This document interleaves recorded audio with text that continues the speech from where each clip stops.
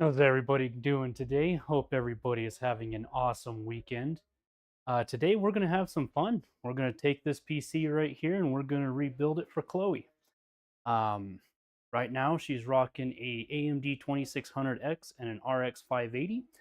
We are going to do some serious upgrades to it, but the first thing we're going to do is we're going to benchmark this PC to see what it does to start with. That way we can really put it to the test and see what it'll do after everything is already done to it. Let me know in the comments if the sound is good. I do have the lapel mic going on here. Hopefully the sound deadening's working and you can hear me clearly. I got my chat window over here. I've also got another monitor set up here for the PC for when we're doing the benchmarks. Got my stream deck here so that way I can control the entire stream, my two cameras, and the ring light. How is everybody doing tonight, by the way? I'm going to move this and I'm going to start setting this up. That way we can get it all going.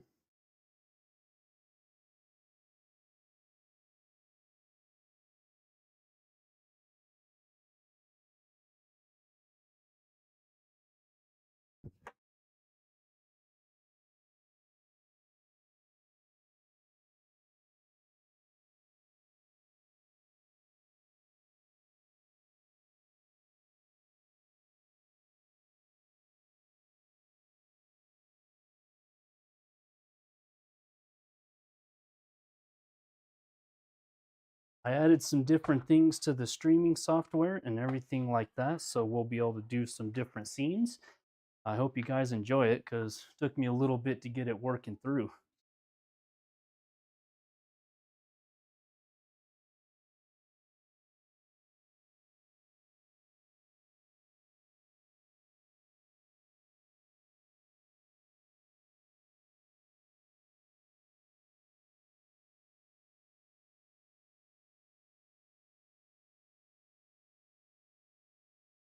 Sounds good? Awesome. I'm glad the sound is sounding good for you guys.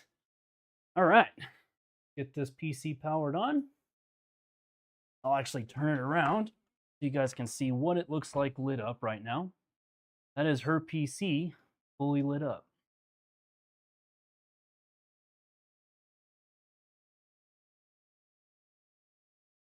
All right, so I got this monitor popping everything up. No, it was not a pre-built.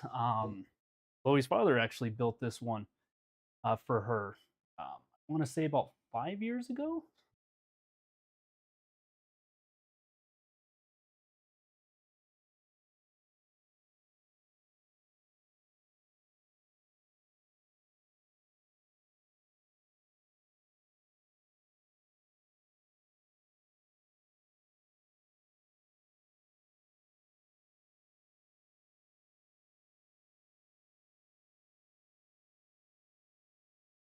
Reason I don't know if it's the stream, the capture card, or what's going on.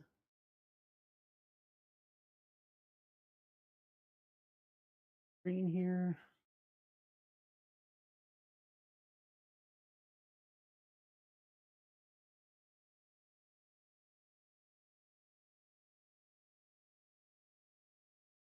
We've got a lot on the agenda tonight, guys. We're going to be benchmarking it first things first. Then we're going to update the BIOS on this PC. Once the BIOS is updated, we're going to take it apart, take the motherboard out of it, take the storage out of it, and then we are going to completely revamp it. Once we do that, we're going to do a full clean install of Windows 11. Um, and then we're going to go through the whole process of setting up Windows, the drivers, everything like that, and then we'll do a final benchmark on it.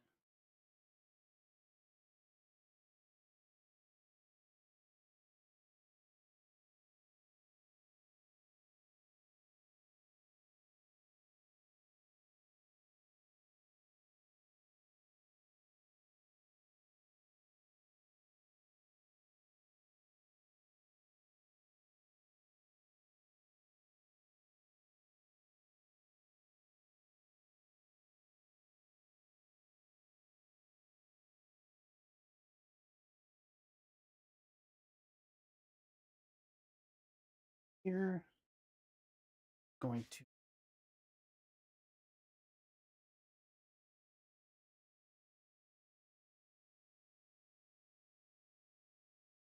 Alex, you with us, buddy?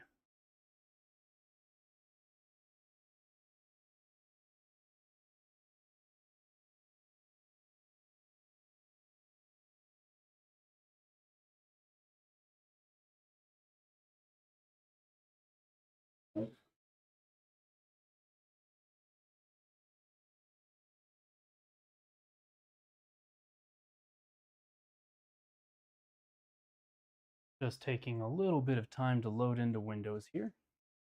Good to see you.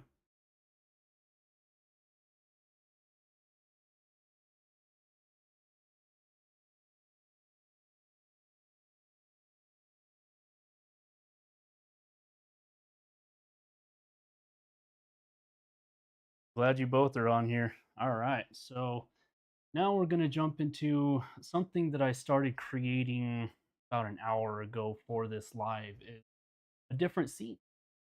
So this is a different scene. That way you can see what I'm doing on her PC here, and then you've got me in the corner sitting there. But whatever you see on the screen is what I'm seeing on my monitor right here. I have my benchmarking M.2 on here, so we're going to go to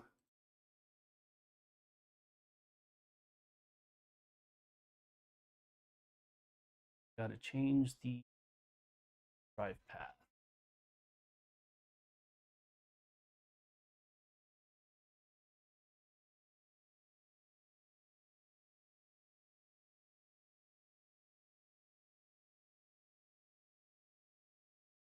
I did not benchmark this system prior to this, only because I wanted to see a live reaction on it. All right. Have it on the correct file.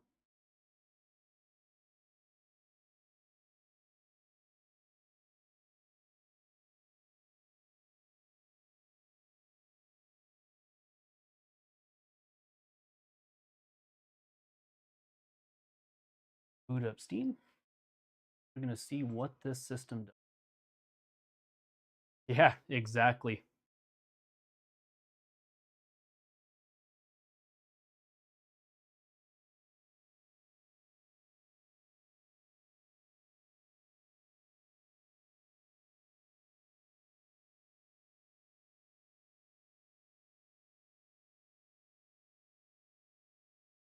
I do have a different scene as well, so I'll have this main system here. I've got this scene right here to where it's a little screen on the side there. And then the main screen here will allow me to just go between the two different top down and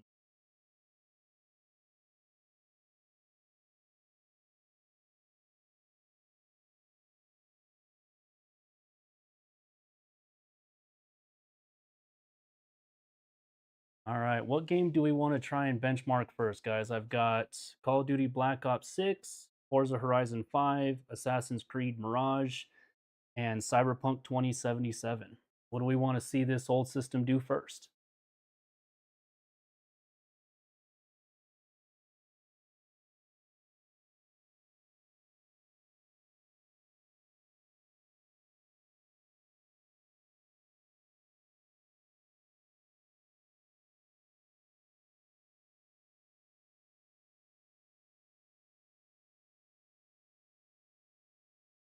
Cyberpunk? Ooh, you're a rough one, man. We got Assassin's Creed in 2077.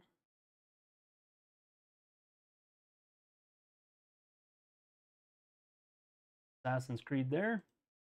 You want to do that? I don't think Cyberpunk will run. Well, one way to find out.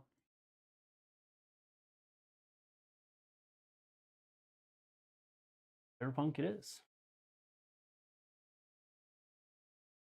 Let's see what games will run. Hopefully this goes through on 1440p so we can see the different benchmarks here. Okay, so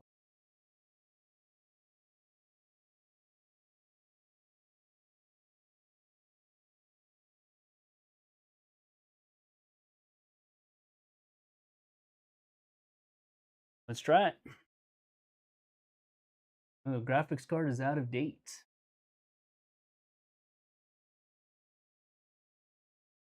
I don't think that one's gonna run, guys.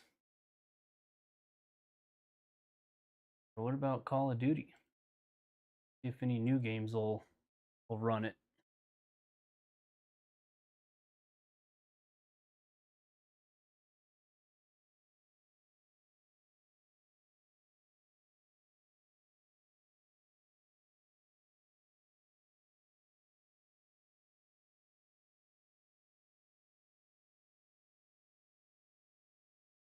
And what we'll do is the first test on this system, we'll actually do it in 1080p. Only because I don't think this system will run it at 1440. And let me know if the capture audio is too loud. I can turn it down or I can mute it, just depending on what we need.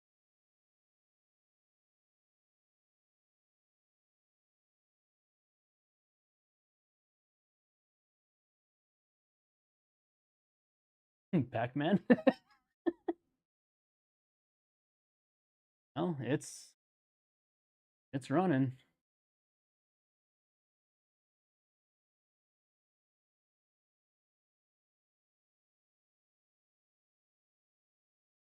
I don't think audio is coming through at all for the system, so it's just me.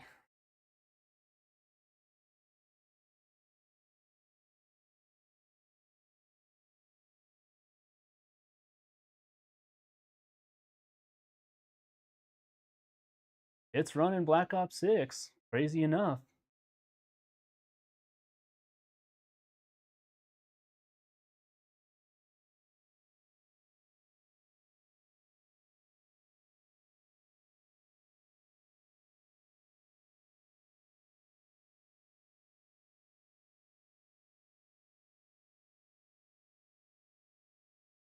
You want to see CPU usage? Oh man, that's going to be...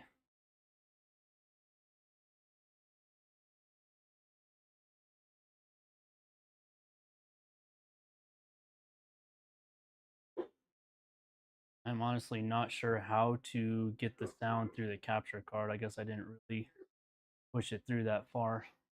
Sure, it's a setting that I can find in here.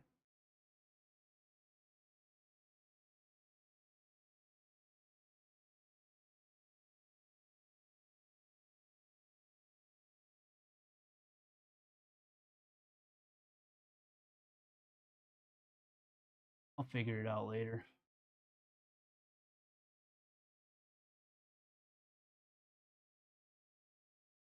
Get in here. I'm going to go to the settings, graphics. We're going to put this at 1080p.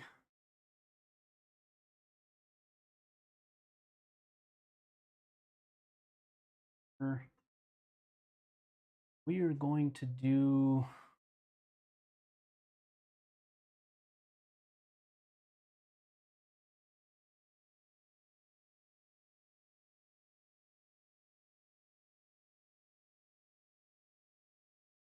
invalid output reversal. Wow. You have to do it at 1440.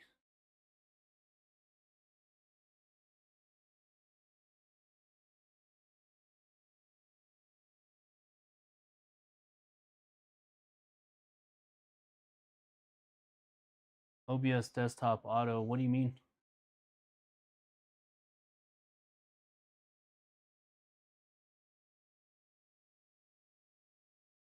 Yes, I have to actually go...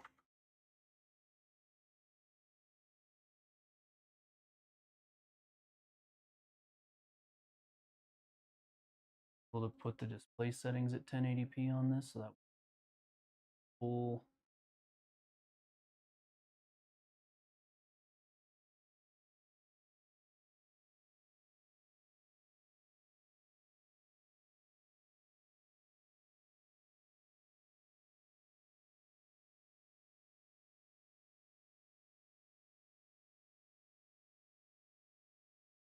Oh, desktop audio. Gotcha.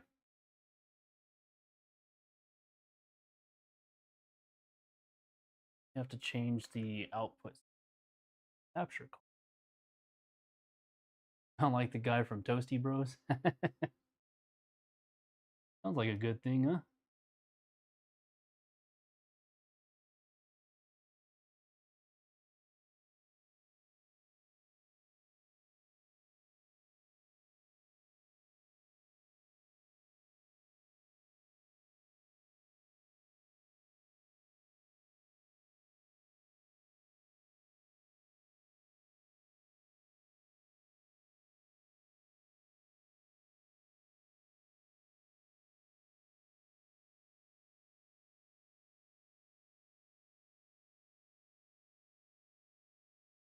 Put this.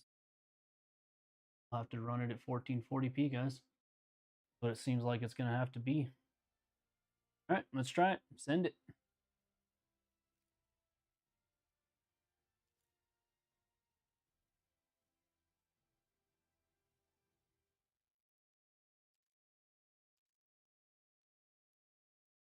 Thank you.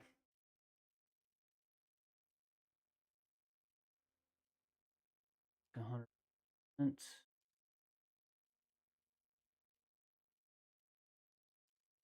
Try it.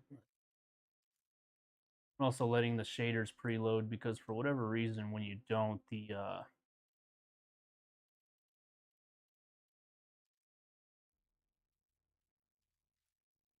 benchmark doesn't work quite right.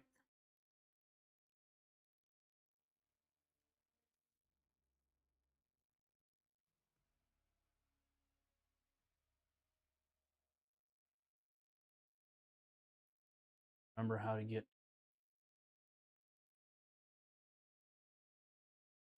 I want to say it was fine. Benchmark.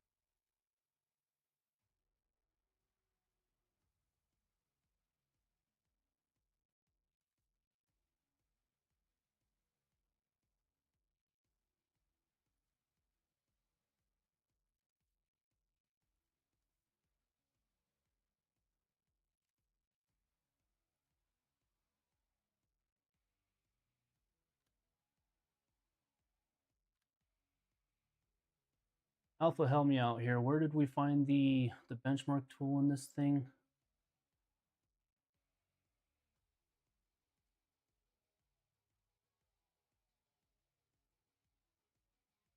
Oh, up there. Okay, I found it. Never mind. Quality custom. Go to stream. Dynamic resolution off. Not going to do any upscaling. High, firm, benchmark.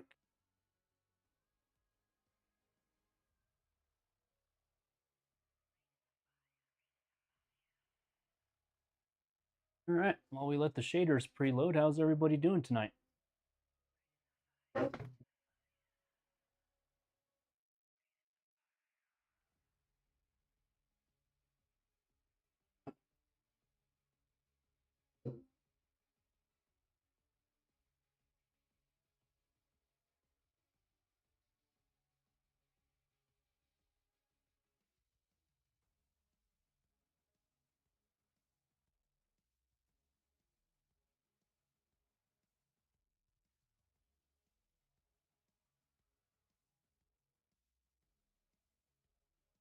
Is it just me, or do the shaders always take forever to load?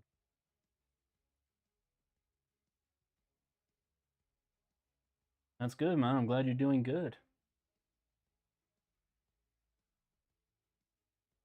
I appreciate you doing mine, man. That was awesome.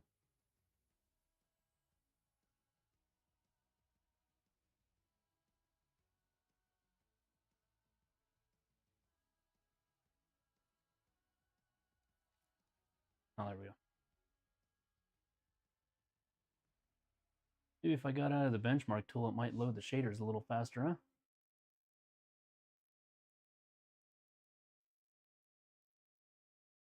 You guys get a chance to stare at my character here for a little bit while the shaders load.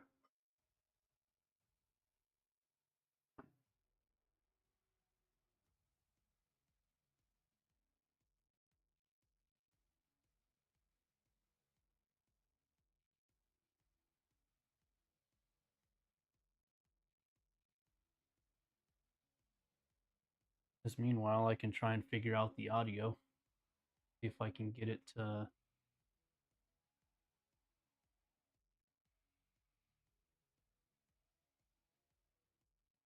output.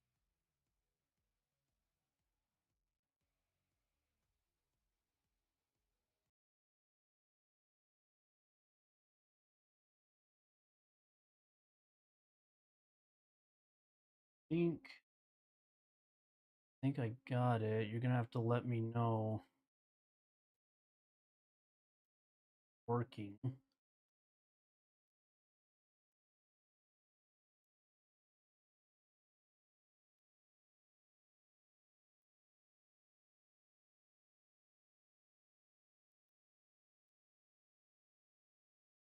Need a game night? Yeah, we do.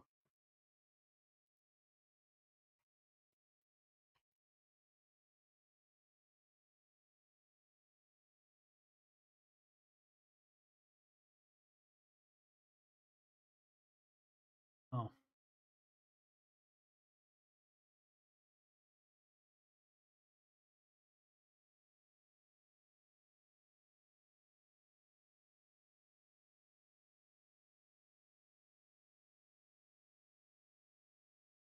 Working.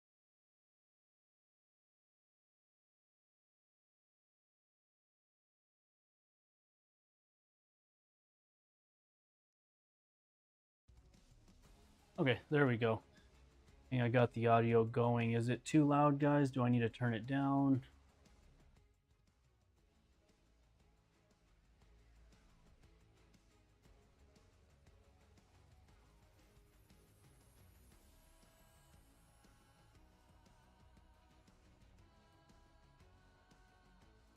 What do you think, guys? Sound good?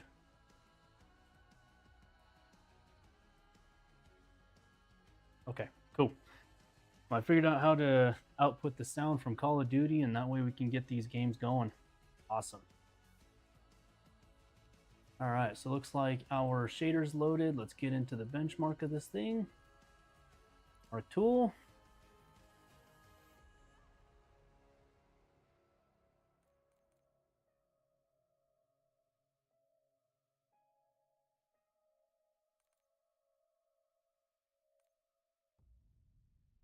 Let's start it. See what this thing will do in 1440p on Black Ops 6. What are you guys guessing? Because it's going to be probably going to be stuttery, so I may switch the scenes while it's doing the benchmark.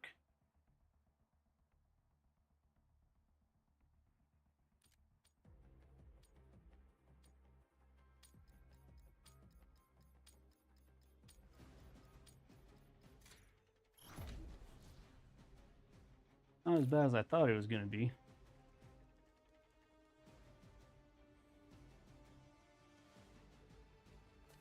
An RX 580.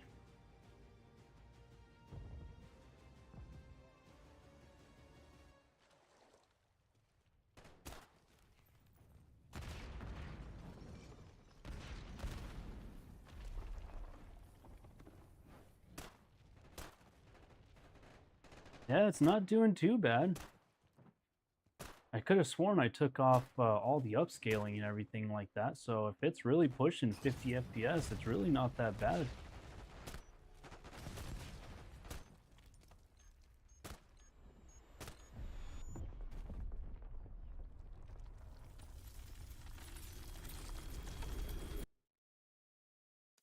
Find out right here. So, oh, it was only doing it at 50%. Okay. So I have to fix that. So that was, yeah, that was upscaling at 50%. So it was pushing 720p content to it. So let's see here. Graphics. Like I said, I could have sworn I took off upscale.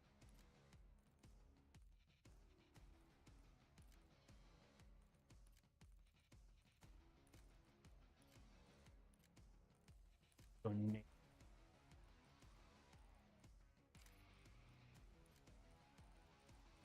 try this again.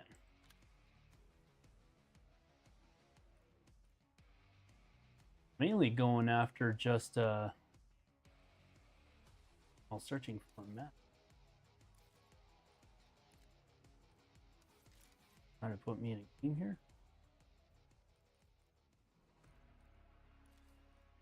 I was trying to put me in a game. Mark tool.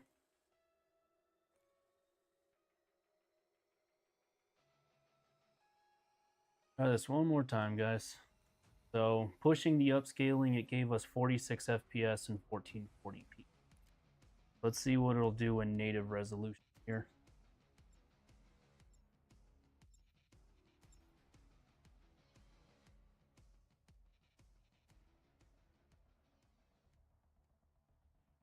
$40 FPS. Well, maybe.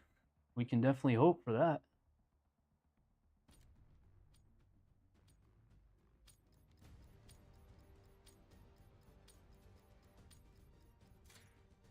Oh yeah, it's a little stuttery. That's a lot of red. At least we know we're in native now.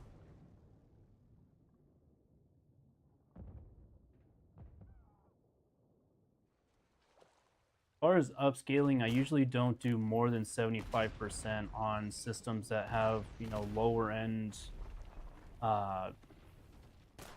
components, just because 75% gives you more of the native resolution. 50% cuts it in halves. Or errors out. No, I don't think it's gonna error out, but when the bomb hits on the very end of this benchmark, it might go down to like 5.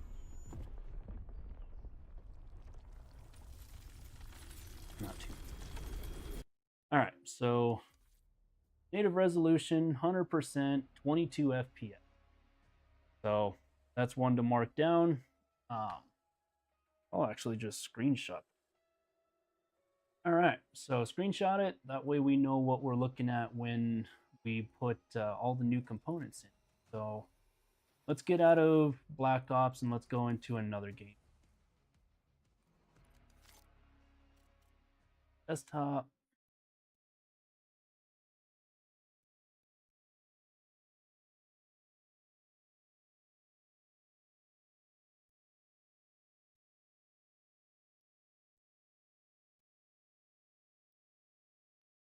Okay.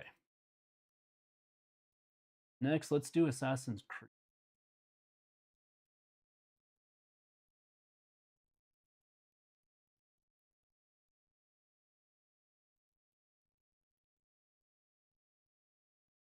At least we got one game to work on it. I guess Cyberpunk just won't work on it. The graphics driver is way out of date. And when I tried to update the graphics driver earlier, it told me that due to the Windows, it wasn't compatible. So I would assume it has to be at Windows 11 to get the newest one.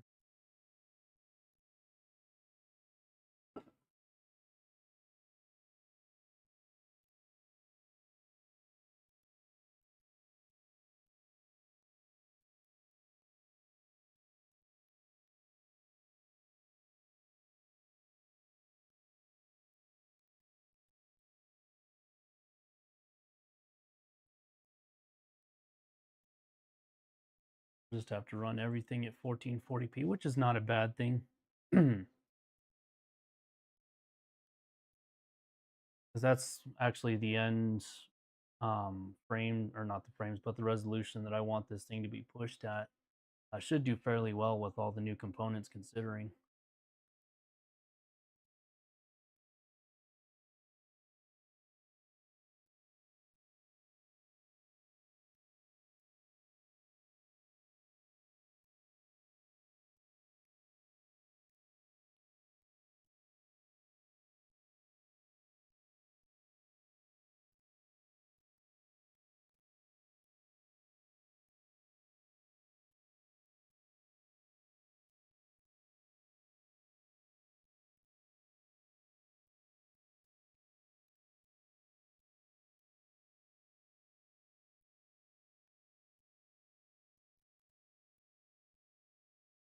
What new games is everybody looking forward to play? I know there was a lot announced as far as Assassin's Creed Shadow. There was what's it called? The new Doom coming out.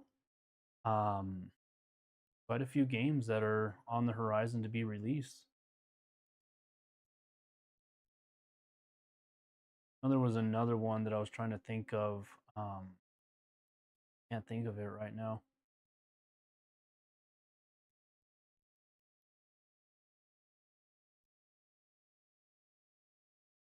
Yeah, especially when you have the setting cranked.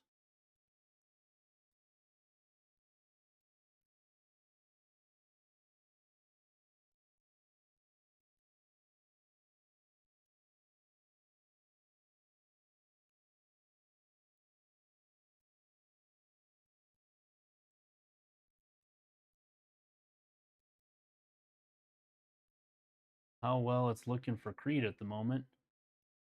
I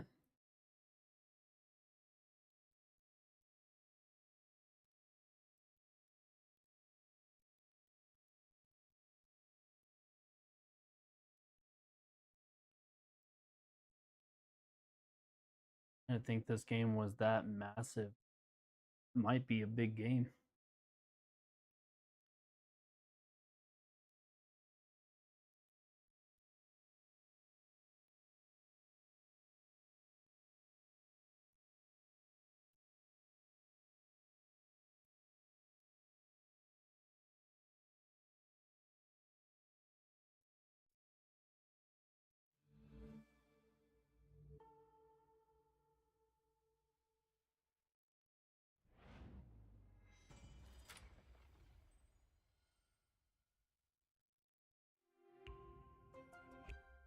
Optimized for Intel. No, that's fine.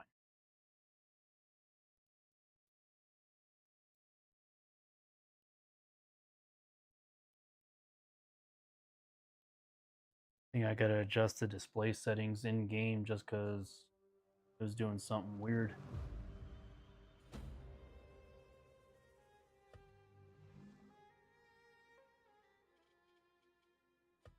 Options.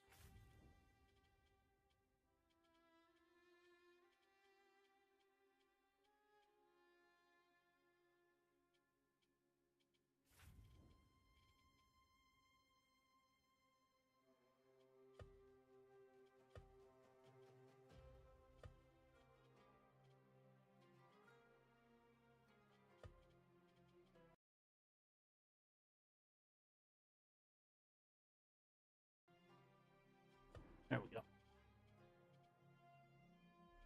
9.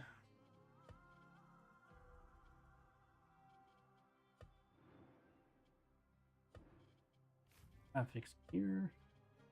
Crank it up. Out of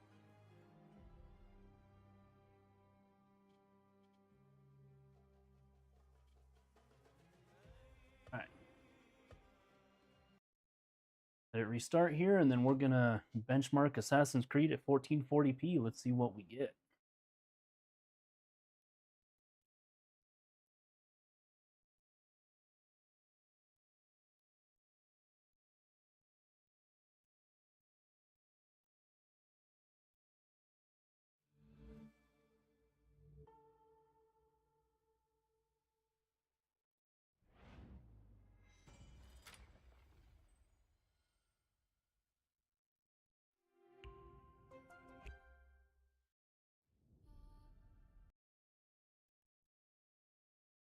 Yeah, if any game starts getting loud, guys, just let me know to lower the volume. That way you don't blow your eardrums out of this thing.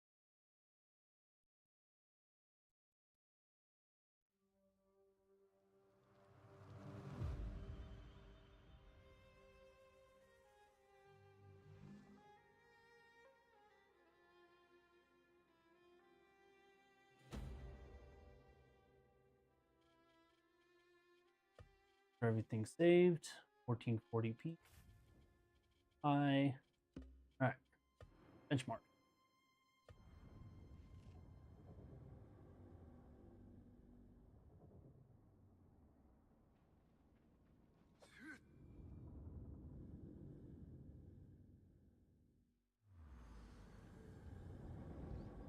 Not horrible. Yep, there it is, 2600X RX 580. There's your CPU utilization there, alpha 48, 42%, 1440p, but the GPU is at 100%. One for the details.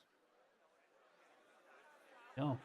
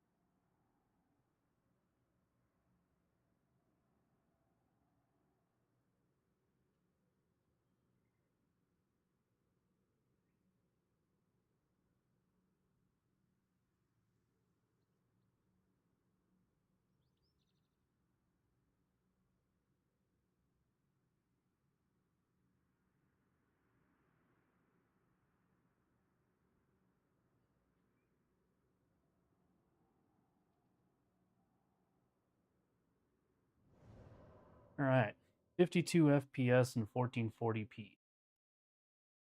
No upscaling, nothing like that. Got that.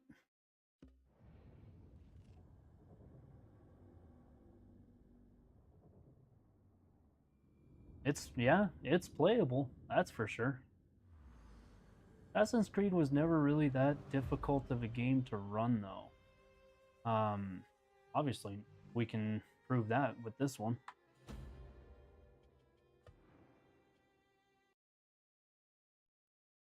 Assassin's Creed got done. Cyberpunk didn't work. Tomb Raider I know will run on this if Assassin's Creed will. So let's do Forza. This seems to be a good racing one. No, is that bad? No. On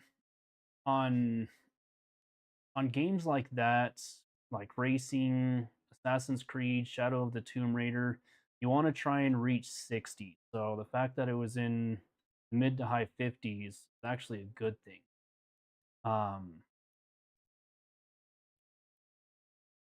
When you start getting below 30, that's when it's a stuttery mess, and that's when it's not good.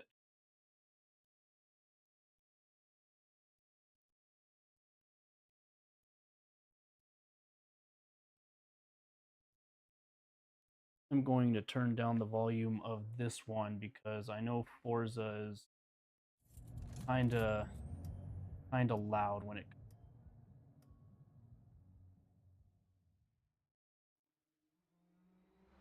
Oh.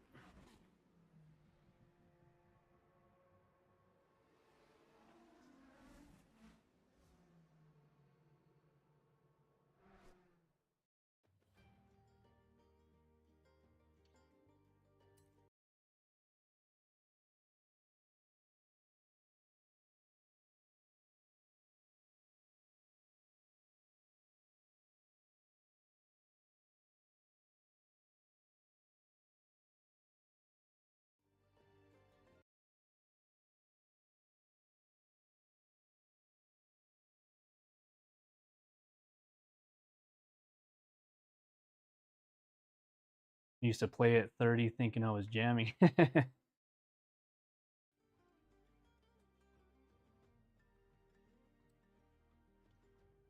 Here, we're gonna go to get graphics, go to the extreme. Oh, save that. Video, 1940p, motion blur, I hate.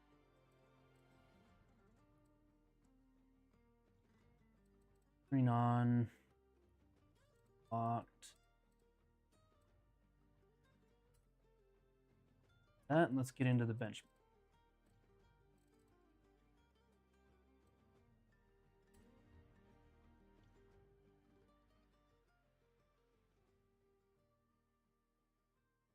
Do you guys want to see Time Spy and stuff like that? Because I do have 3D Mark on here as well.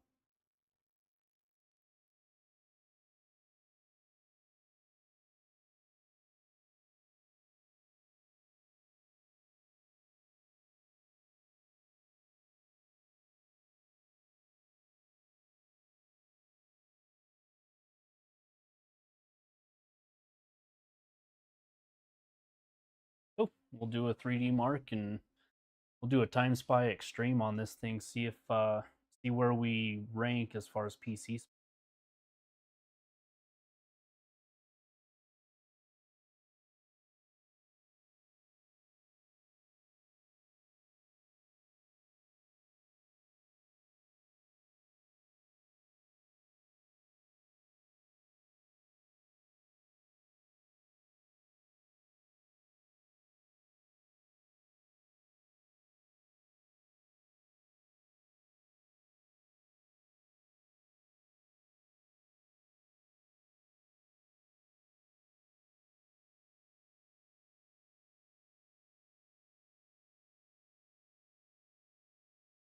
What's your favorite games to play, guys?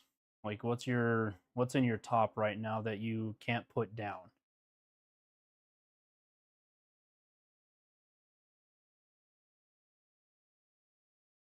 Aaron, what's going on, buddy?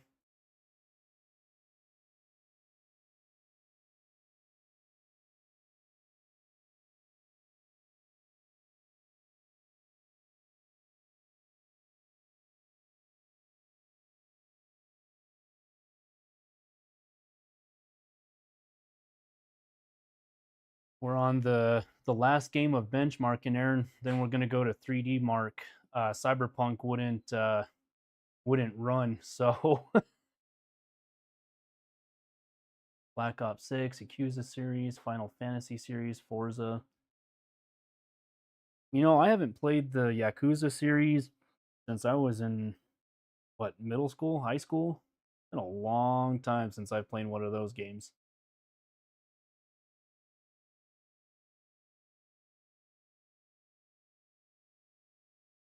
I don't think I've ever played a Final Fantasy. Blasphemous, I know.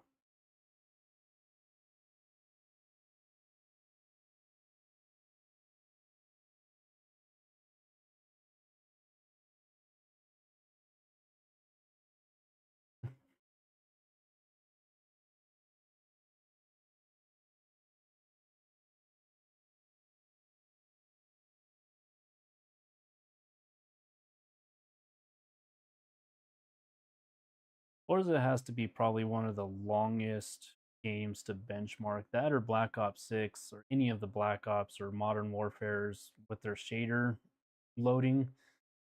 Those two games are take forever. Diablo, I've been wanting to try Diablo 4. I've been told good things about that game. Like a Dragon, want to get the new one, Unlimited Wealth. There you go.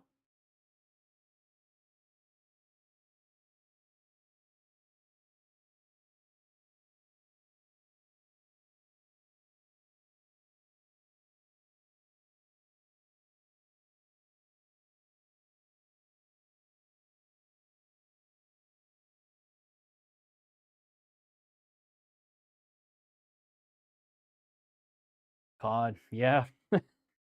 I'm waiting to get my whole setup going over there. Hoping to have mine done so I can start playing some games again. It's been too long. I've been working on this setup for the last 3 weeks. Wow, I've never played World of Warcraft either. Elder Scrolls Online is what I really got into, but I haven't played that game in a while.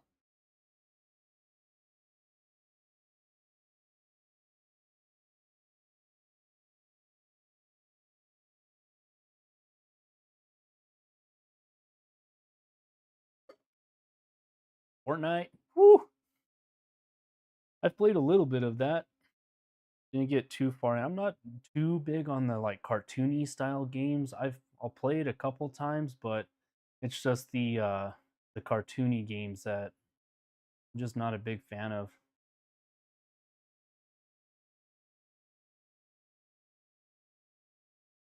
What alpha? That I've never played WoW?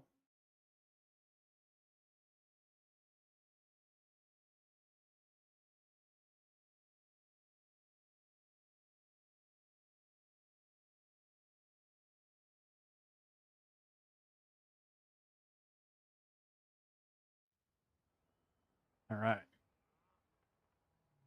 Time to benchmark. I just never played it. Not much I can say about that one.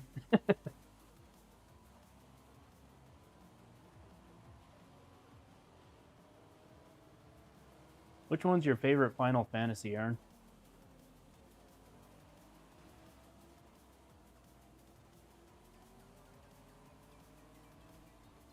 You know what took my high school life was Rainbow Six with Vegas 1 and 2. I've soaked a lot of time into those games.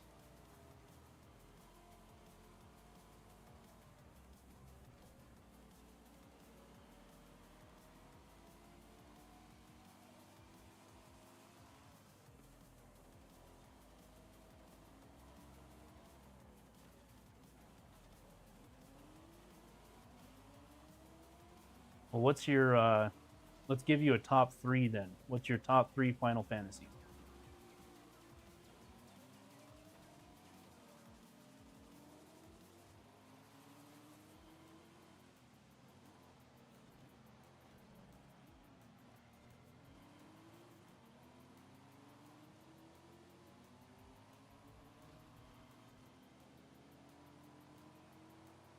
Here you go.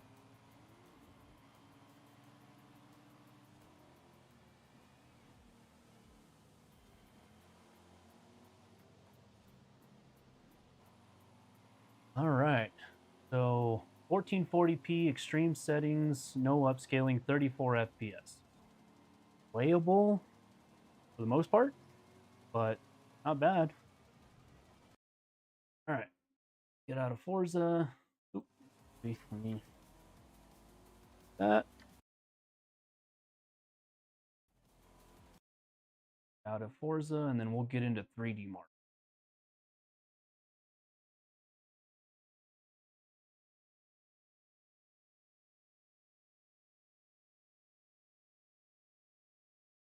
We'll do a Time Spy Extreme on this thing, see where we rank and what our score is. That'll be our final test, and then we'll get into we'll update the BIOS on this thing so that way we can make way for the new CPU, and we'll start working on the build.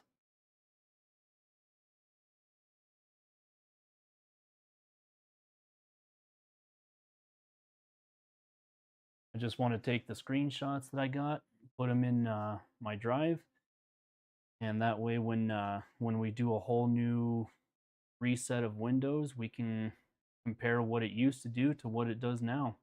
And obviously, like I said, Cyberpunk it did not finish, so we'll actually be able to get a score on Cyberpunk.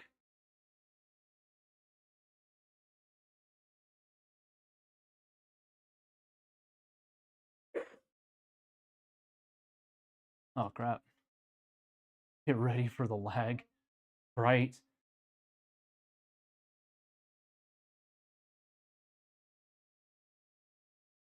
Did everybody's feed go down for a little bit?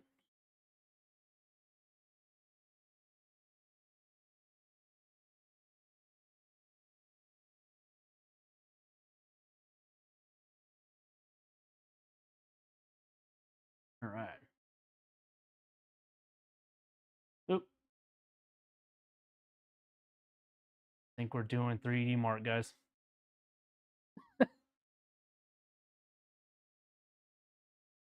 It blue screened.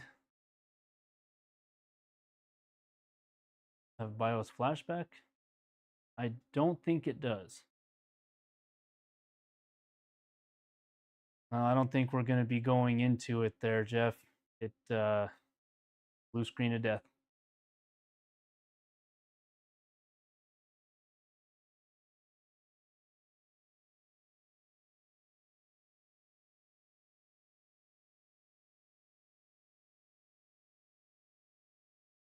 All right, well, let's We're just collecting some error info, and then you can read. This is if I can even get into 3D Mark because yeah, it said enough. Apparently, it didn't like me putting it through the testing, so I think we're gonna have to hard boot this one, guys. Letting me restart it all.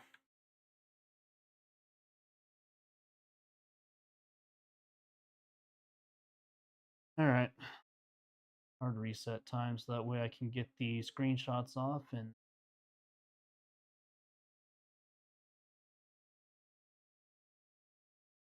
try this again. We're not going to do 3D Mark because, well, it ain't going to work.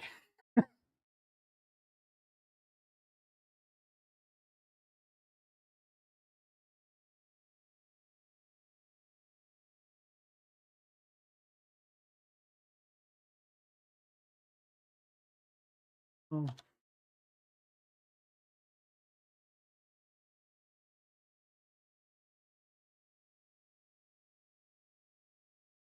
What I'm going to do right now is I'm just going to take the screenshots that I took, throw them on my benchmarking drive there, and then that way we can proceed with getting the BIOS updated on this. It is a 2600X, so hopefully the new BIOS has support for 2000 series. But the only thing we can do right now. Want a refund?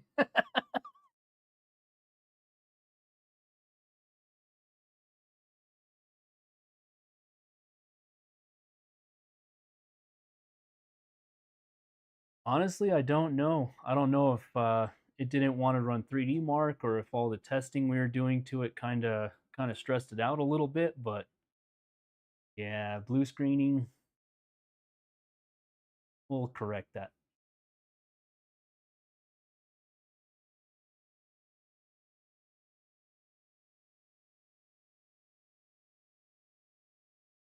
I think I do with the storage unit.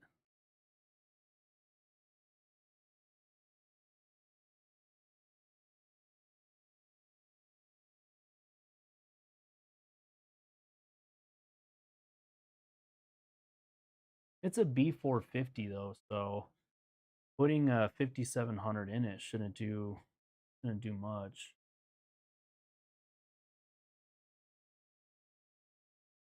Let me get the screenshots off this quick. Then we'll go into updating the BIOS.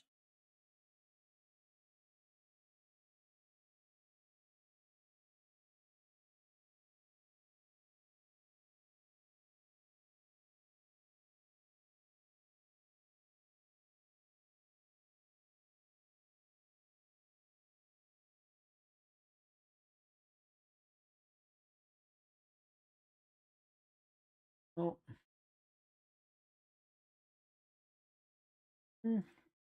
Okay. Let me this real quick. Benchmarking drive out. And we are going to do BIOS. Is there a specific BIOS one? No, we'll just go to the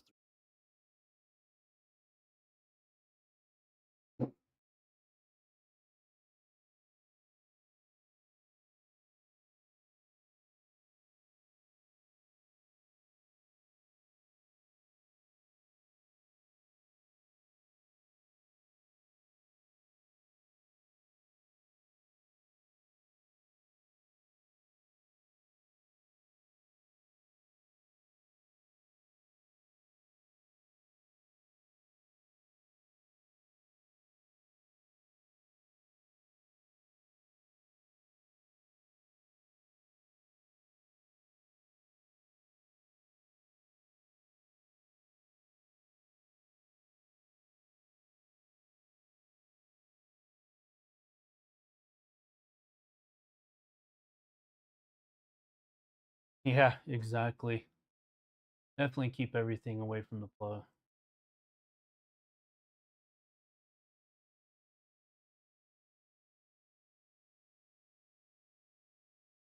Get into the BIOS, that way we can update it.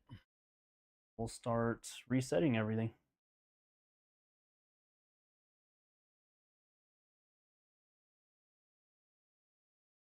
No sound. Did all the sound go out? Is the sound back?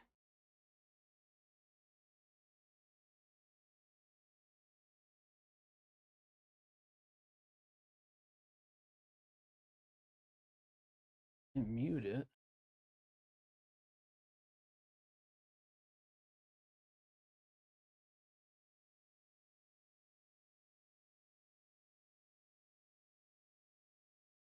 Is the sound back, guys, or do we have no sound? Okay, cool. Oh, well. Evidently, it won't let me show you BIOS, so let me just do this real quick.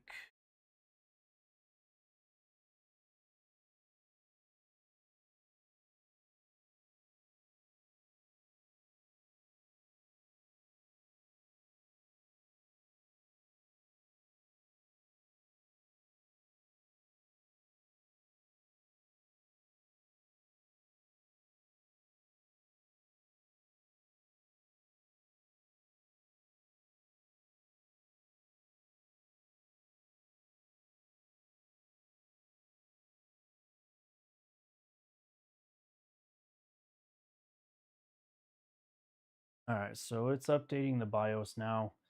I wish I could show you guys this, but evidently the resolution wasn't supported. Does not show input signal upscale device output.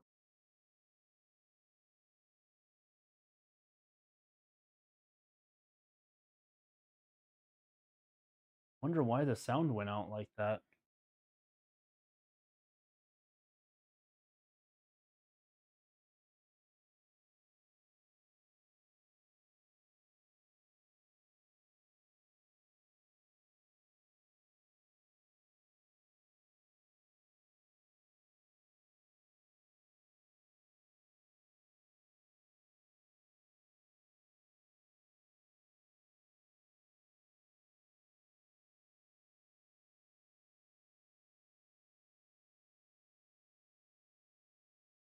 We're at 26%.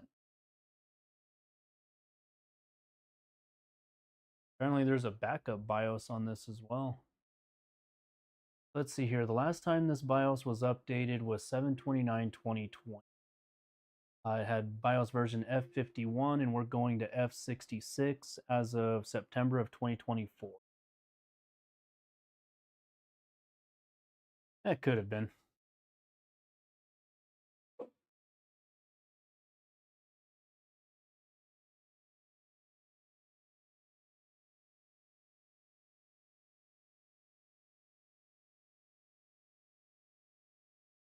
Yeah, BIOS updating is never fun. Know any magic trick? Other than just sitting here, not really. Was never good at magic.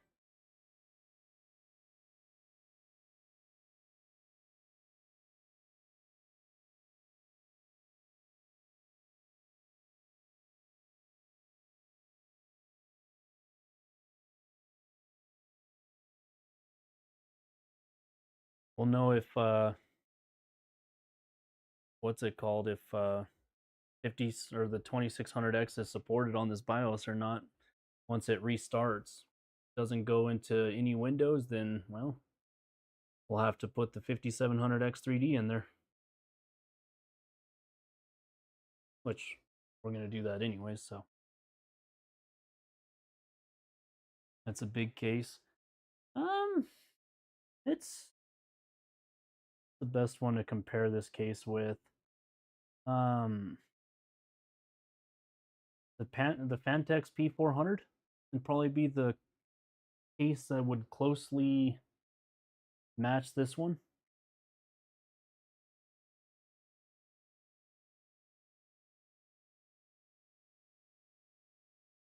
Wonder if there's just a little toggle switch on on this one. It also says to update backup BIOS, but I didn't click the little tick. We're just going to do the main BIOS on it.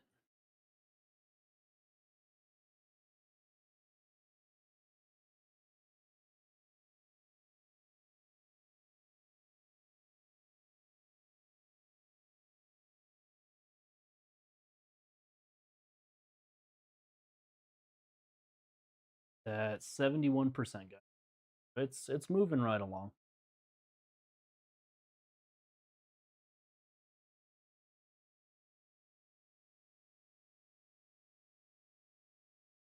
That's fair. I thought it was the 1000 series that you can no longer run on the new BIOSes, but it might be the 2000 series as well.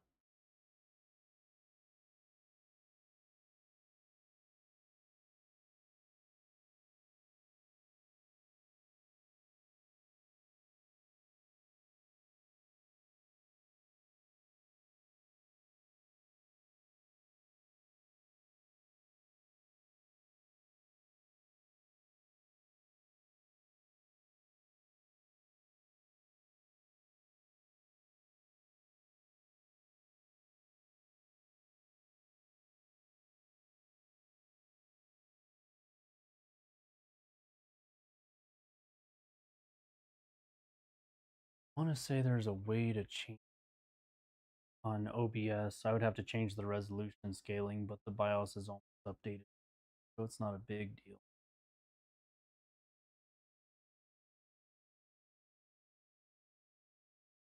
All right, reboot in 3 seconds. Goes.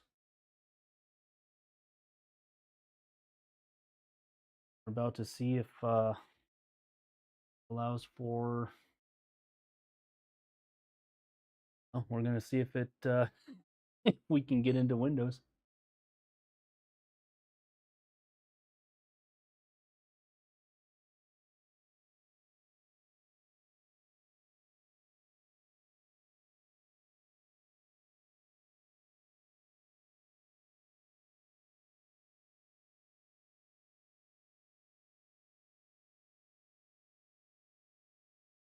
Now the speaker keeps beeping. Oh, there we go.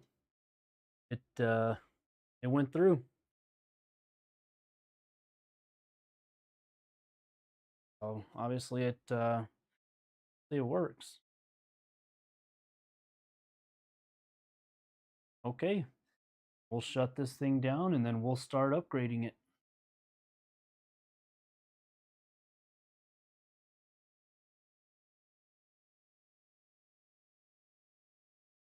Oh, the splash screen, so we're good. 3, 2, 1, right?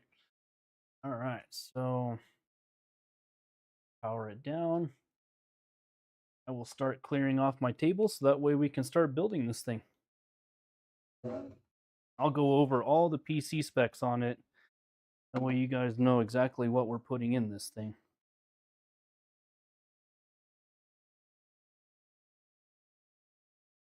Off.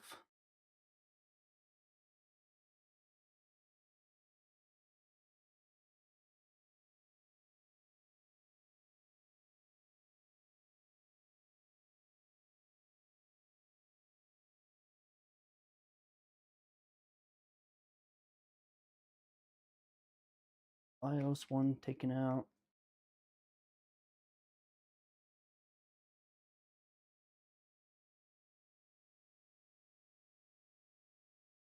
There we go. All right.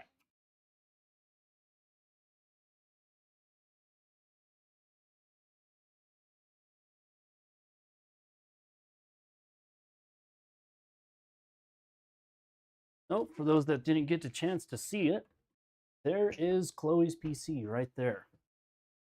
Go ahead and get into it here.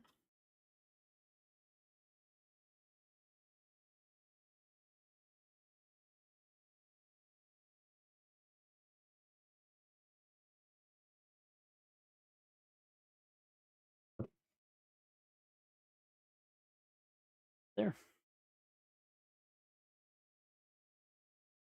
All right. So I'm going to put this off to the side here. And we're going to go over what parts we're putting in this thing. So for RAM, we're going to be upgrading her from her 16 gigabytes of 3200 TeamGroup to 32 gigabytes of 3600 TeamGroup.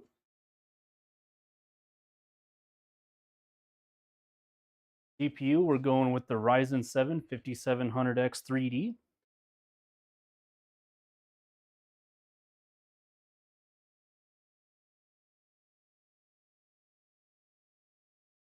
Graphics card, we're going with the Radeon 7800 XT. This is the Sakura edition.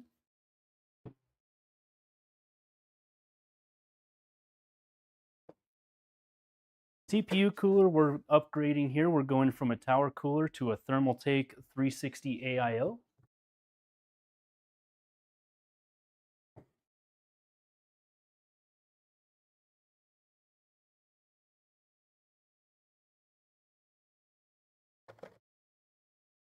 For fans, we're putting in some Thermaltake SWAFANs, both 140 and 120 millimeter variants.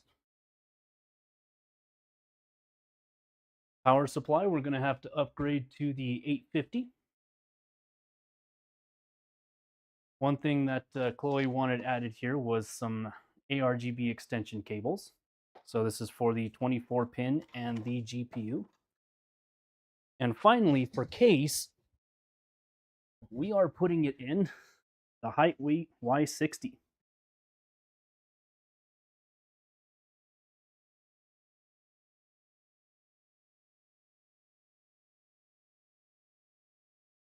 Timings for the RAM, they are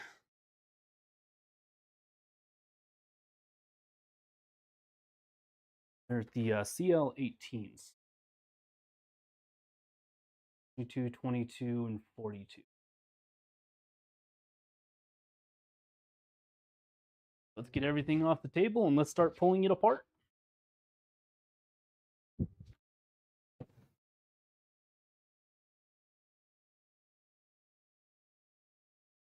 Yeah, the Corsair is very nice. All the Corsair power supplies are made by Seasonic, so definitely really good power supplies.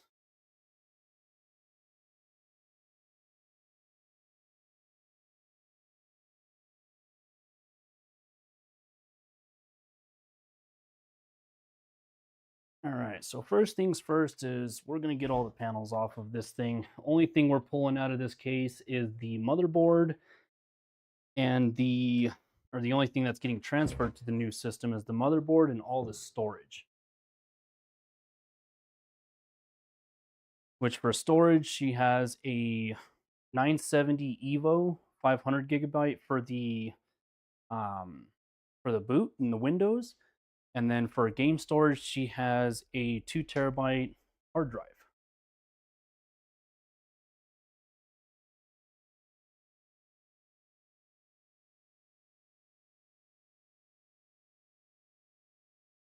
Right.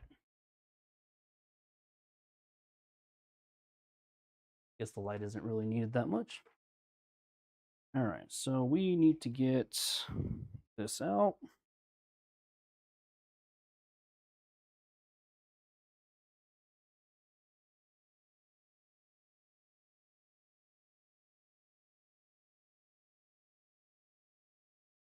Oh.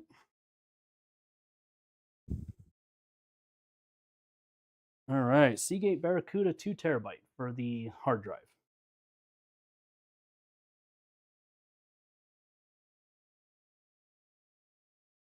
Yep. We'll get that out of the sled here in just a minute. I am not sure, Aaron. I will I'll take a look and see when I get it pulled out. Now that that's done, let's get into main system here.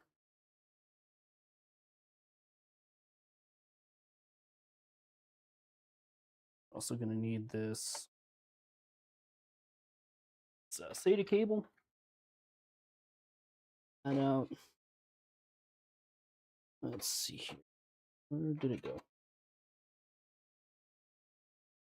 More.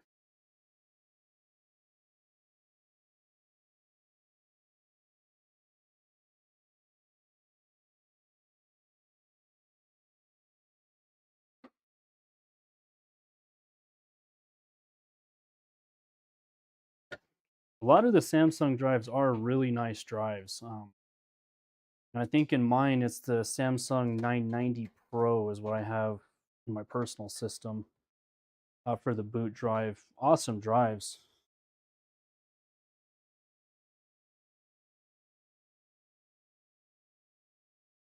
That's going to be fun to get to.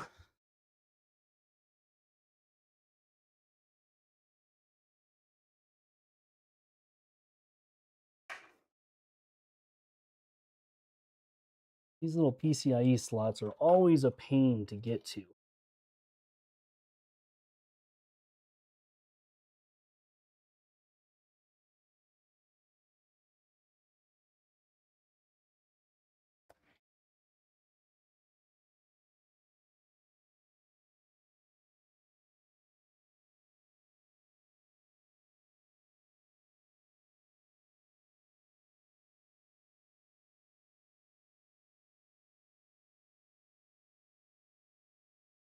Why are you being so difficult?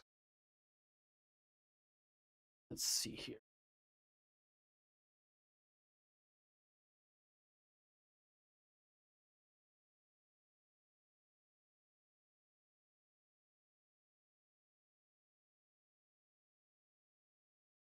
May have to just take this CPU cooler off just so I can get to it better.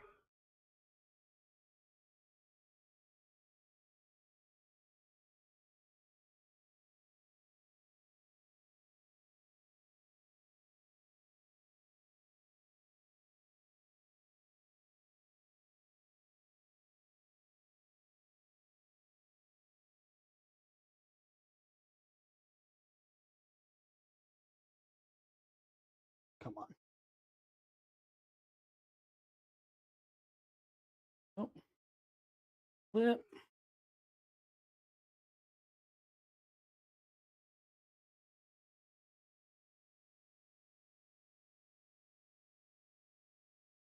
Those are really in there. Put it in with a rubber mallet.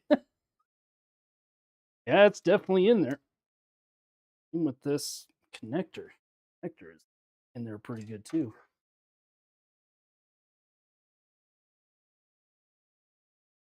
All right. One fan.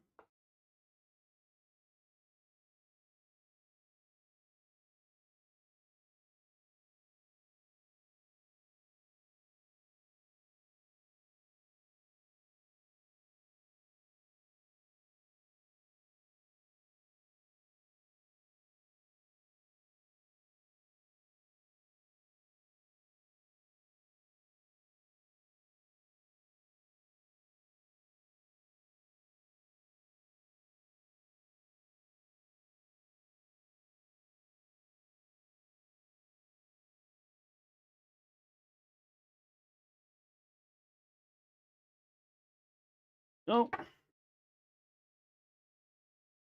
right. Fans are out at least.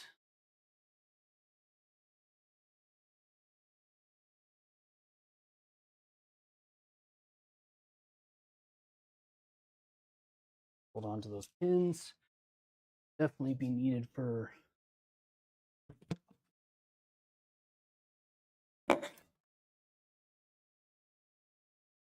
how to figure out this CPU cooler.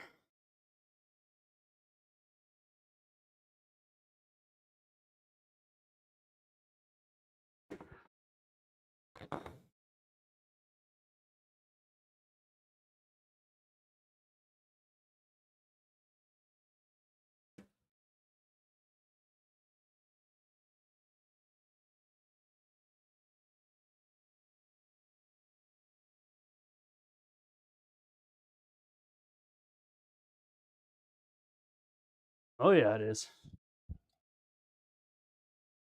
It does not want to come out, so I'm trying to get the CPU cooler out just so I can get enough.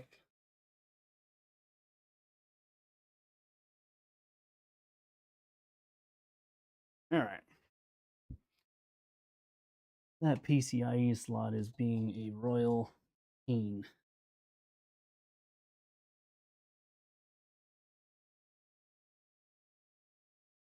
I don't want to use a screwdriver because I don't want to hit the motherboard.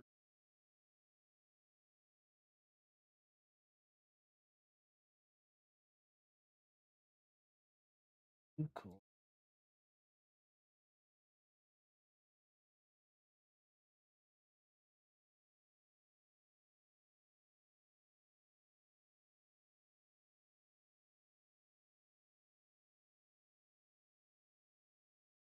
I wonder if I can get my screw.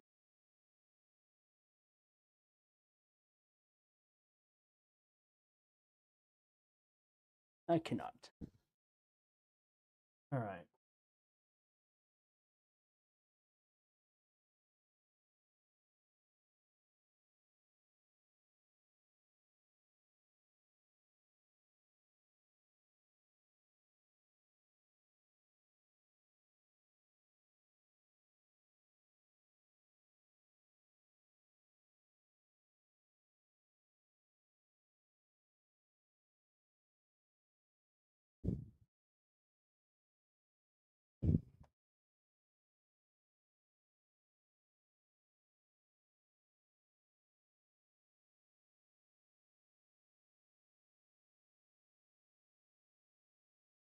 You're making me look bad.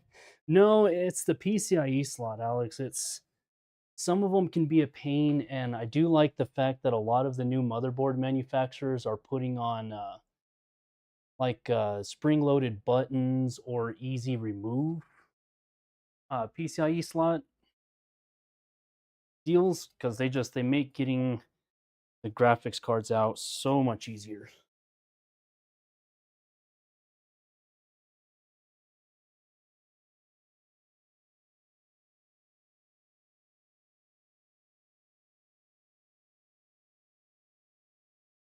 There we go. Got it. XFX RX 580.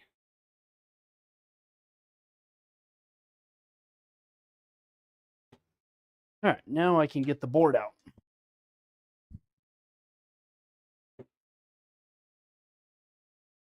Oh, I did. That's for sure.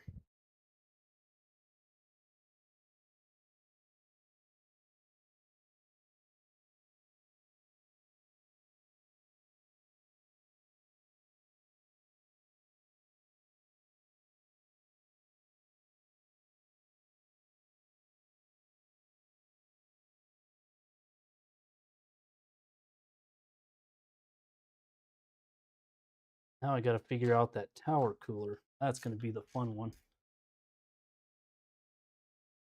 If all the screws were removed, potentially you could remove all of it. Yeah, but there's a screw right here underneath the graphics card that I wouldn't have been able to get to. All right. Yes, cable out. 4-pin. There's our lovely speaker. Worst cable in PC building, the USB 3.0.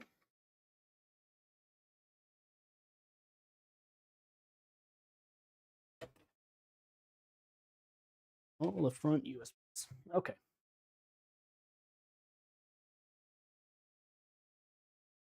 Oh yeah, that's the Asus boys. Asus boards. They've got that easy out where you just lift from the left and it takes the whole graphics card out of the motherboard.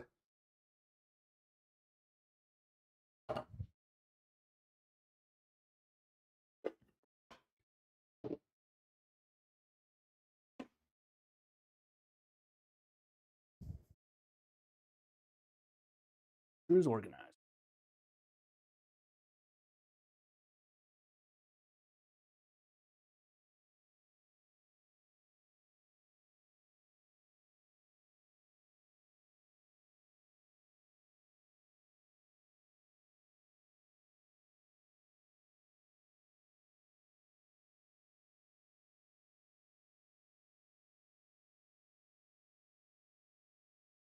Yeah, we are.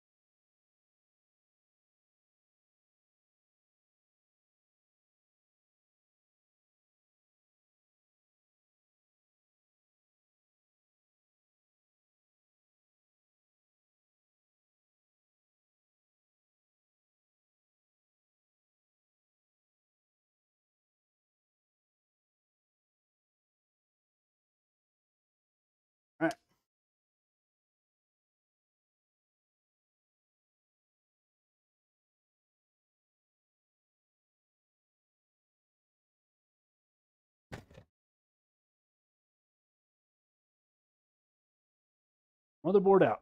I have to remove some, what's it called, some standoffs. Get this fan back in. That's about all we're taking out of this thing.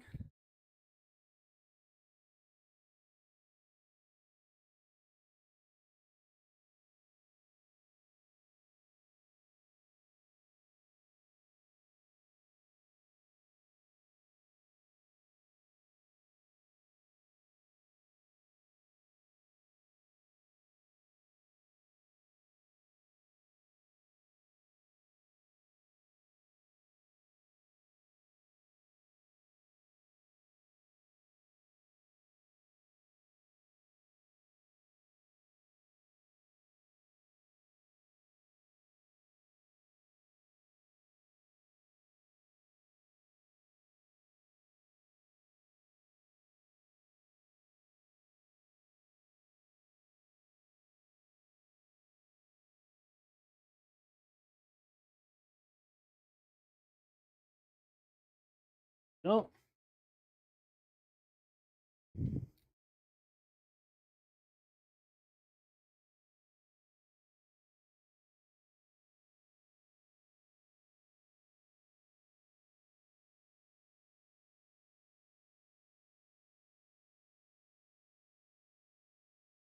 Okay. Let me get all the standoffs off the back of this motherboard. That way I can throw them back in the case.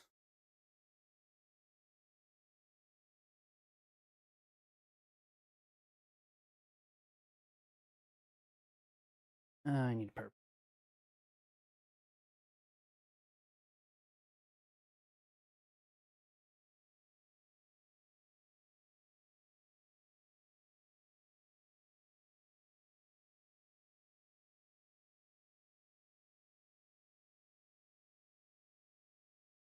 One.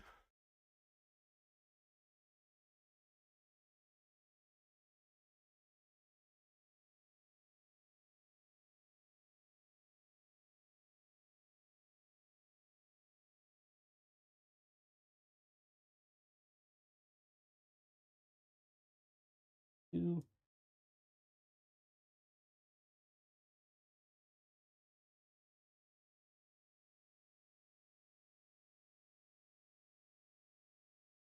And there's three. All right. Standoffs are out. Let's get this motherboard back, or motherboard, let's get this case back together. And then we can start getting the motherboard done.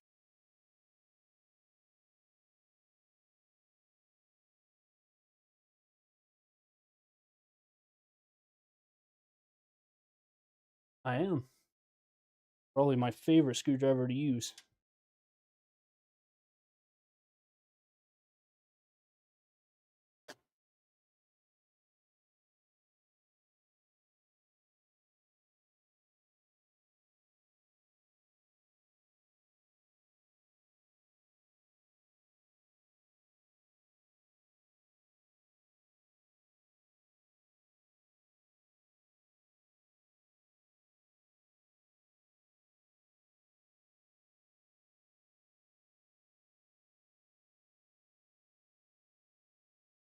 Oh.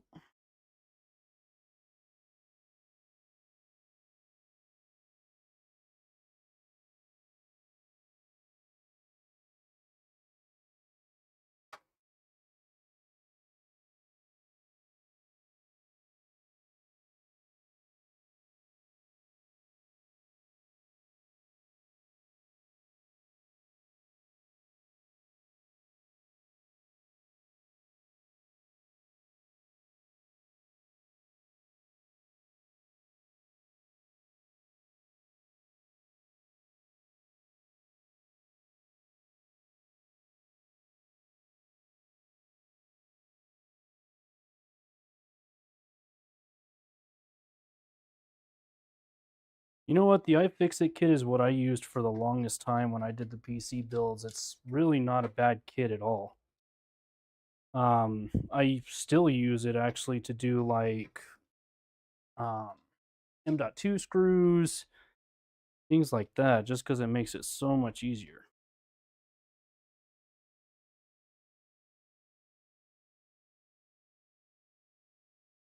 The standoffs, no, they're not reverse thread. I just rotate them back so that way when I hear the click, I know it'll go in there without cross threading.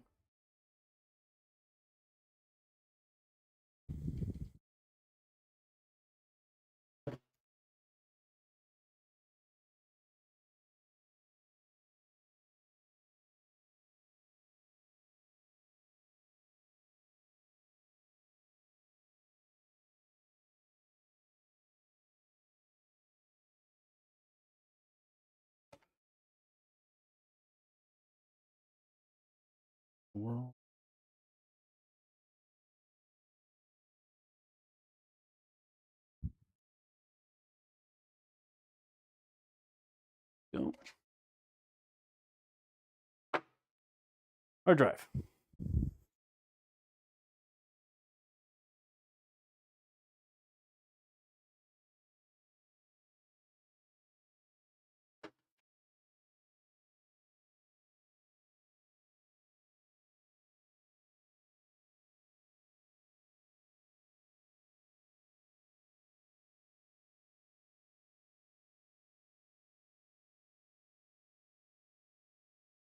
I'm going to put the fans in here where they don't get lost with the retainers.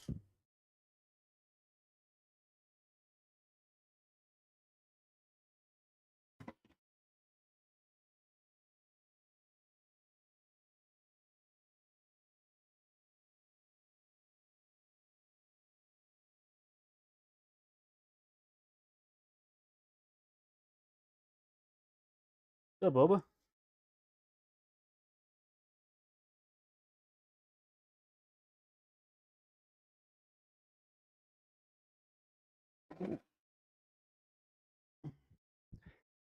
That case is done. Now we can start moving on to other things like getting this CPU cooler off,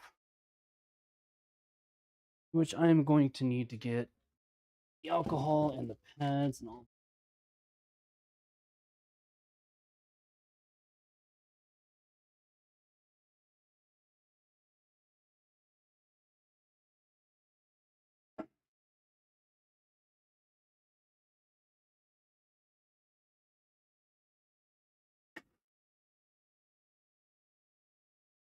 Right, guys.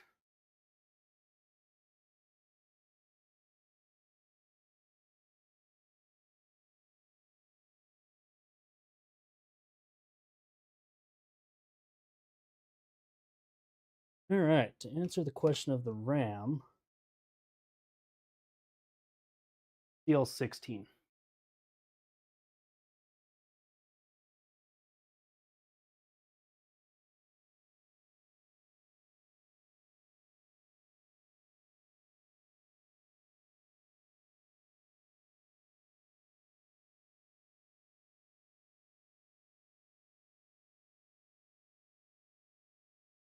All right, so now I get to figure out how this CPU cooler works.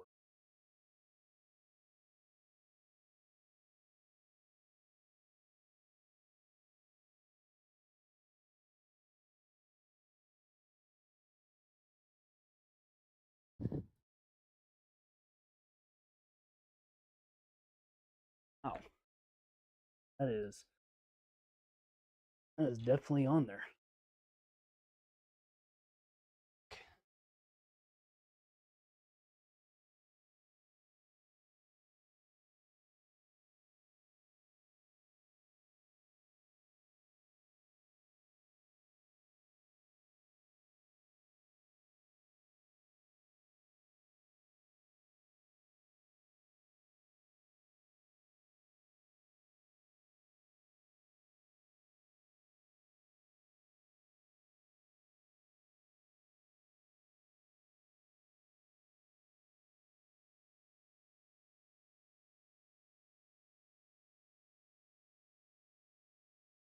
Oh.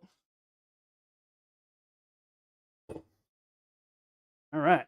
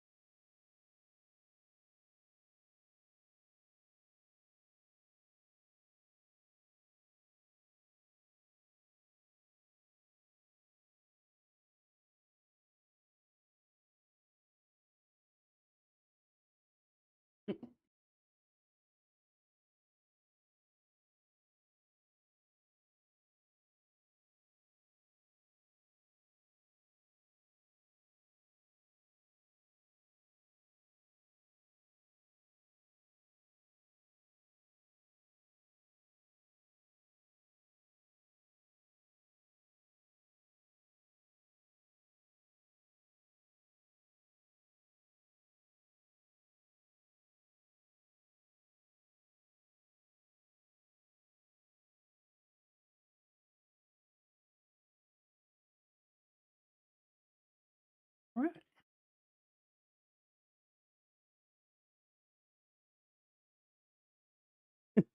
Honestly, I've been lucky enough to not pull out a CPU every time I pull a cooler out. Just got to wiggle the cooler so that way it breaks the paste loose. Plus, it also helped that we were doing benchmarks, so it warmed up the paste to where it wasn't solidified. There is our 2600X. All right. I am going to clean off this cooler so that way I can put it face down.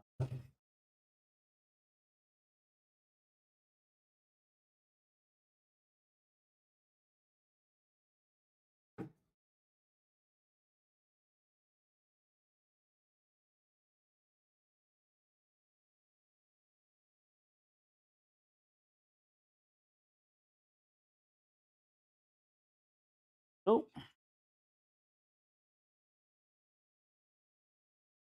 all the parts off here.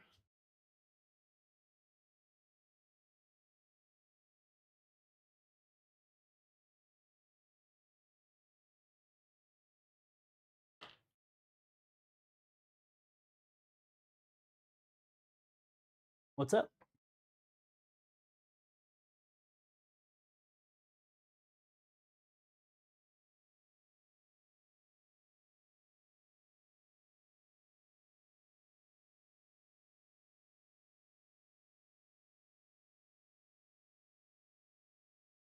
All right, I'm gonna turn off my mic, guys, because I need to get the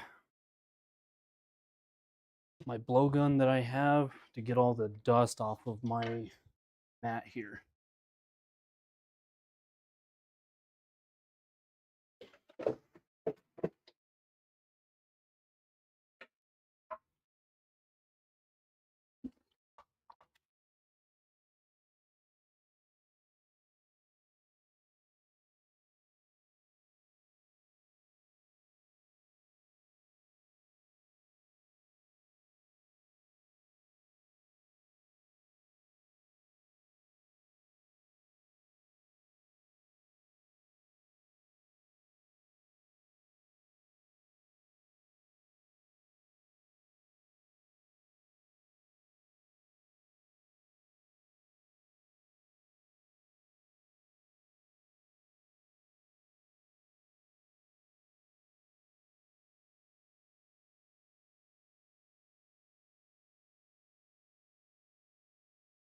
All right,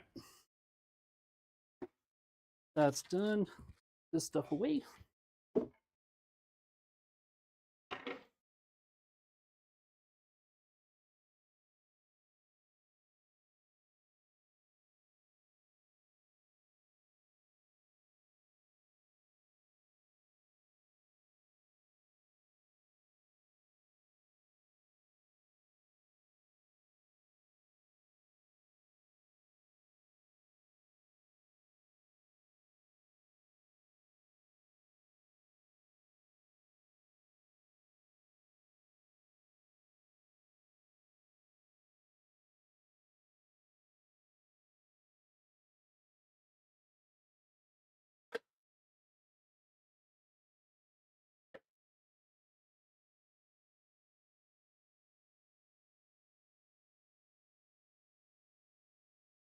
Yeah, definitely don't want to bend any of those.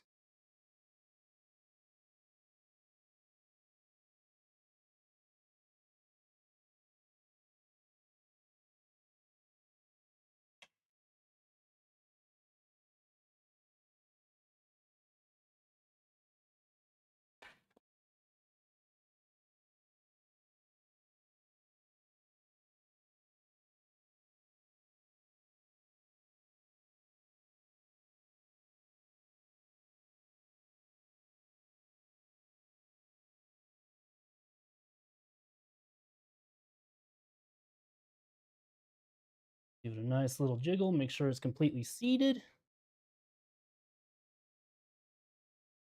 we go. That's in there.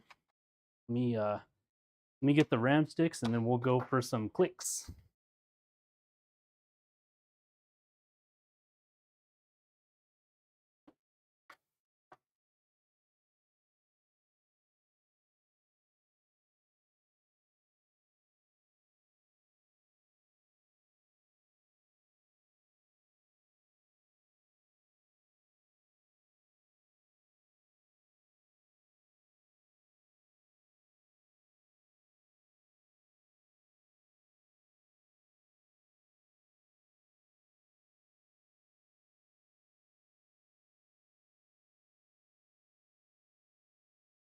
I do have another mic. So what I'm going to do is I'm going to mute my mic.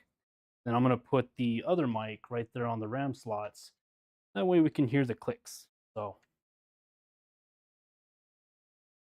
big box for a little part. Yeah, no kidding.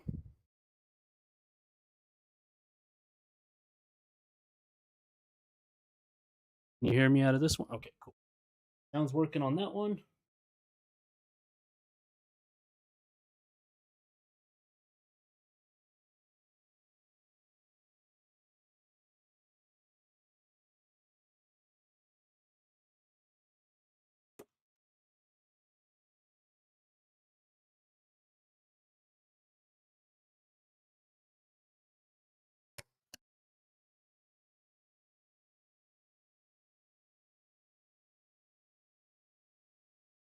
There you go. For all you ASMR people that like hearing the RAM clicks.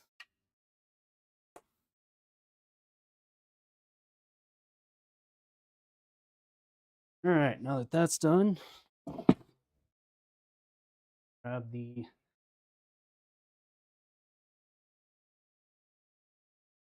Hyte case. That way we can start getting everything going here.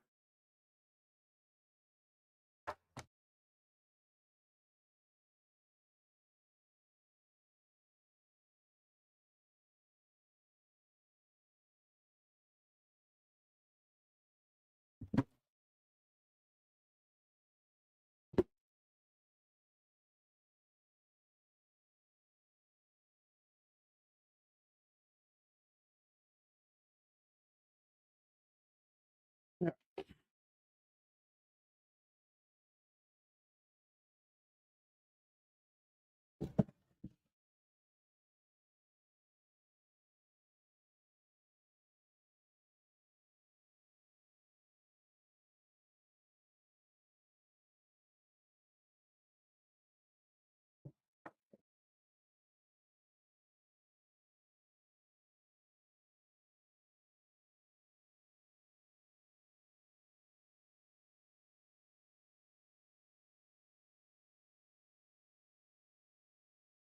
There is the Hyte Y60.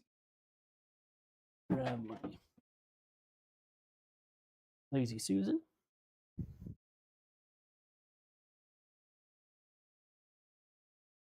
The Snow White edition.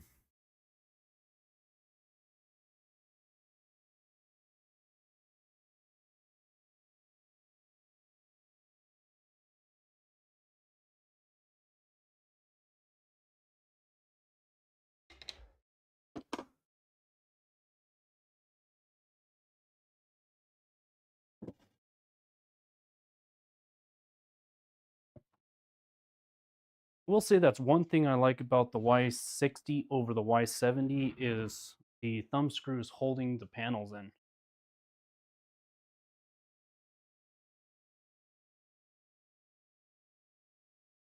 Alpha actually has a water-cooled version of this PC in this case.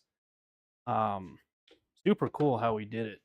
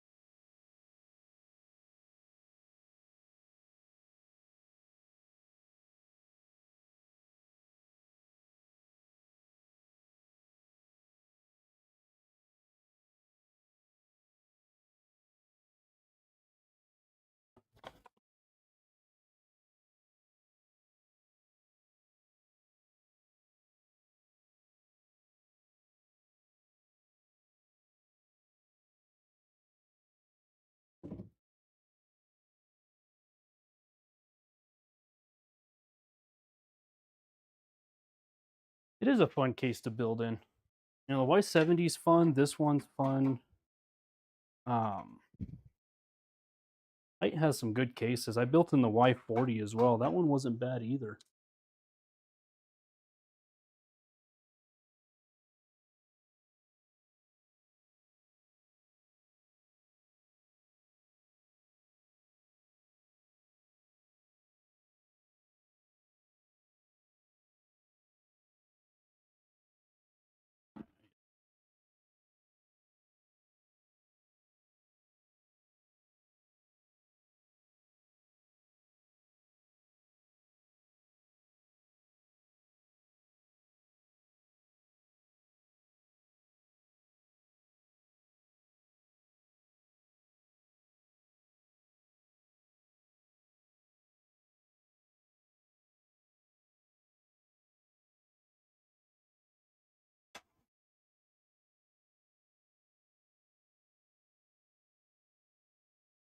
Take two of these slot covers out on the side here. This is for the GPU. What's nice about Hyte is they do put the GPUs vertical, which a lot of people love the look of, me being one of them. As long as they get proper airflow. Usually cases don't have good enough airflow to put the GPUs vertical, because when you put them vertical, they usually end up right there in front of the glass.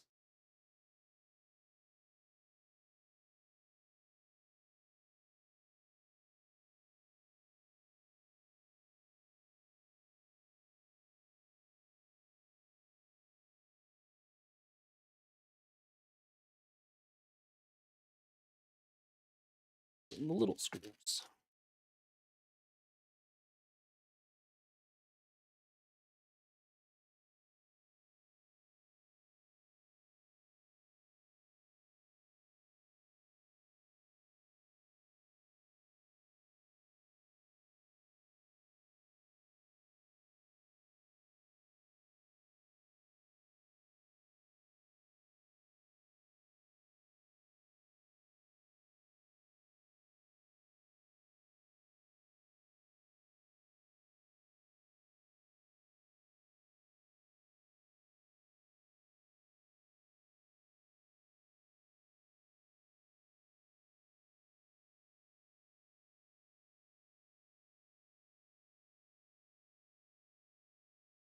Did you take the vertical riser out when you did your case, Alpha?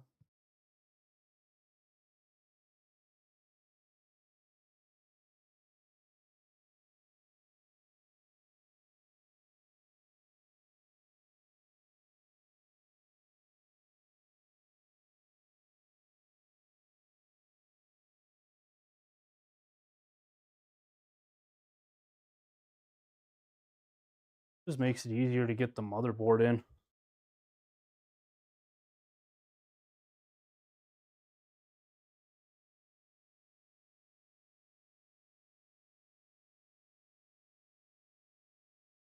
Cable management back here.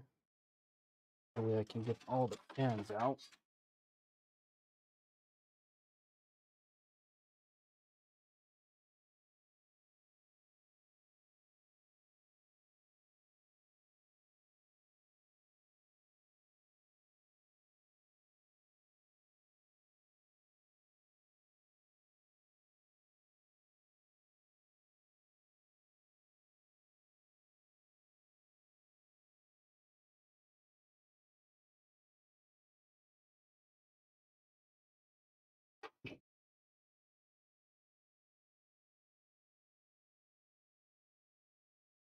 No, the Y70 has a taller glass face, so there's no way to fit it in there.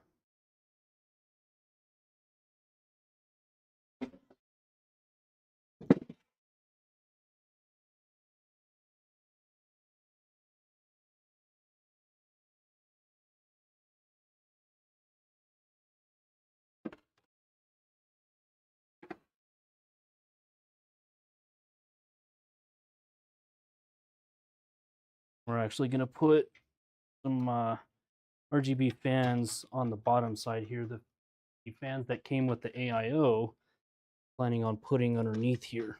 That way it gets a little bit of glowing from the underside.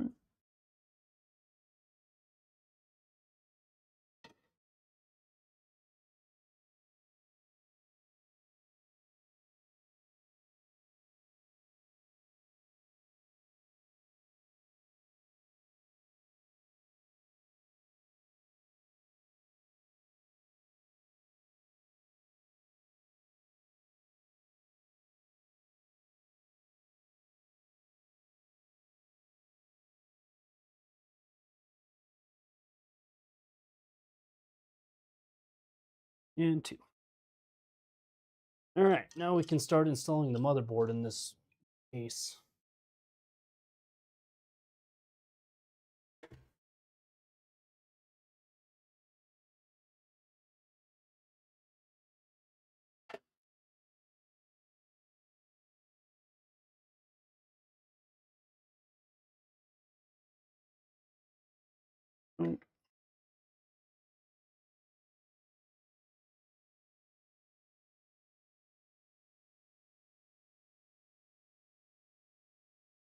ESU 12 pieces for motherboard and SSD.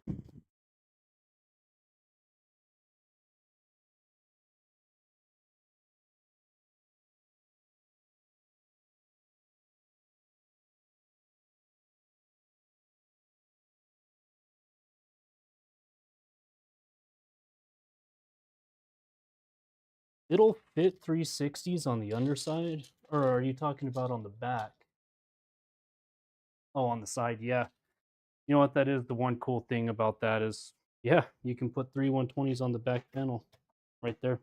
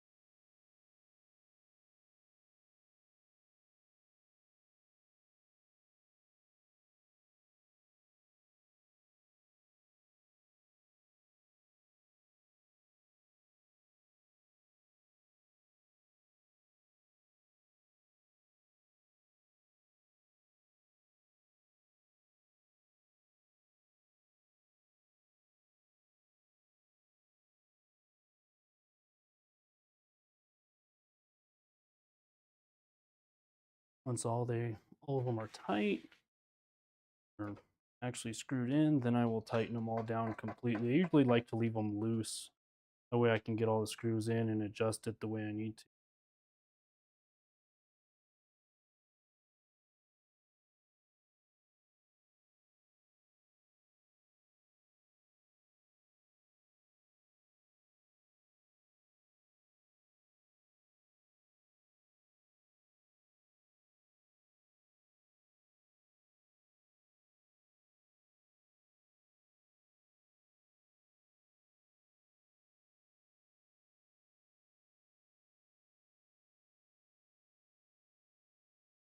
All right, now that that's done, we can go ahead and start on the wiring of this thing. At least get the front panel and all those connectors in. It doesn't have USB-C, so that cable can just get pinned back in it.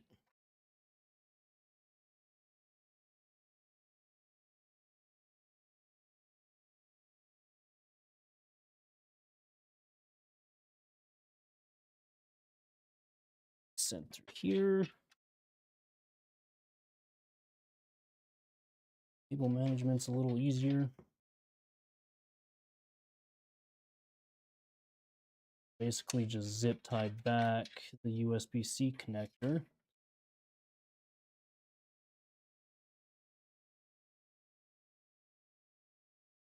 There.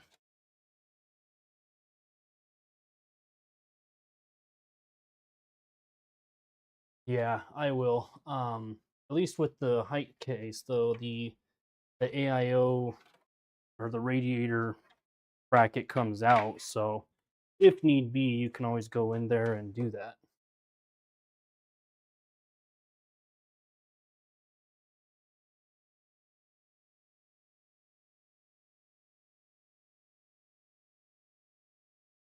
So, all right, let's get these in here.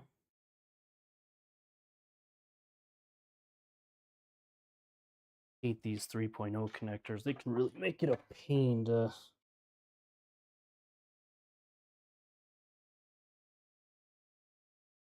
cable manage, but at least there's going to be a GPU vertical in this thing, so you won't really see it. So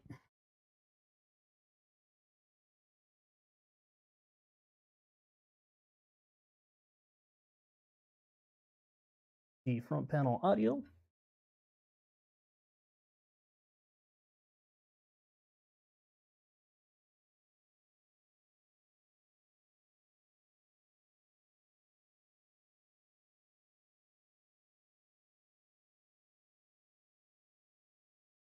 And then finally the front panel.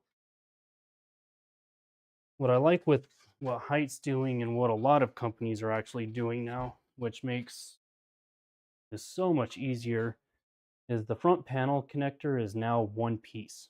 So instead of it being the multiple little guys, it's actually now just a single block. Makes it a lot easier.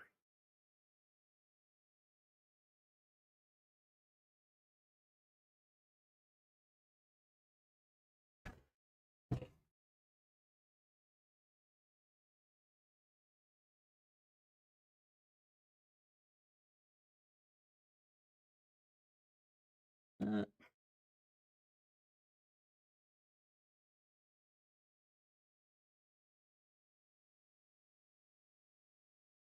right? That would make life so much easier. All right. So,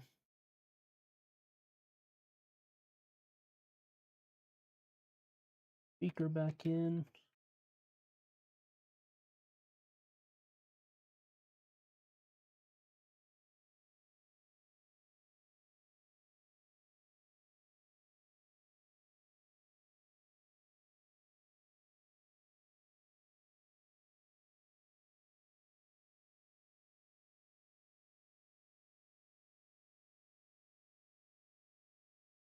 All right. Let's get those back fans in.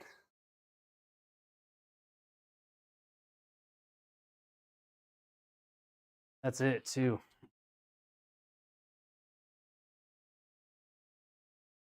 All right. So now we can get the Thermaltake SWAFANs in. These are probably one of my favorite fans, only because they're one of the few fans that come with both the front and reverse style fan blades. You can just swap them out. All you got to do is just put a little grease on the fan itself, pop it into the socket, and you're done. I'll actually show you guys that because we're going to be putting these right here. So we need to get the pretty side of the fans done.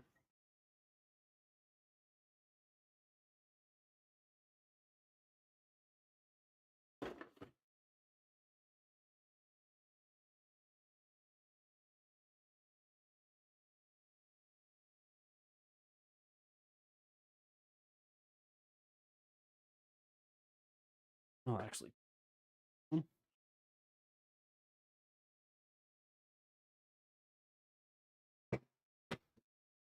And they magnetize together, which is another awesome feature.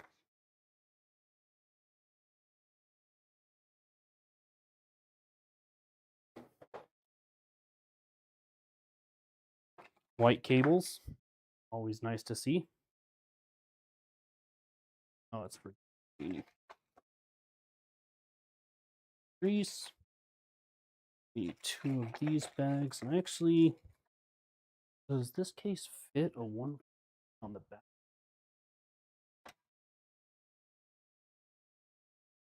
It does not. Okay.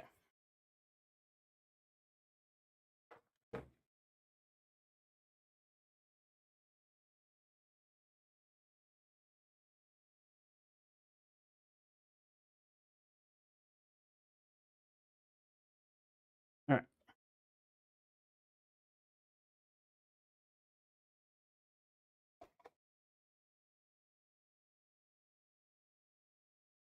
How you get the fan blades off of these things, you just put your fingers right there at the base, pop them off.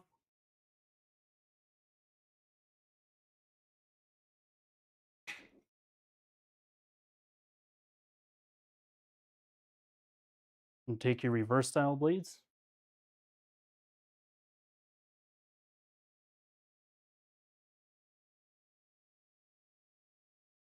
Grease on it.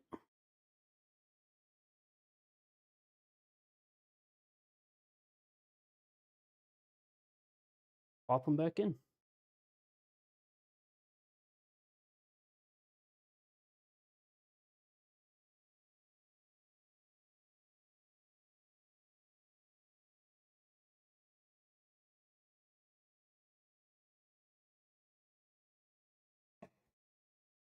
Just like that, you got reverse style blades on your fans without having to buy special ones. They come with it already. Why I like these fans so much.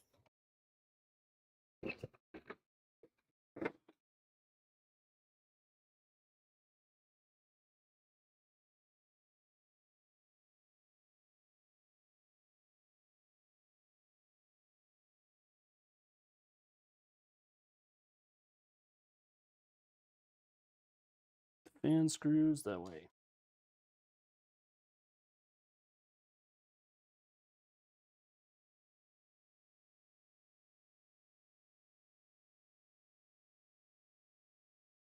Corsair ones are nice, man.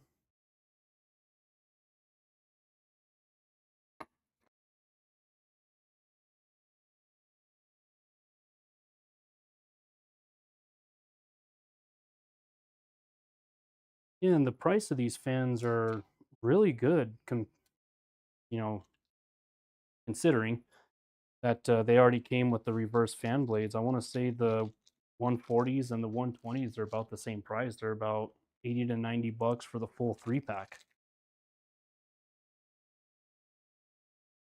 The QXs are expensive. I mean, they're what, $150 for the 3-pack?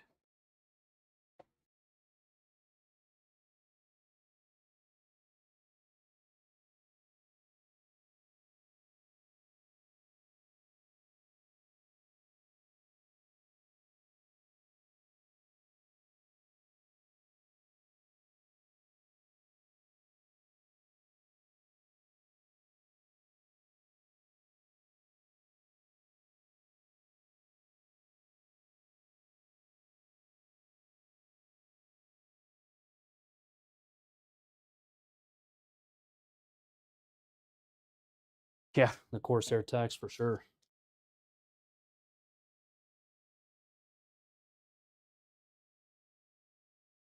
Screws back in there.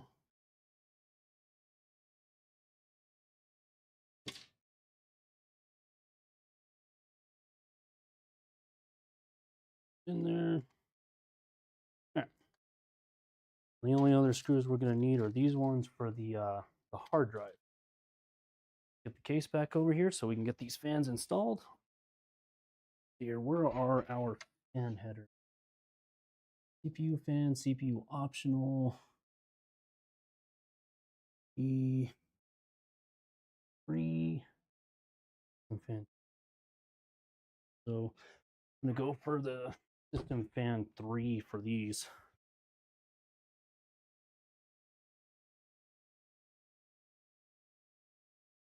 And I also got an RGB hub, so everything that we're stuffing in this thing that is full on RGB will be super easy to manage because it'll all go in the back.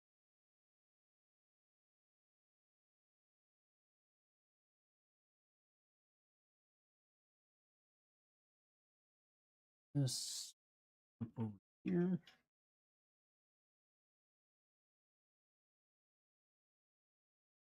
So manage that in a second.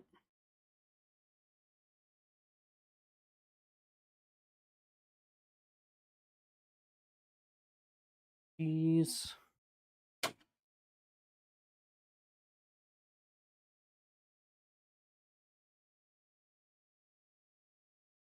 Oop.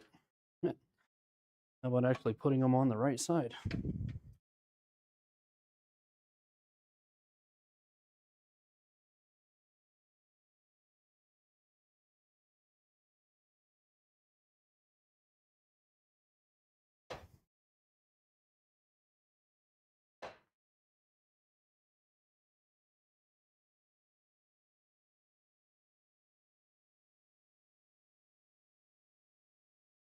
I'm going to keep these fans loose because one thing I've ran into with these swap fans is because of the magnetic connector, sometimes they don't touch all the pins just right and you have to wiggle the connector a little bit.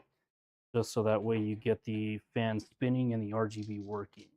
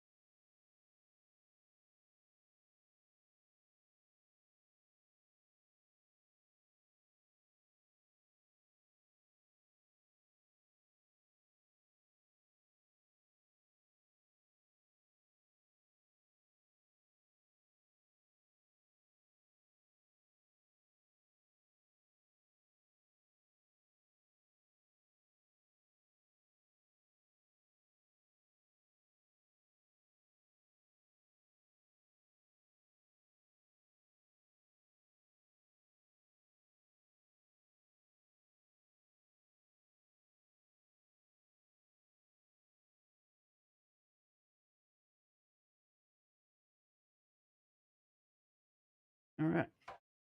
See, now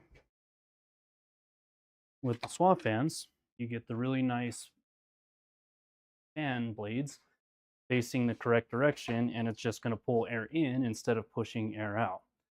So that is why I like these SWAFANs.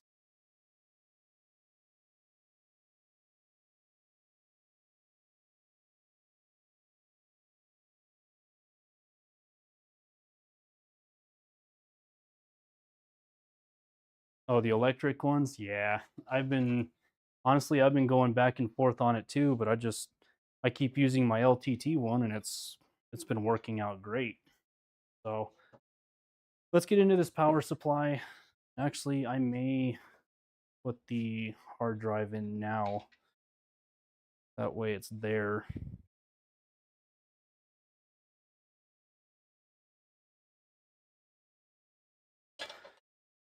I'm gonna slot it into back one right here.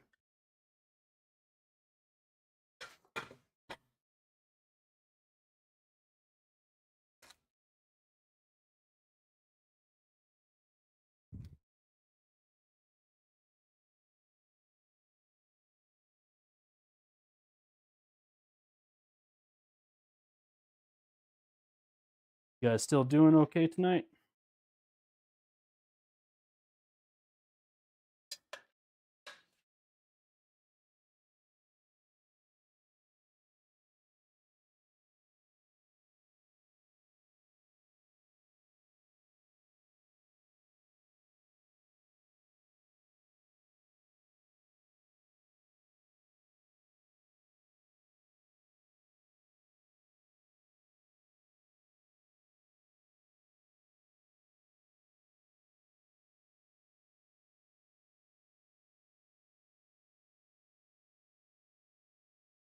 Yeah, I'll put the hard drive in this very back cage here, and then the ARGB hub I'll put right in the front there because I think it's magnetic, so I can just magnetize it to this little plate there.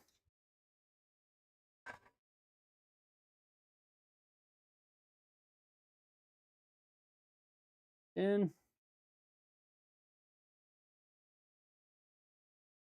hard drive is in.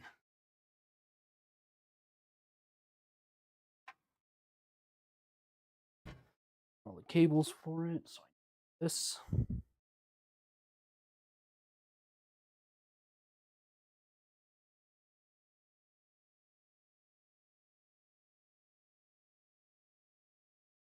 Out this to the front.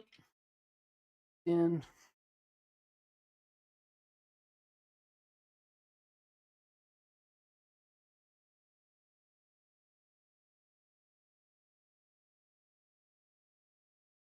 To make my life easier, I could have just taken this side glass off, but we're not in this to make it easier, are we?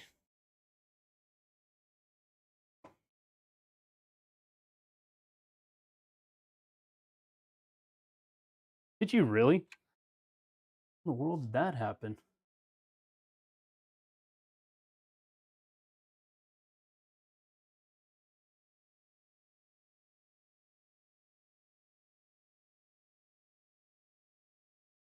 Actually, I think I've got Theta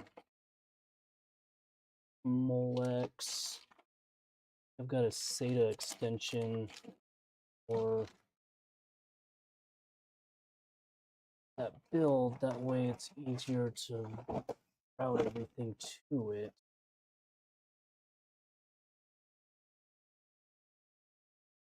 Oh, that's a time splitter. Look at the cables here.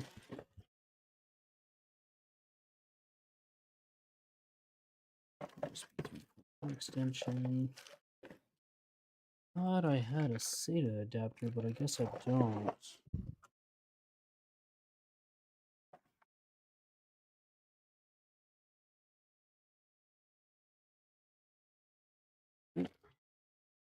I do not. Okay. We shall make it work.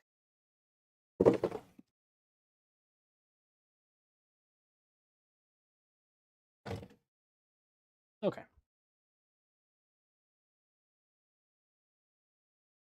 Yeah, magnets on a hard drive were not good, man.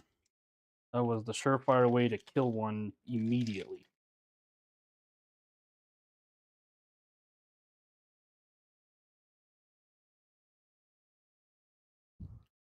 All right, now let's get the CPU cooler or the CPU cables in.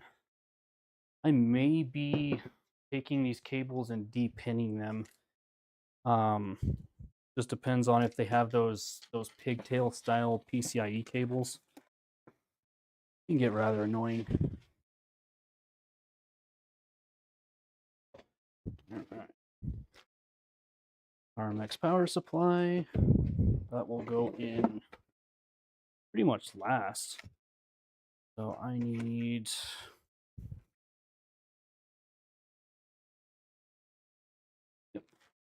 that cable. Sweet.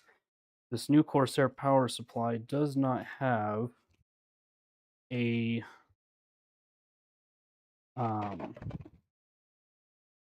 pigtail on the PCIe connectors. That is awesome.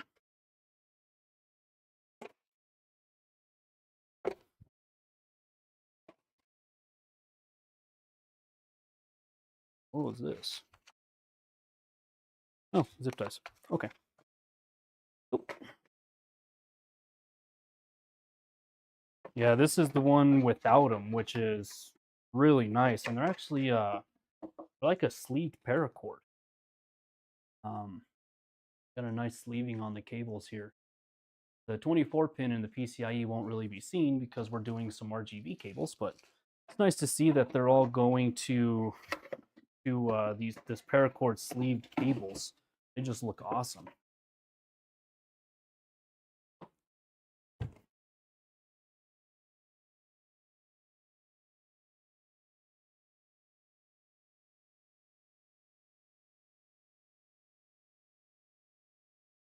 Few cables.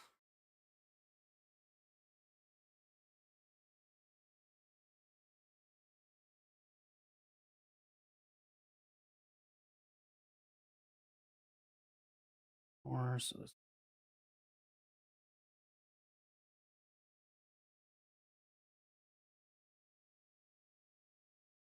All right, CPU cable is in. That means I can do the AIO now.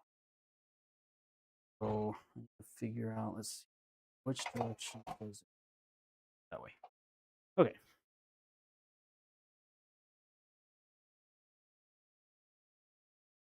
Let's get that CPU cooler, and we'll throw the bottom fans in after we get the CPU cooler in.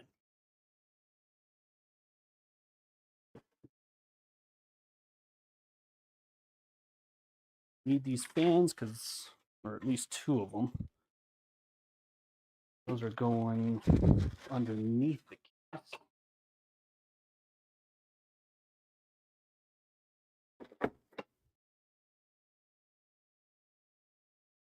And this CPU cooler actually has an LCD screen on it, so it's gonna look awesome.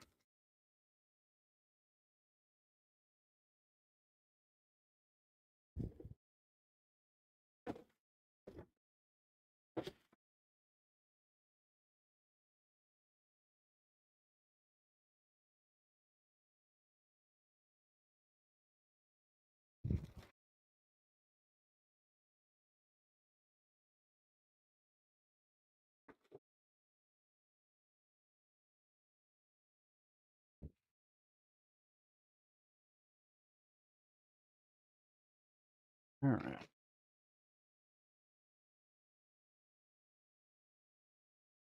Needs and that is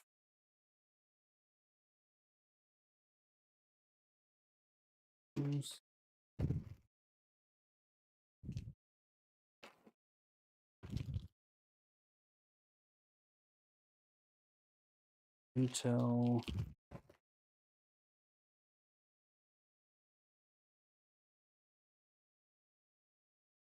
Intel.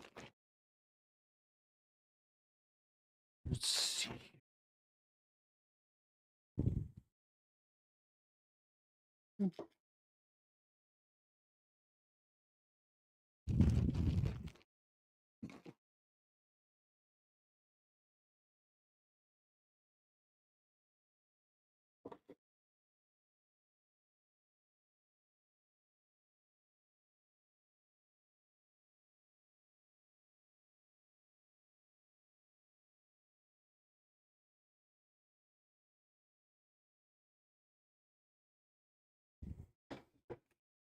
Okay.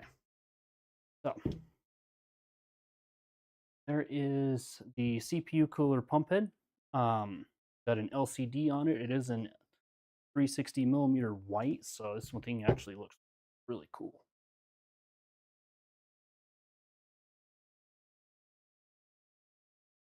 Let me put you guys back here. This, I'm actually going to put the fans on. Then I will install the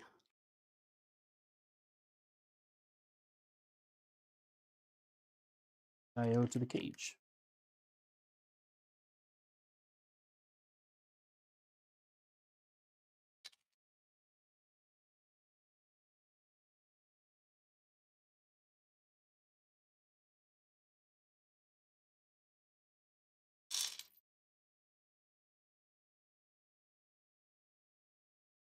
All right. White SWAFAN cam.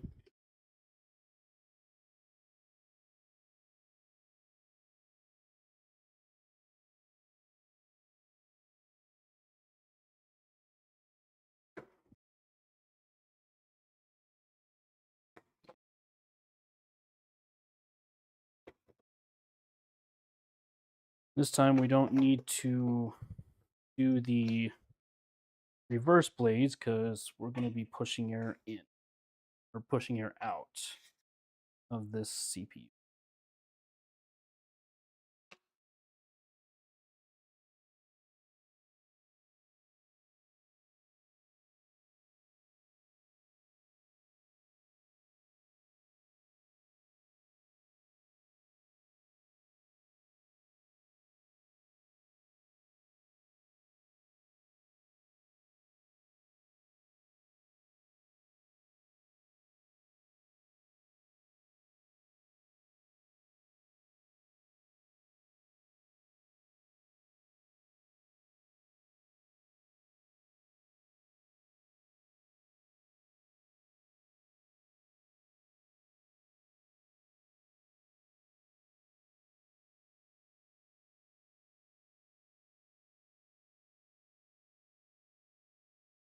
Yeah, I'm doing this completely wrong. I just remembered the Y60, you have to smash the CPU radiator between the fan, or the cage between the fans and the radiator. Whoops. Easy fix. This will go this.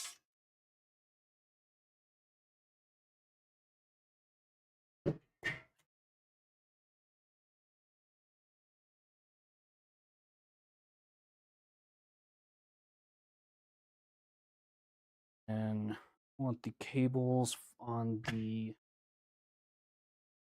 it like this. Cables on this.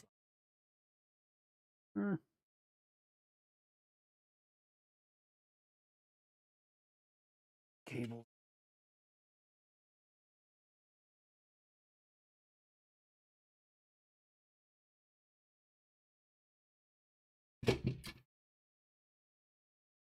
Route them that way.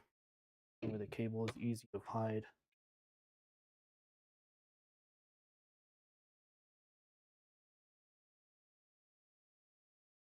Hey, Alpha, how long were you gonna wait to tell me about the whole radiator thing before I finally figured it out?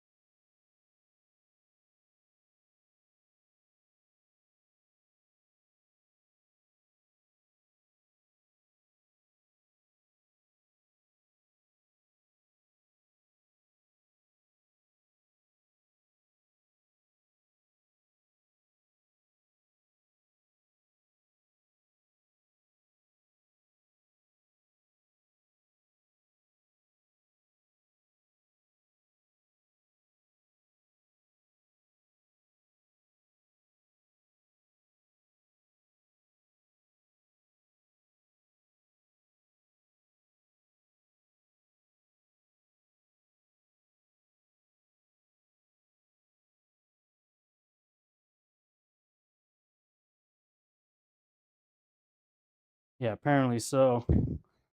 I knew I've built in the Y60 before, so I should have remembered that you have to squish the fans between, or the cage between the fans and the radiator. But I forgot because I just built in the Y70 and you don't have to do that.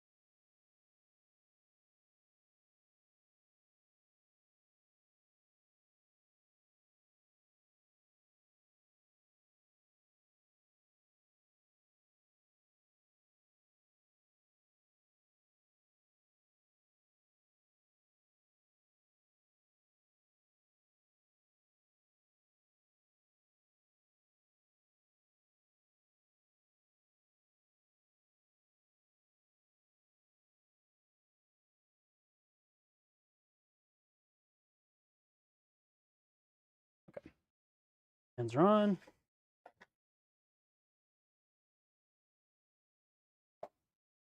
Cable. Also need the fan screws for the bottom fans.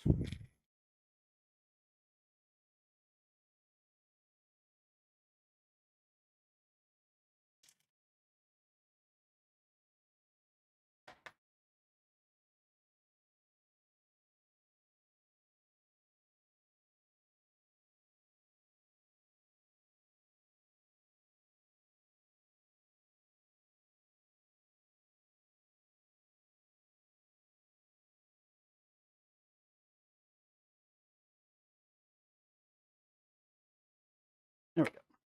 All right, now we can get the AIO in the case. That way that's done. And we can start working on the bottom fans.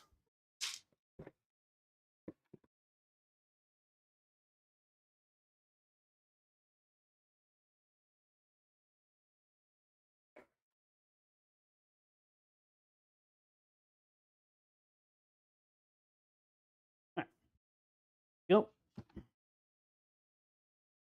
This unraveled. I can get cables wired through.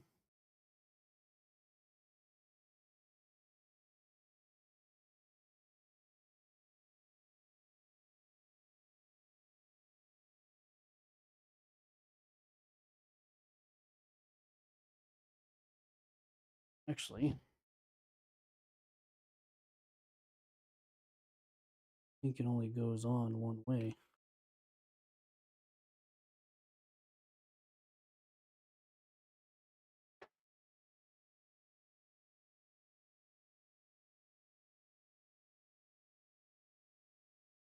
Really hope I don't. Shouldn't, because it's not too close to the.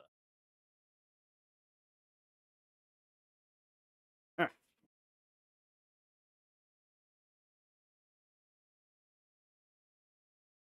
Got the power cable.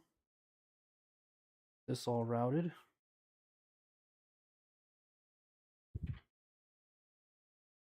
2.0 is right there.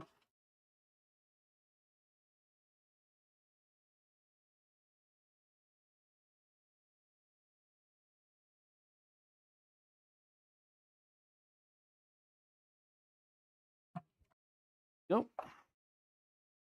That is for the AIO, so that way it gets power for the screen. Route that as soon as we get it in.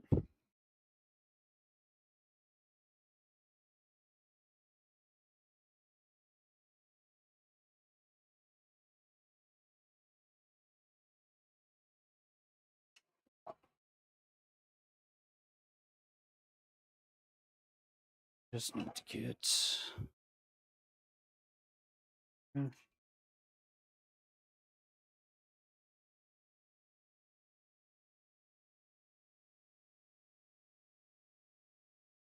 this. Go through here.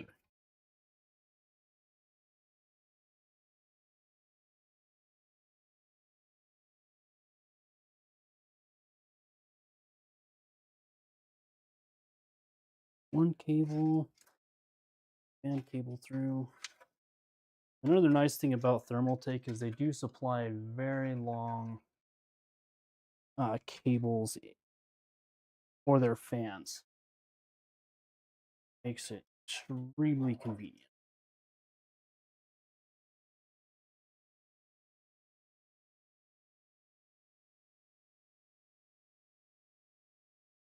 Yeah, and like I said, it doesn't bother me too much because there is a cage on the um on the AIO, so if need be, I can always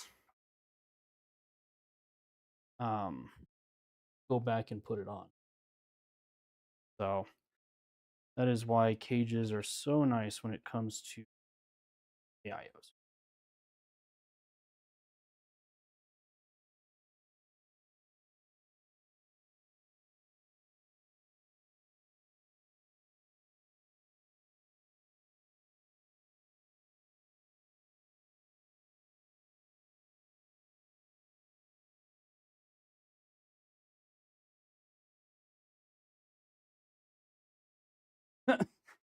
Yeah, sounds about right.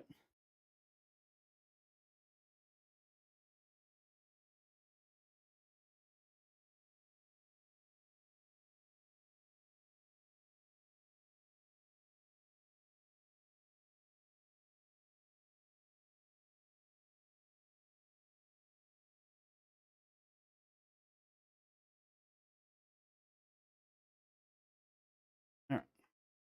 AIO is in. It'd be fun plugging those fan cables in, but it's all right. We'll get them in there.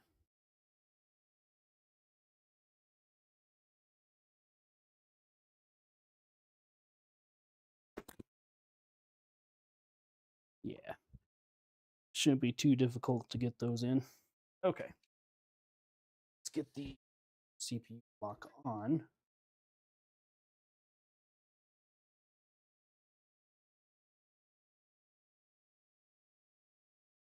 And that way we can start routing all the wiring in.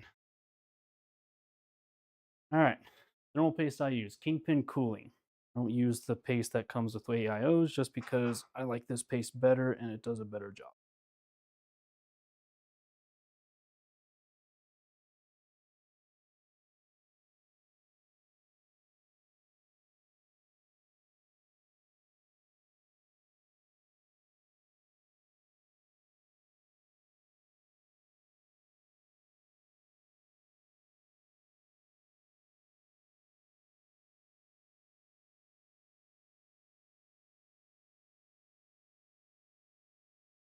I'm always a fan of take a spatula and spread it, just so that way it's completely covering the IHS.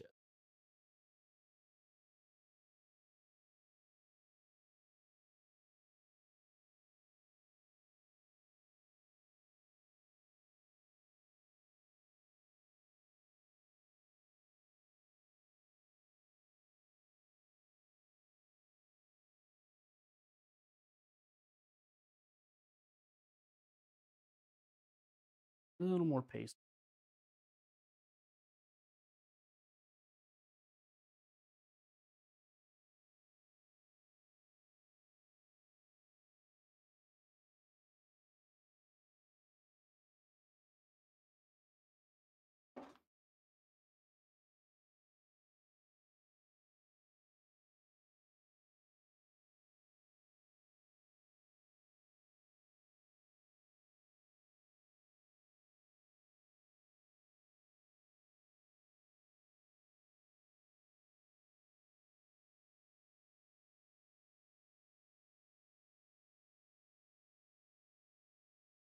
And there we go. Paper towel.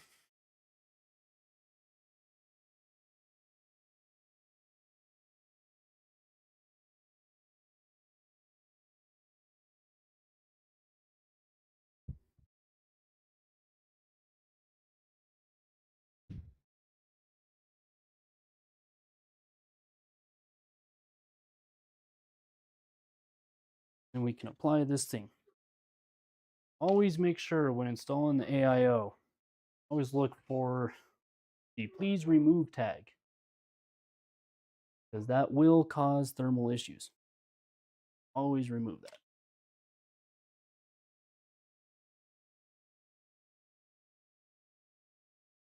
Basically be going. Yeah, I mean, that's pretty much how it goes.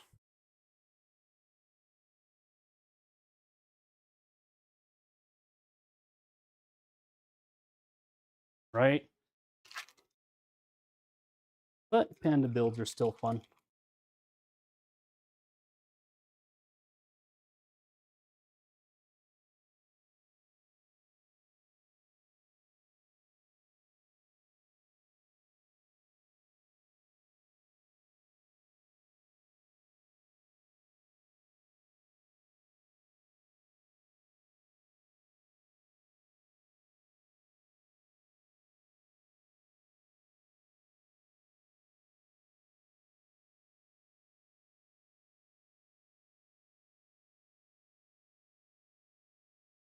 All right.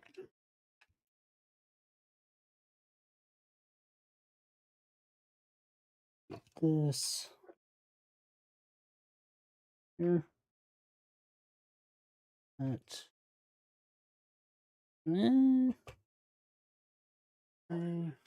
Oh, that's why. Got to put the bracket the right way.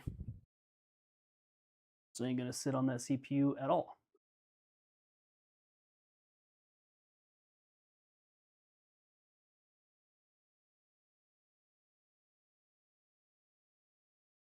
So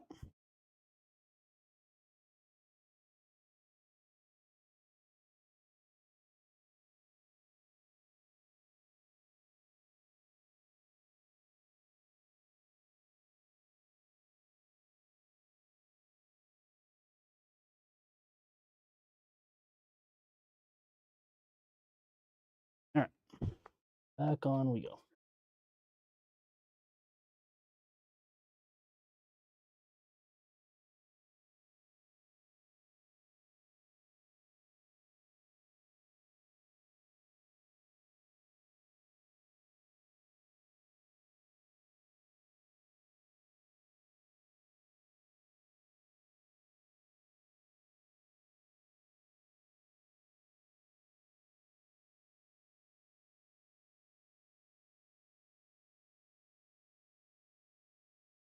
AIO is on. That is looking awesome. Cool. All right, so now we can start wiring in all of our fan cables that belong to both the AIO and the fans. I am going to route this one over here to this fan cable here. That way it can run PWM and it's not locked at 100% speed.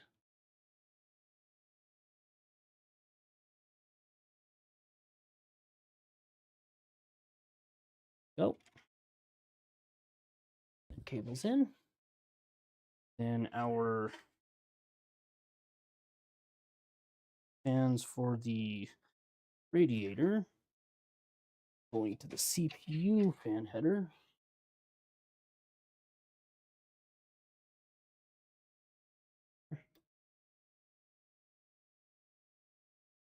That.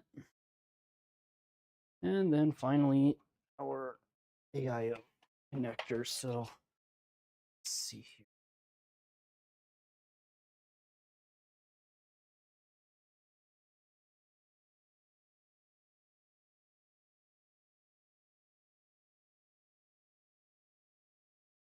Here.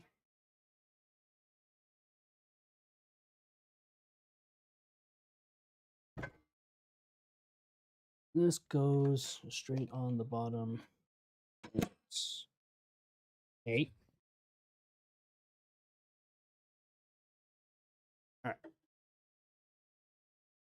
AIO is done. Now we can work on the bottom fans.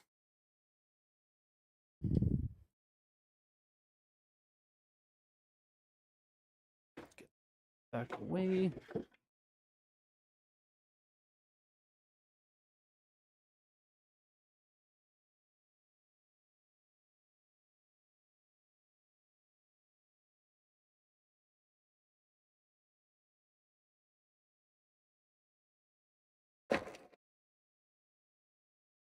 Actually, I want to get that hub because of the other sets of fans. There is another fan in here somewhere. RGB header. Only other fan header right there, along as our cable.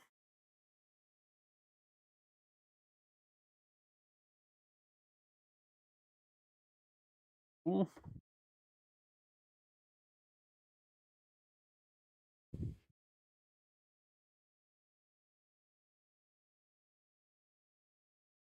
oh, there's plenty of space.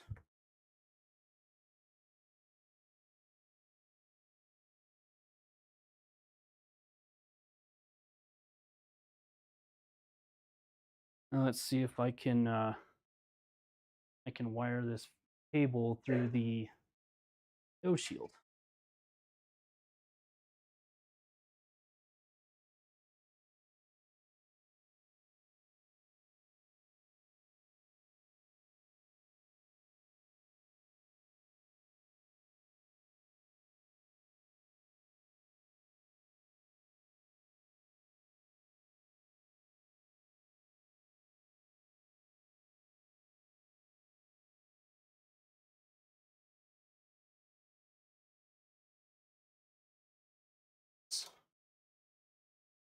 For the bottom. Okay. Go. E cable.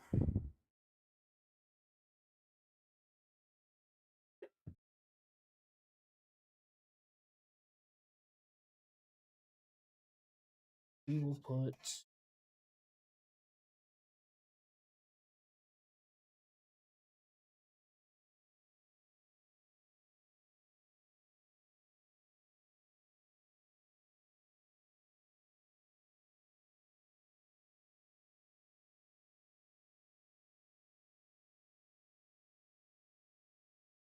all right. That all taken there so that we get it managed. Okay. Now it's time for the bottom fans.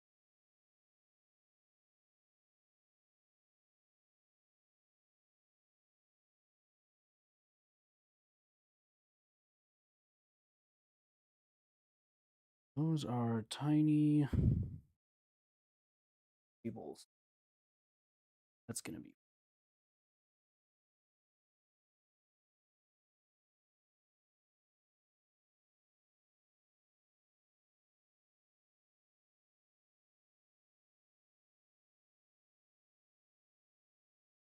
All right. Okay.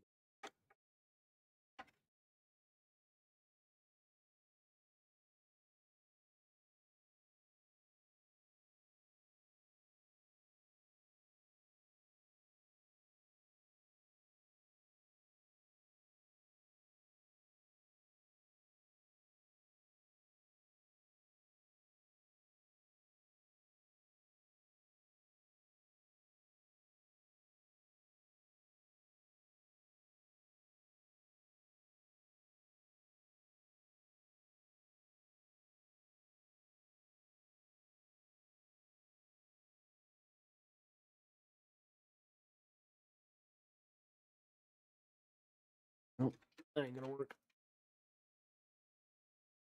All right. Fans do allow you to change the position of where the wires go, so that's kind of nice.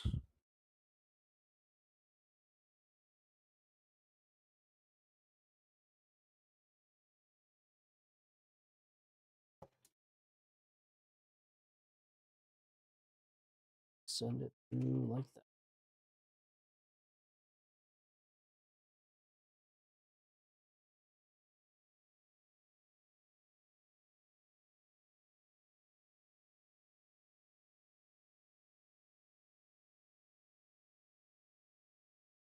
Pretty certain there's a cable in the AIO box that will extend the RGB. I just gotta find that. That way I can run it. And the same for the fan. I'm sure there's an extension cable. If not, then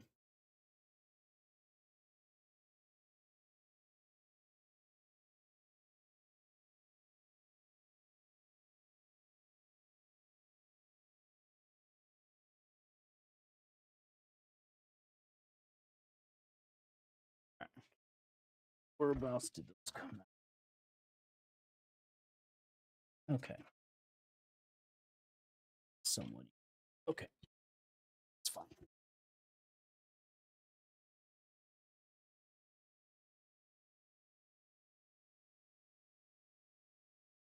Same for this one. We're just going to send all the cables through that opening.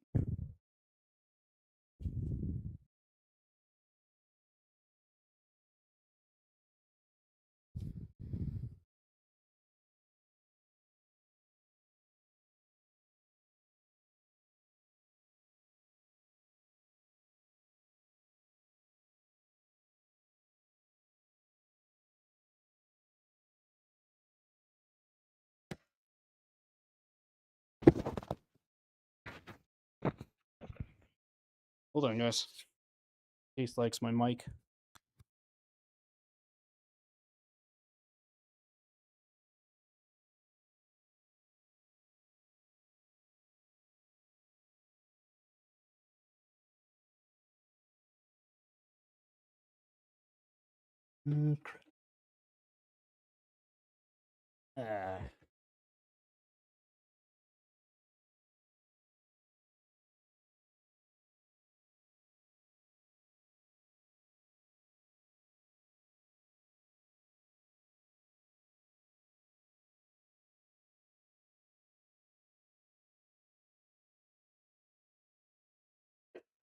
Just left.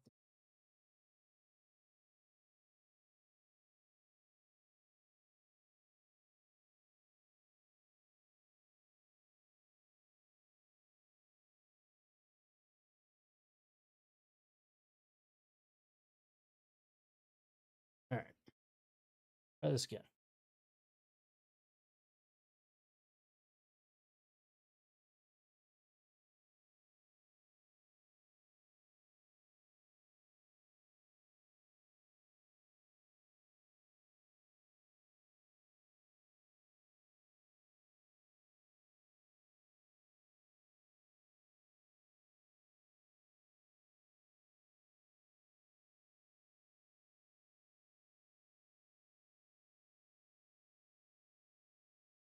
All right, let's.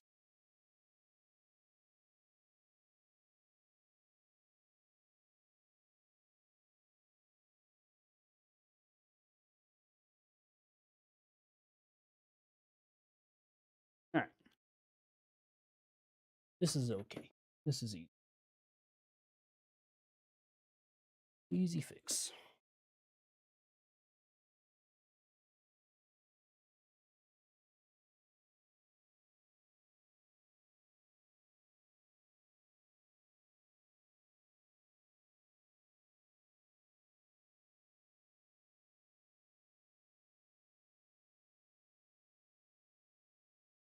Sorry if this is boring, guys. I'm still trying to figure out how to do background music so that way it's not so easy.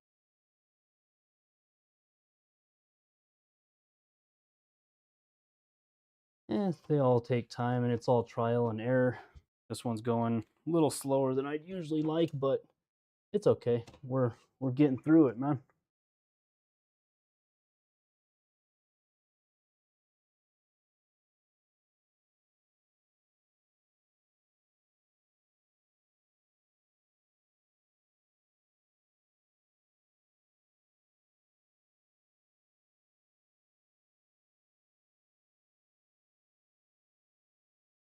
After this, we've got benchmarking to do just to see how good this system really is, which if I'm going off of anything that I have with the 7800 XT with the 5700 X3D, it's going to be awesome.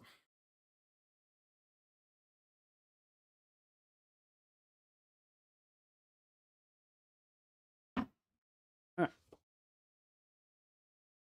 Get this bottom panel back on. Go. That will actually provide, hopefully, some like RGB glow that comes up through the bottom there. Now these connectors, these are what's going to be fun.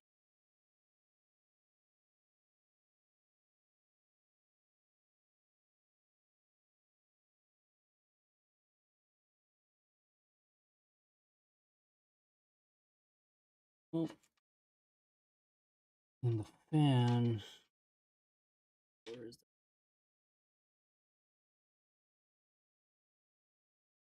that? Like I said, I think I have to run, should be an extension cable. It's a mess of stuff, probably in this box. Will give me an extension.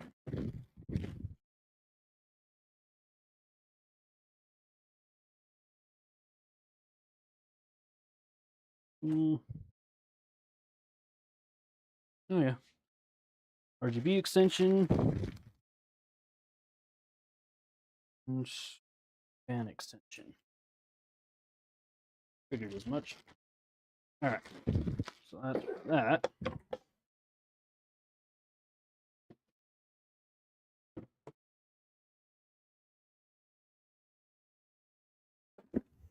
Okay, what is next? So really into the cable management side of it. I can route this stuff.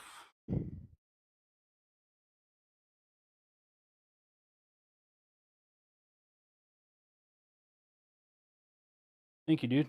I appreciate that. Sure. That. And there is this switch cable. All right here. Okay.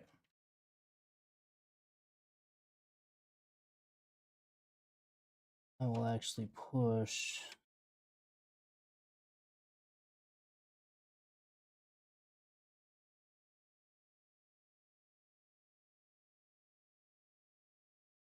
zip tie, put that back in the bottom of the cage.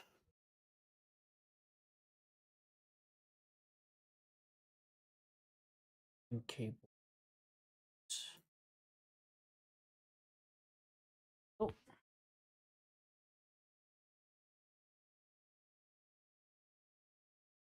this right back.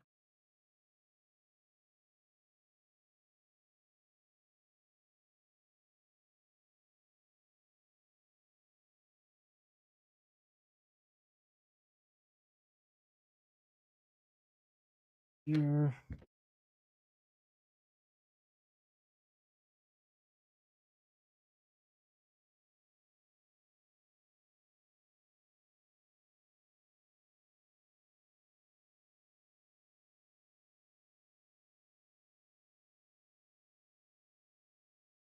So,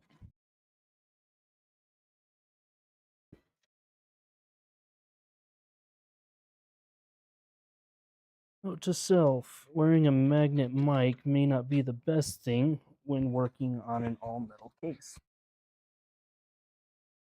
Probably, what, the third or fourth time that the case has snagged my mic?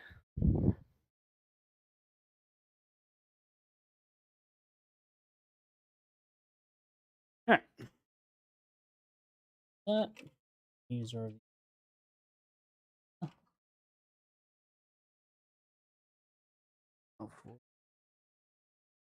but need to keep that RGB cable together. Need some electrical tape.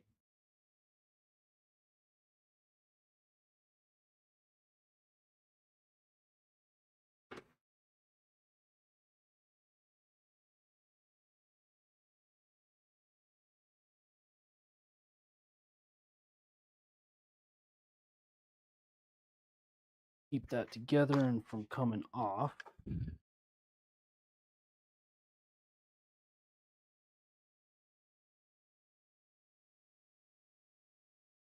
Wrap it a few times.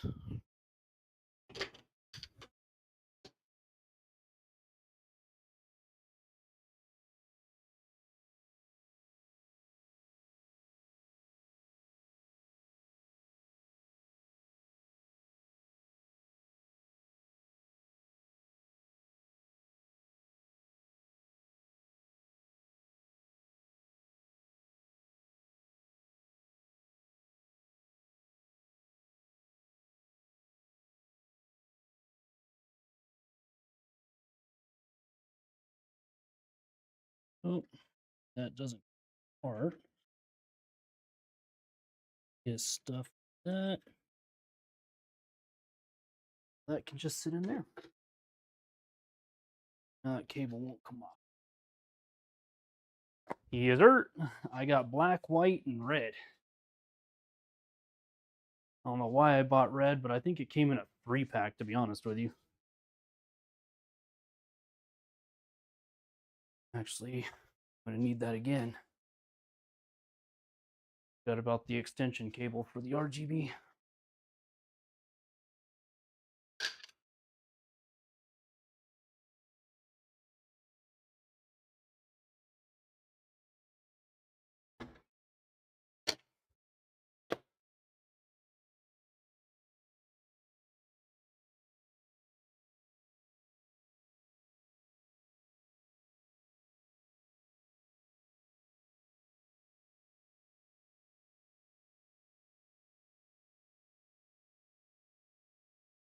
Probably the easiest trick to keep from RGB cables separating from themselves.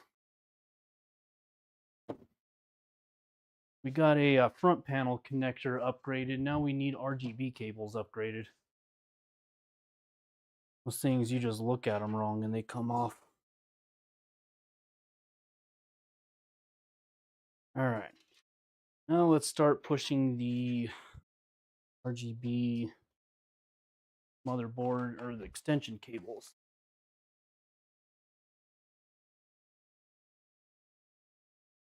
That out. Some nice little flare RGB cables. Sure. All right.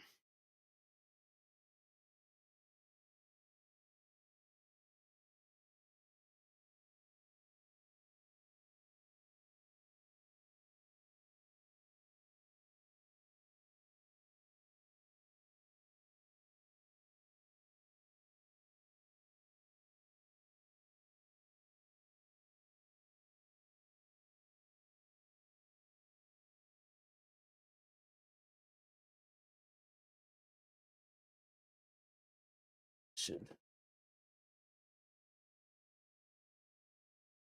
Looking back.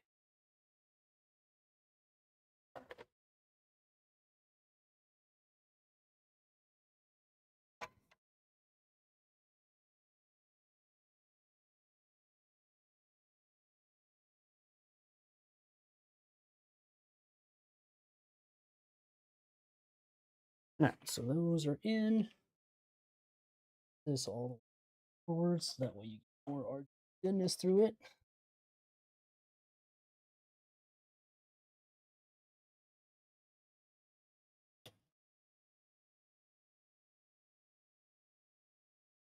Those push through.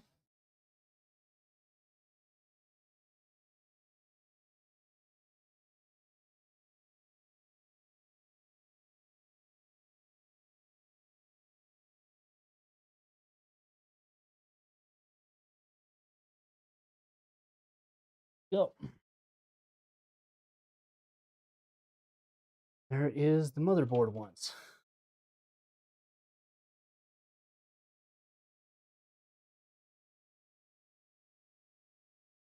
Thank you, buddy. Appreciate that.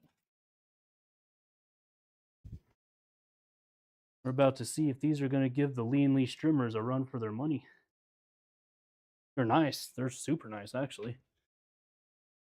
This is just a controller, but we're not going to need that because we're actually going with our own. That is for the GPU, which we'll start putting that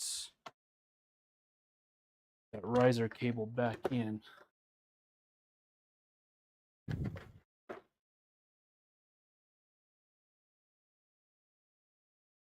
Okay.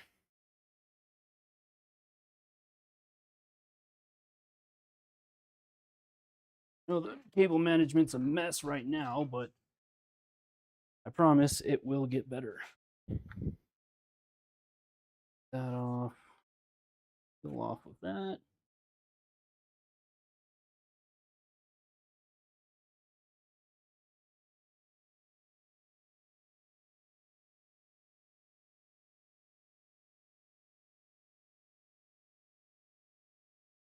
That bad boy in.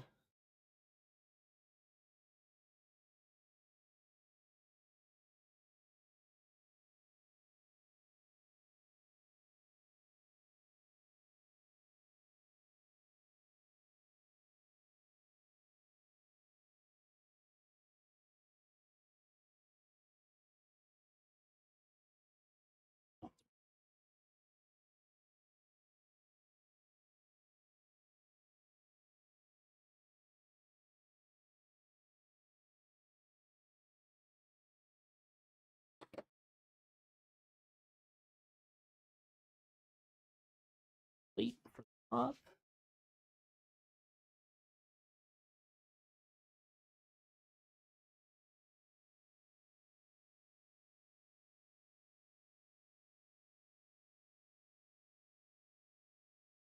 Oh.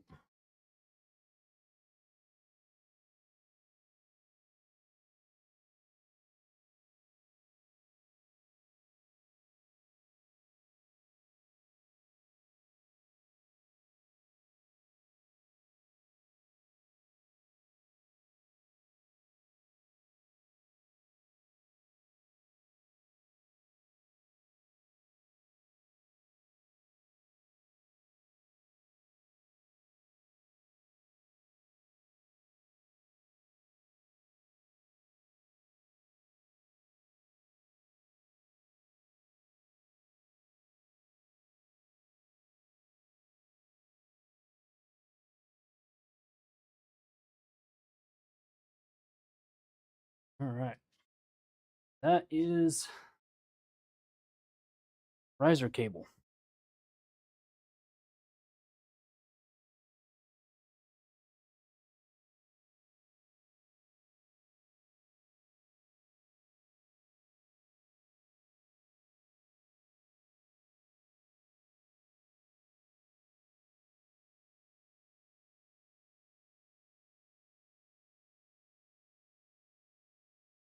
This is the one screw that can be a really pain. really big pain to get to. Nope.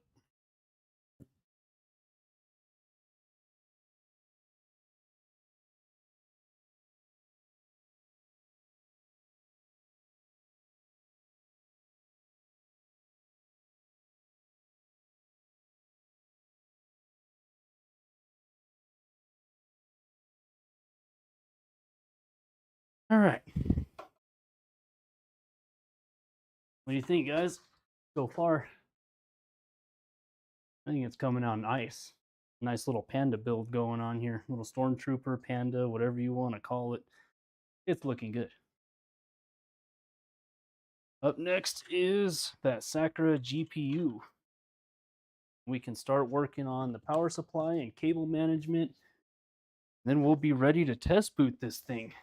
Now, this is a graphics card that I have honestly been wanting to see. I'm going to move the case out of the way. We're going to look at this thing because it looks awesome. Just from the pictures that I've seen.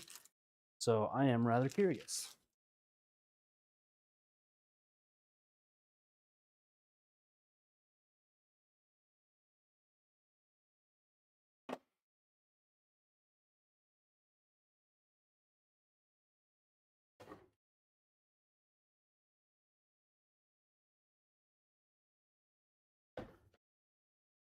All right. Time to unbox it.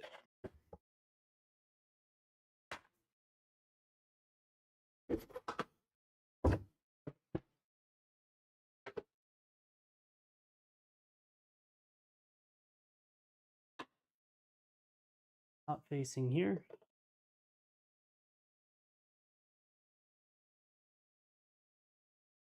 Look at that.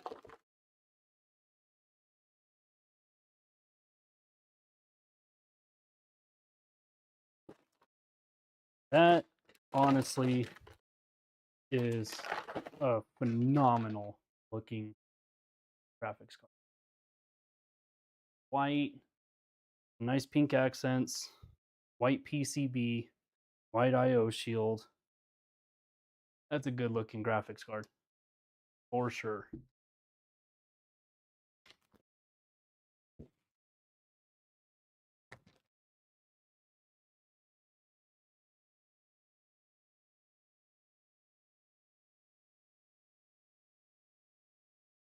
I am actually going to take the old 580. We're going to throw that in here. Nothing happens.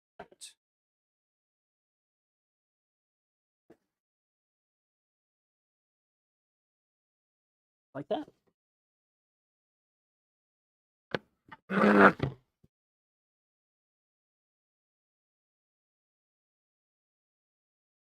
All right, time to get all the peels off of this graphics card.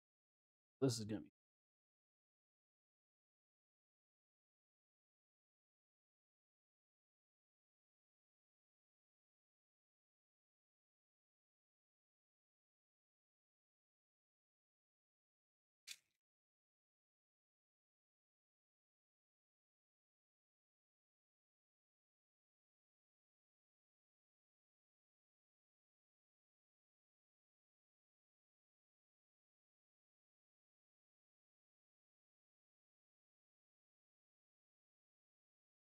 front.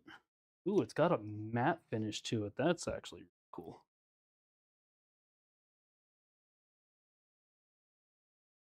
All right, so it's got this nice matte finish to it. I don't want to turn on the light because it'll blind you.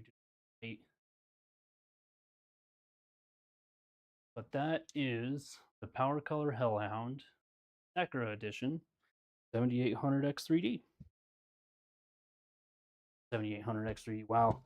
7800XT. Making up new graphics cards here.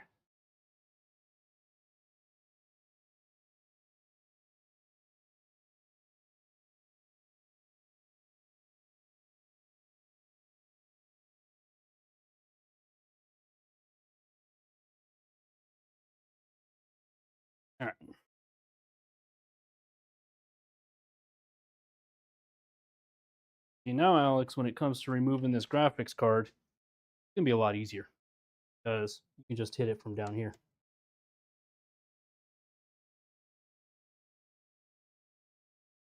Put this bad boy in.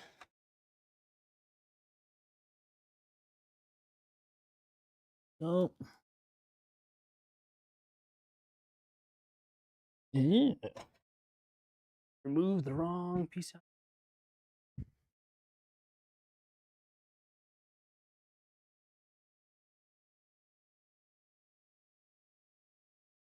I had to remove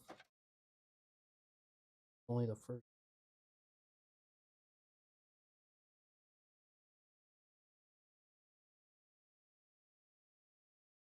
Just the first. Okay. It was.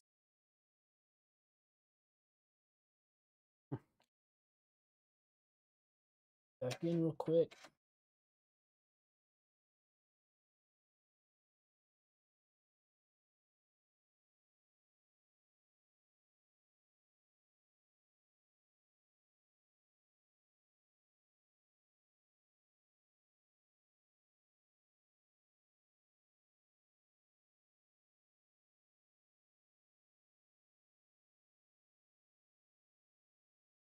Bad boy in.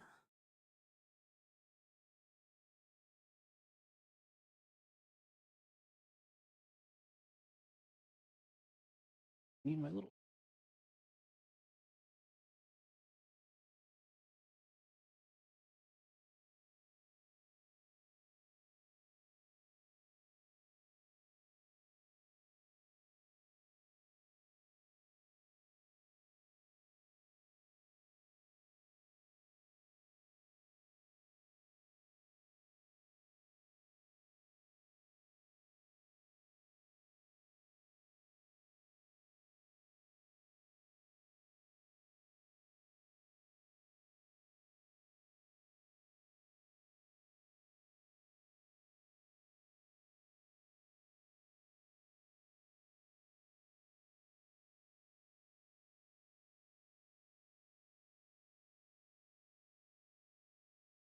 All right. And the graphics card is in, which means the whole front of the system is done. Now we just have the back side, all the cable management, power supply, but that is Khloe's new white build.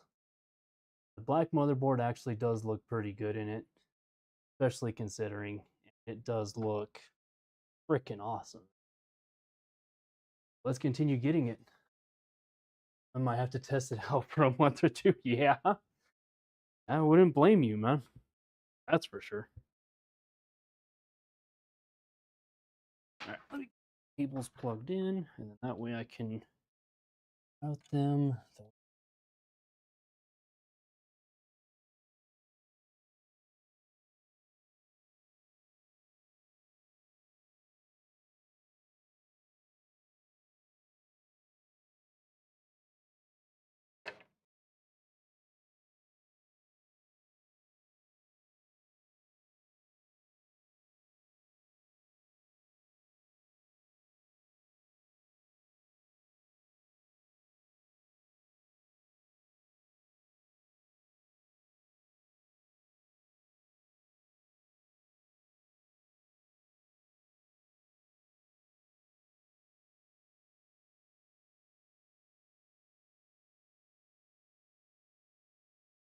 Oh.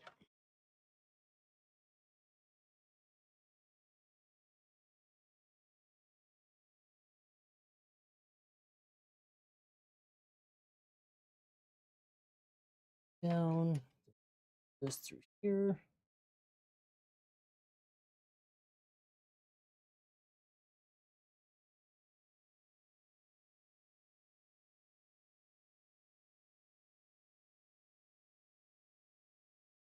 Oh, cables are in.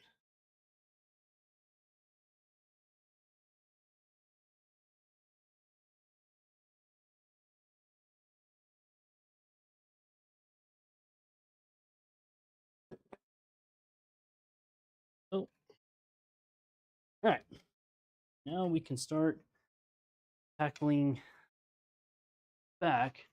Now that we've got RGB cable here in, the RGB cable here put in. Again, base.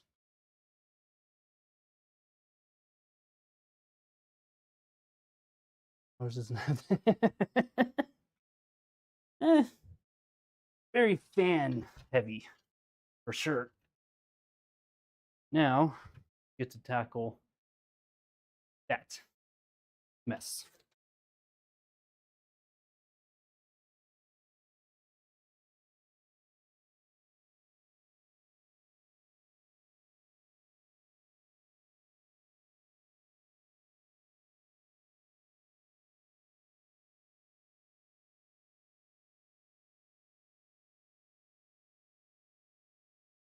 All right. Now that those cables are in, start separation stuff. When it comes to cable managing this stuff, it's super easy.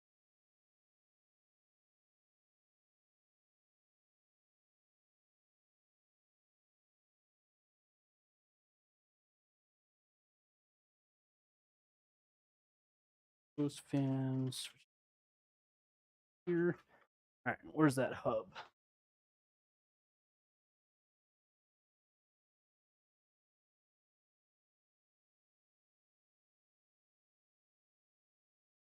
There's no way to. The bracket for the AIO only goes on one way. I looked into that to see if I could, but there's just no way of doing it.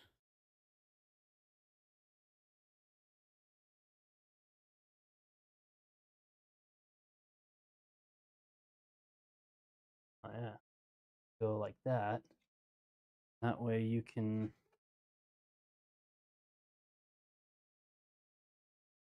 set it up nicely. Even comes with the remote. What? But remote's not really going to be beneficial to us since we are going to be running it through the motherboard system anyways.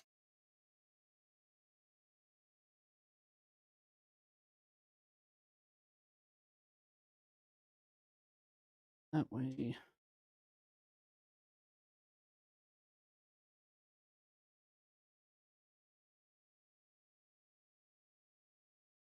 Coming down.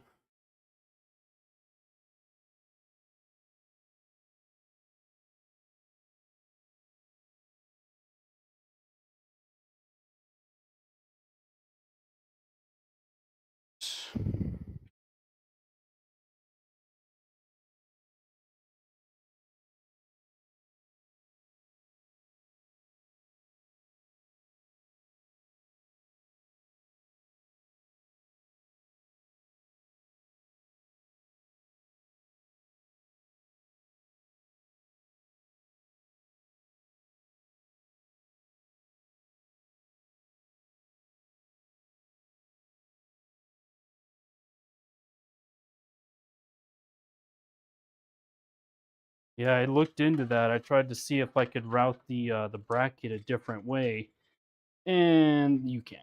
So it has to go that way, unfortunately.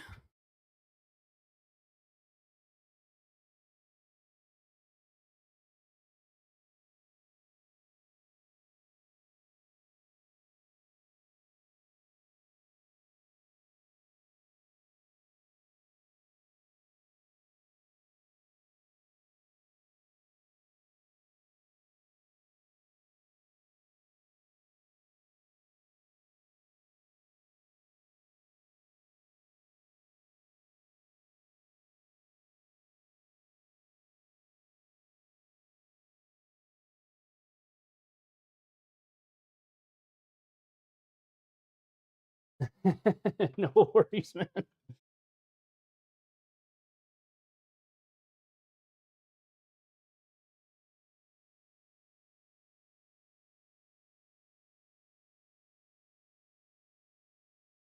All right.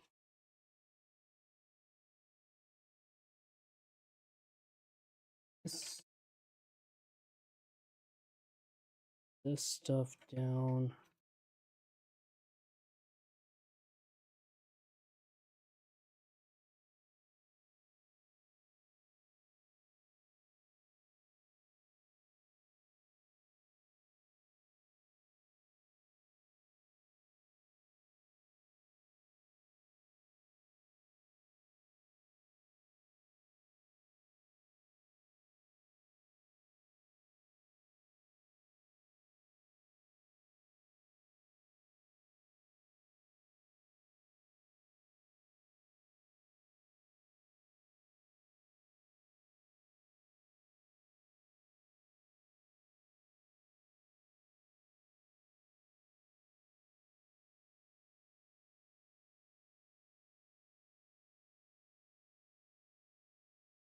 Actually, you need this under it.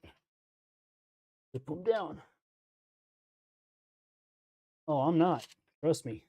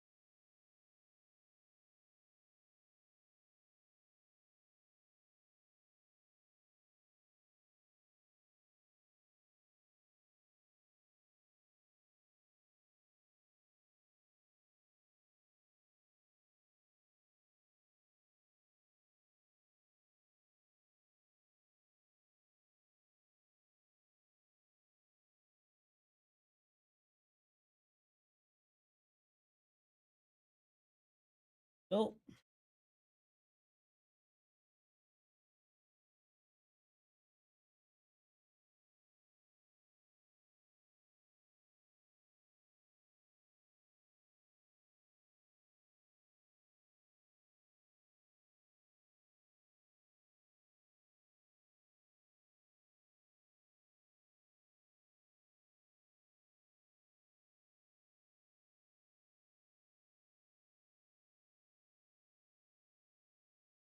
All right.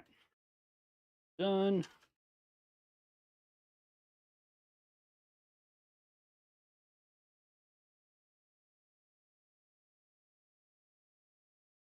Gonna have to go to this up here.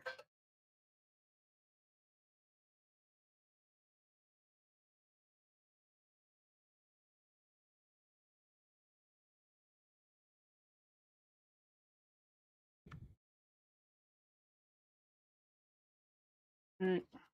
One set of cables done.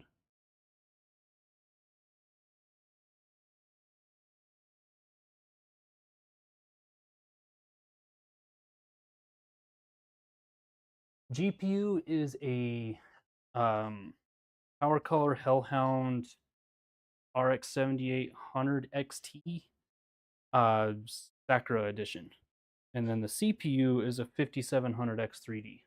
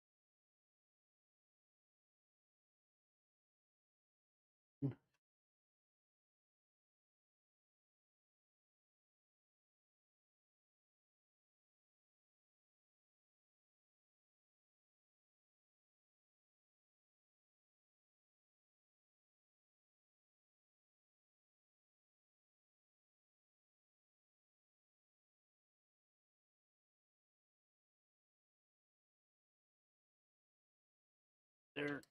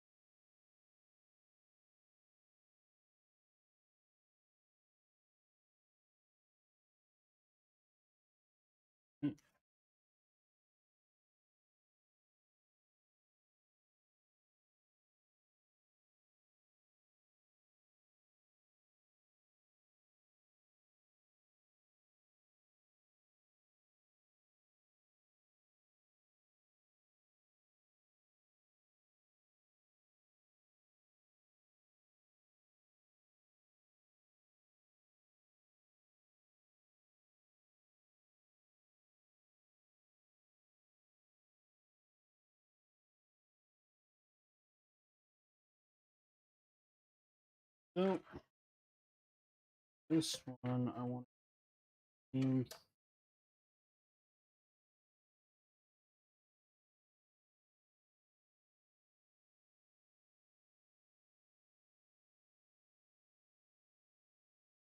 here.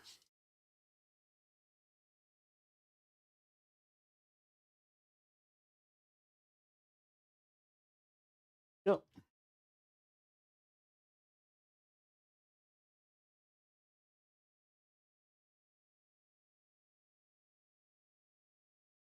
What's going on, guys? Yeah, hers is a Lee 011 RGB.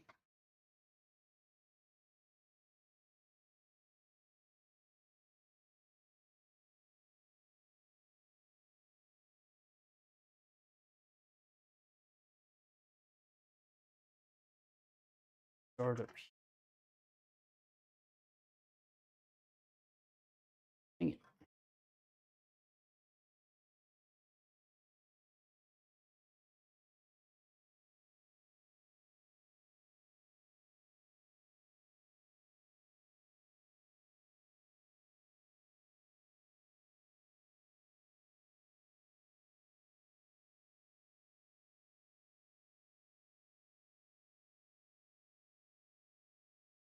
RGB cables, they look amazing, but they can be a pain to cable manage.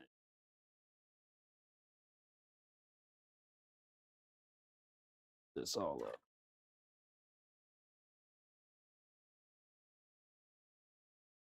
Get all of this on top of that black head. That.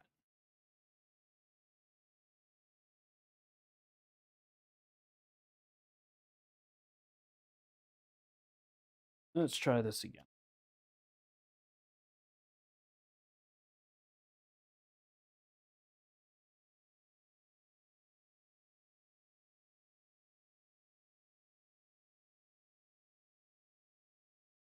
Oh,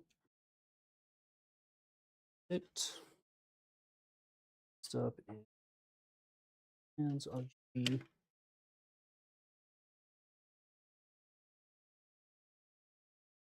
Power supply.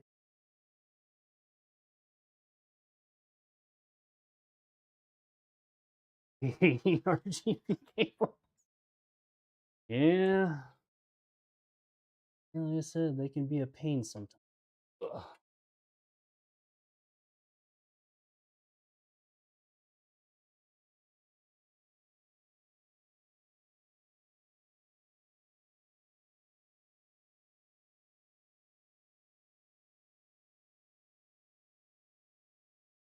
That.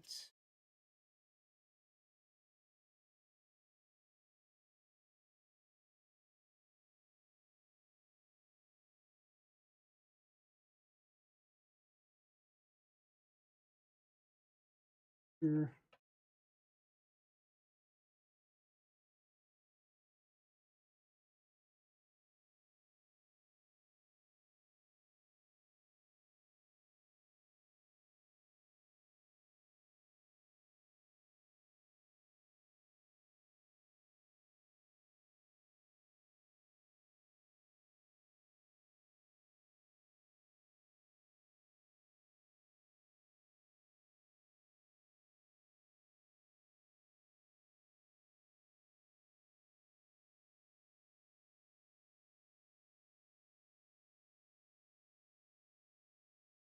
Here.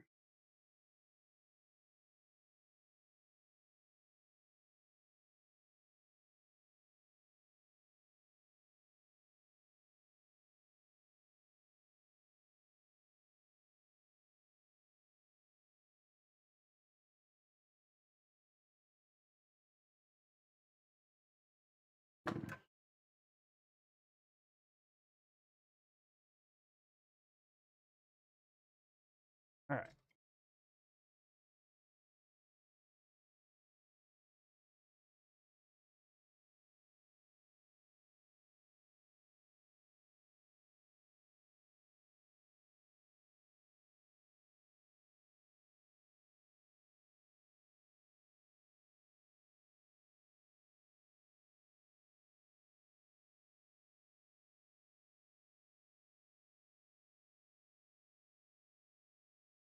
SATA power is going to go right there.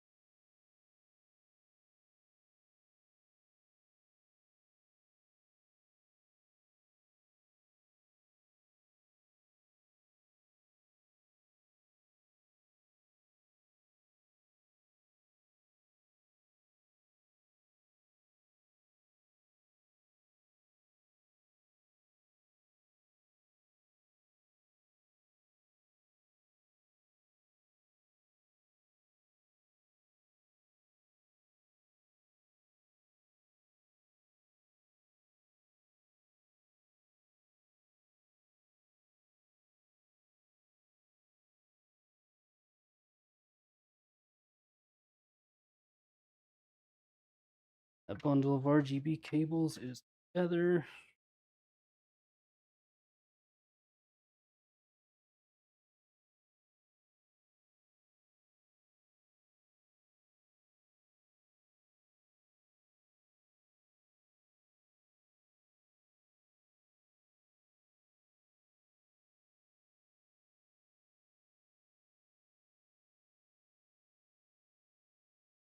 Ah, crap. I forgot.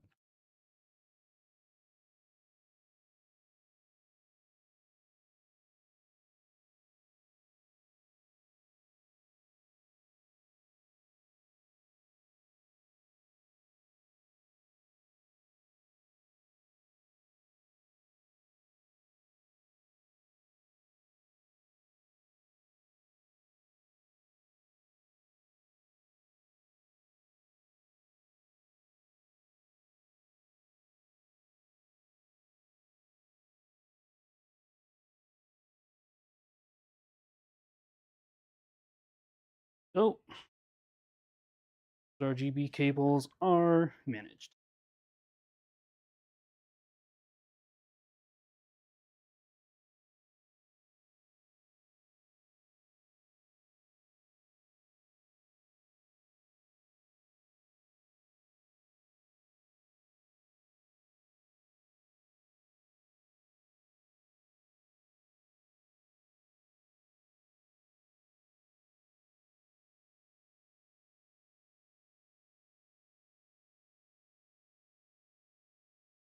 They're not Lee and Lee strimmers. They're a aftermarket style, but similar concept.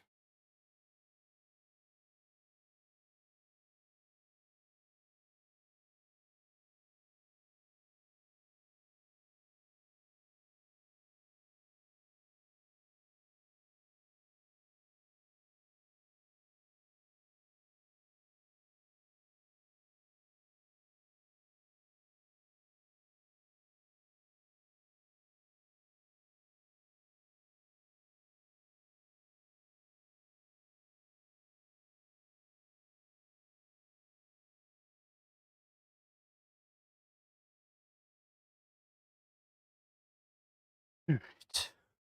So,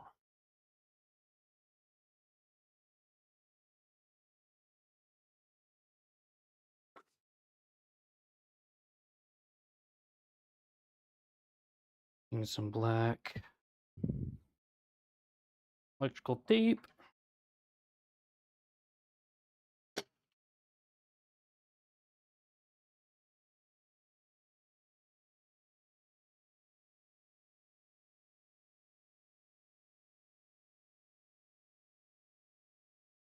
Go.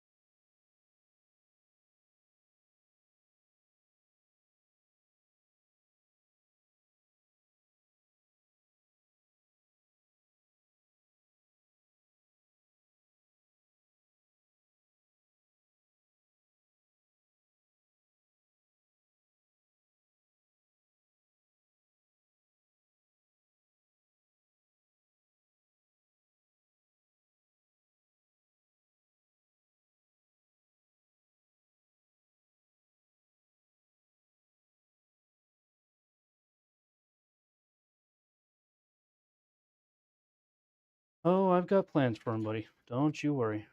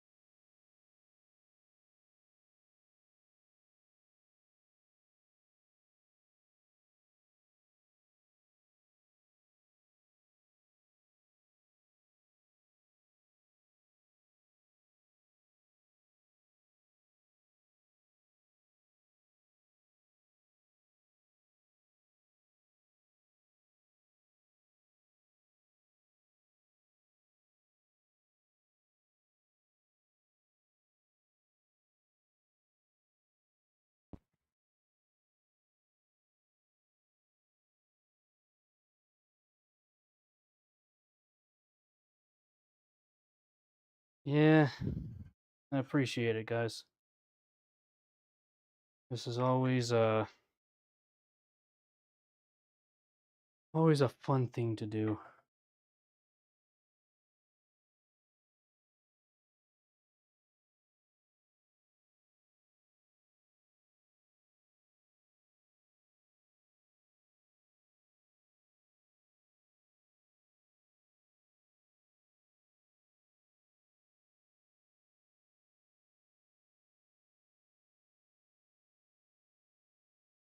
Hoping don't get.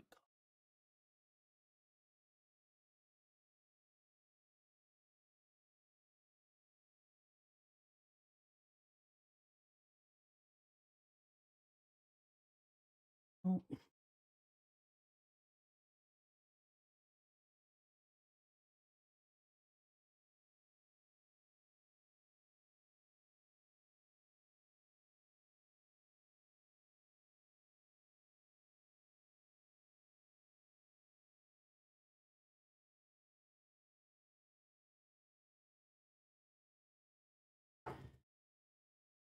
Trust me, buddy. I've got plans for the little loops on these. So now that those are done, let's start getting all the rest of these cables in.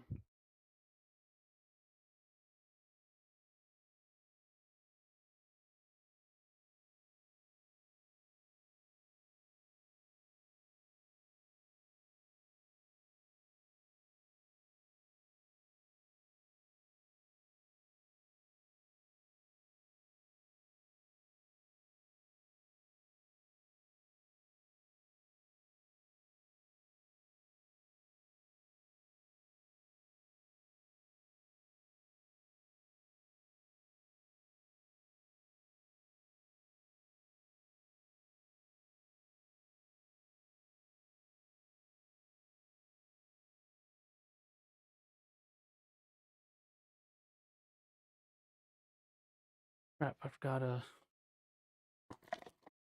Let's see. It is.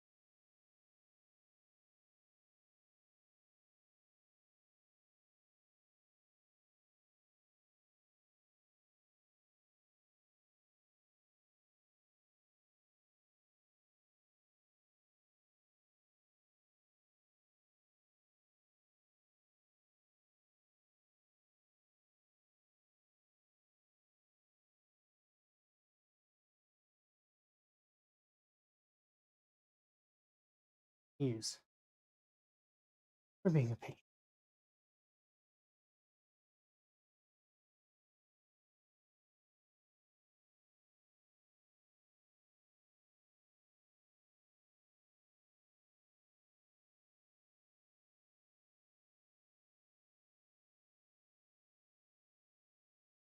Oh.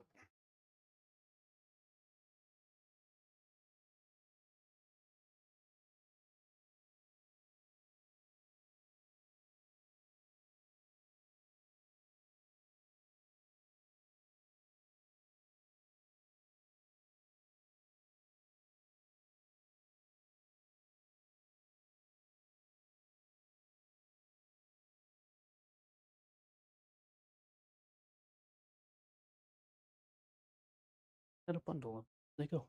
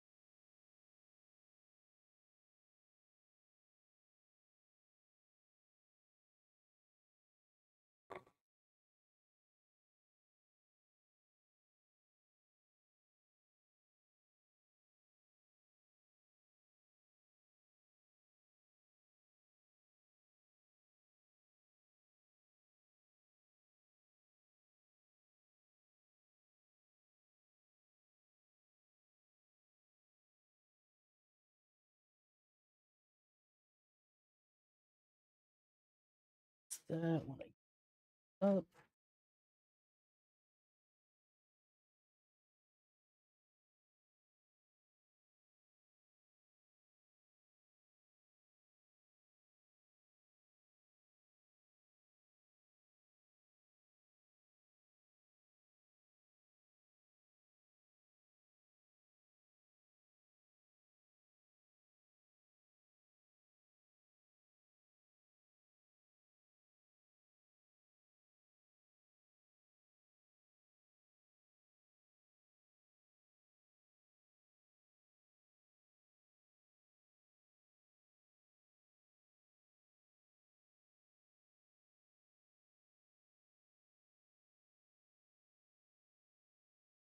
Sorry guys, I'm like in the zone right now trying to get this thing cable managed.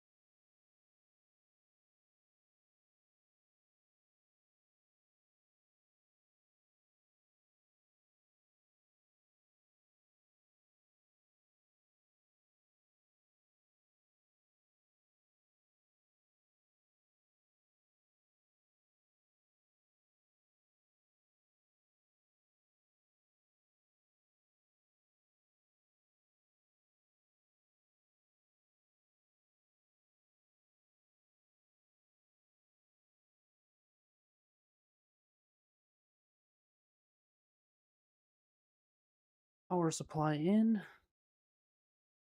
I can manage the rest of those. What do you think, guys? Good cable management?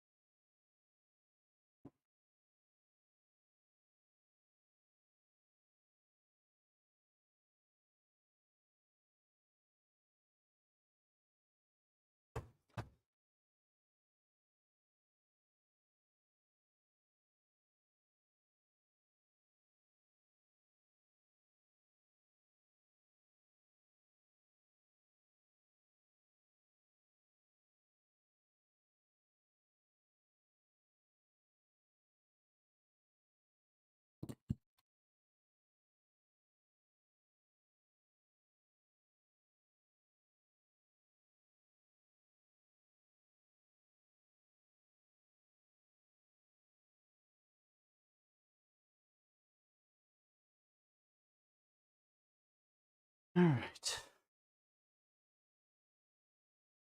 We're in the final stretches, guys.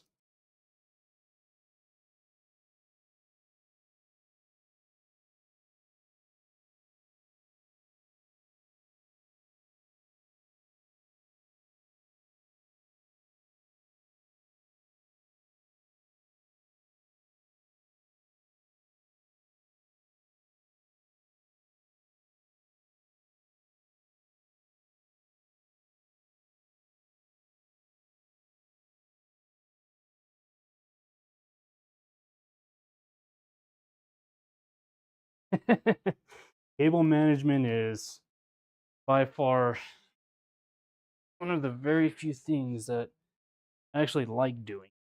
I try and make it the best that I can with what I got. All of this.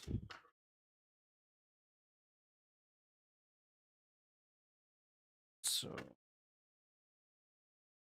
4-pin, which is there.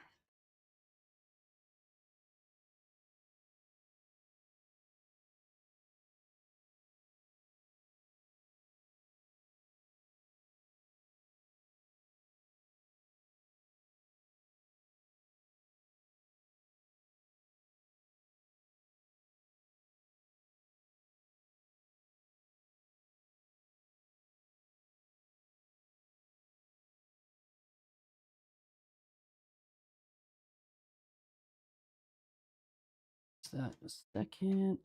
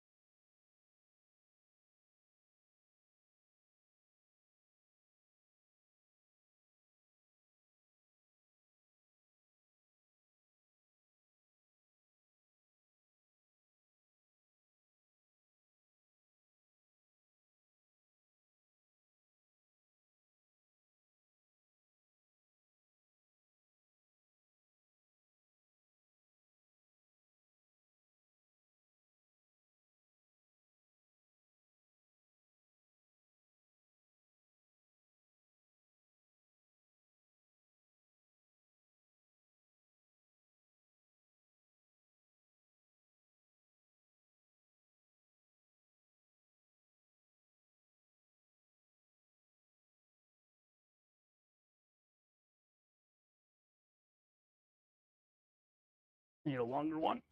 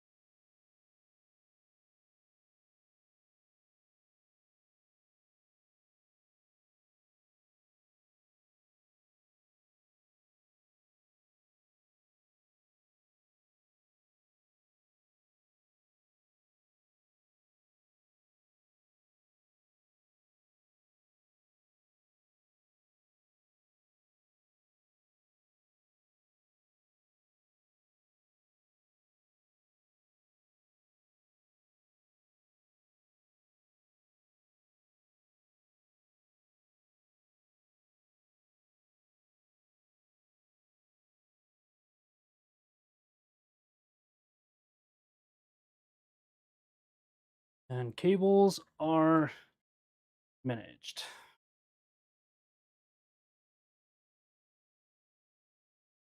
What do you think, guys? I do pretty good.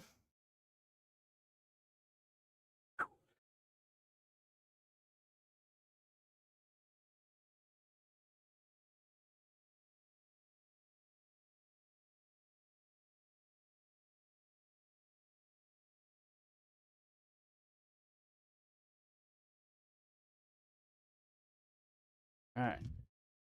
That is officially done.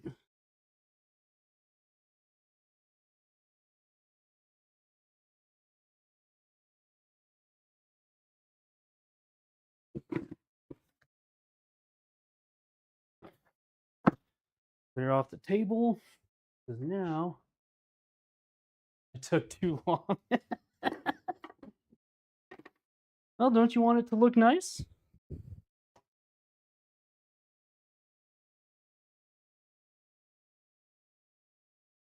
Even though probably nobody will ever see it.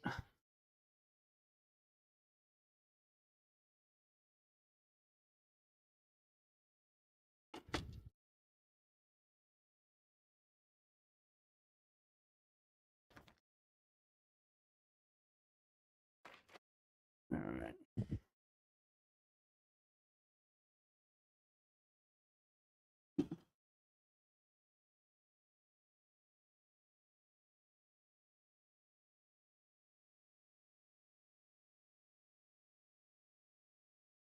Let's do some fixing over here. Good. What happened here?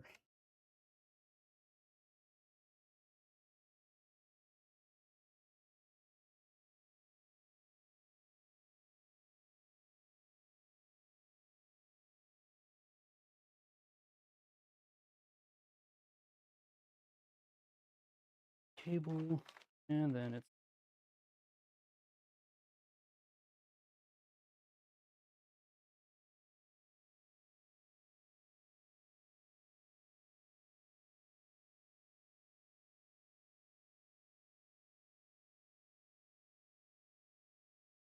and there we go.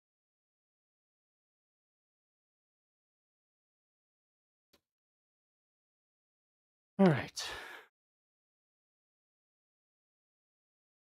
Which desk, buddy? The ones that I'm currently doing right now?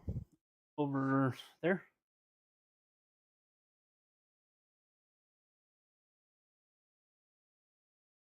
All ready for the first boot? See if this thing posts.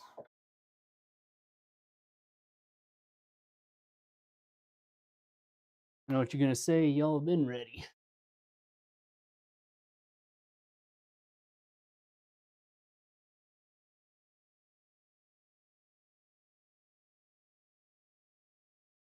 All right. On. I got them from Wayfair. And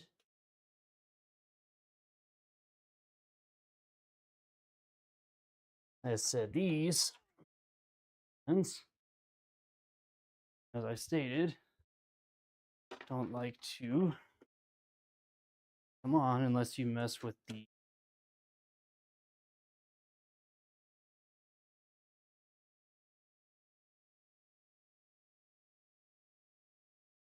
cables.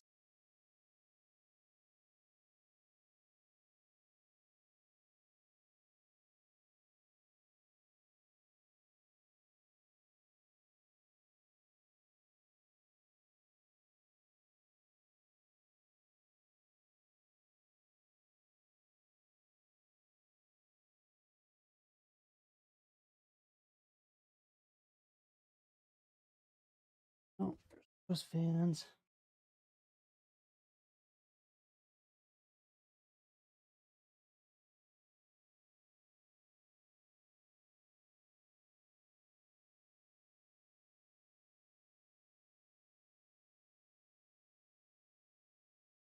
Nope.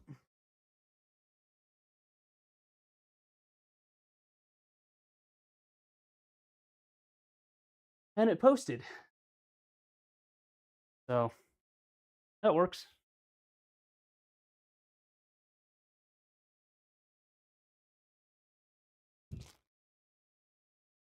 But why isn't the art?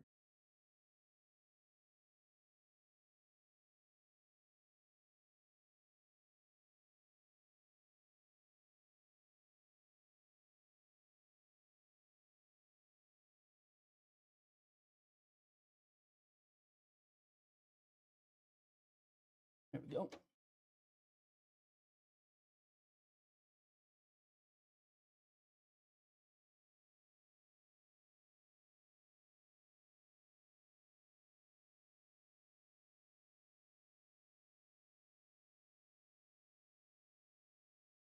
That is all your RGB, guys. He lights up. And it did post. So that's a good thing. Yes, the ones on the bottom are RGB as well.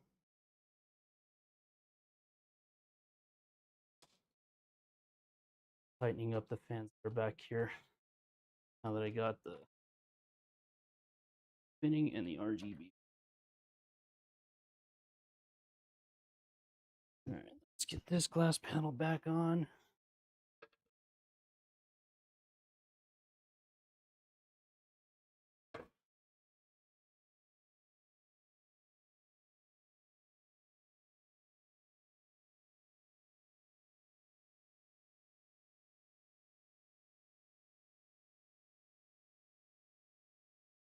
One word of advice that I always say, don't put any of the panels on until you know it posts, because then it's just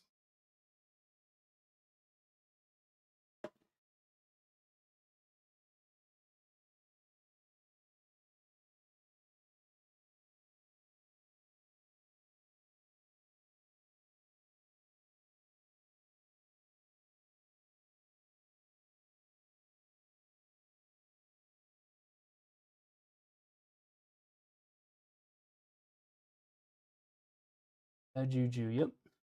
It.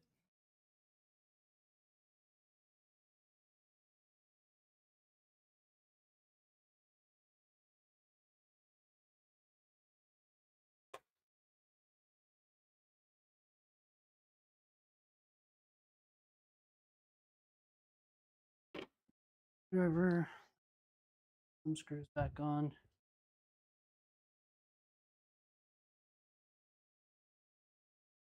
What do you think, Alex?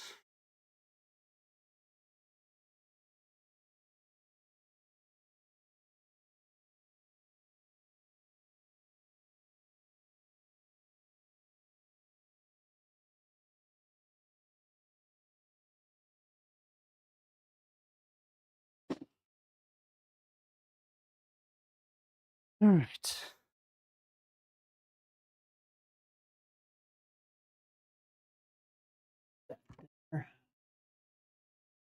There at.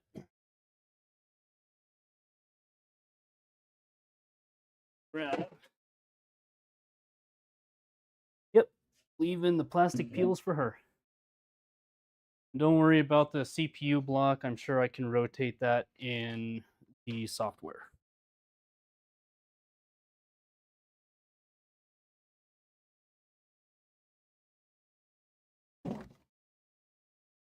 All right.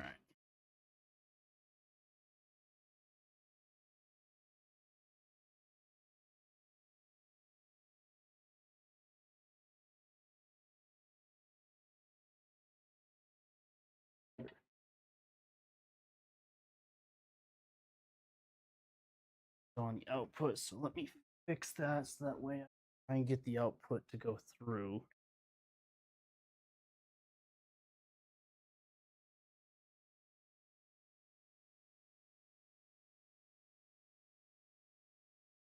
Thank you.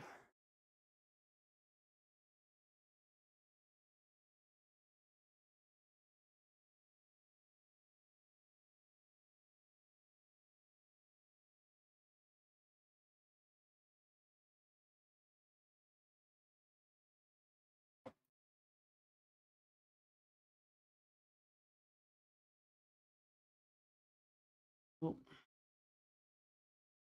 there is your post. Don't worry about the screen size. I will fix it, but this will at least be able to get it going. So thank you, Aaron. Are you going to stick around and watch me do everything to it?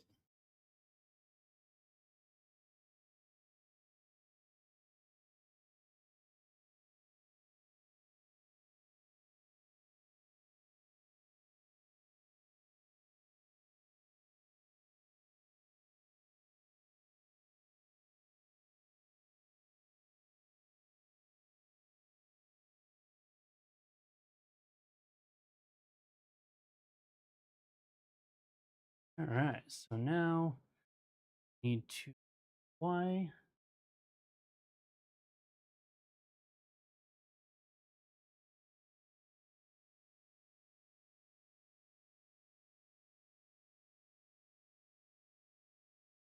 No, I'm going to reinstall Windows completely. I'm wiping all the drives.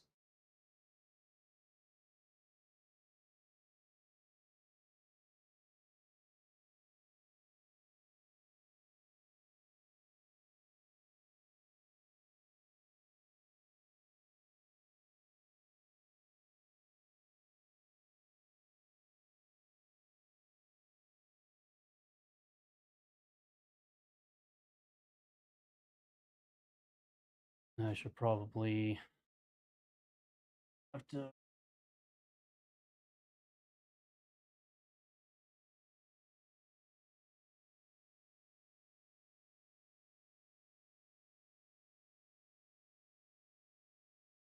Got to boot into Windows and then do the whole boot into a USB drive.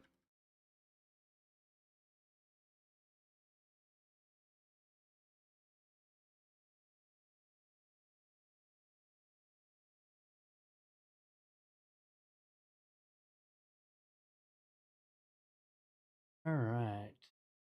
So I need to boot option. Go to.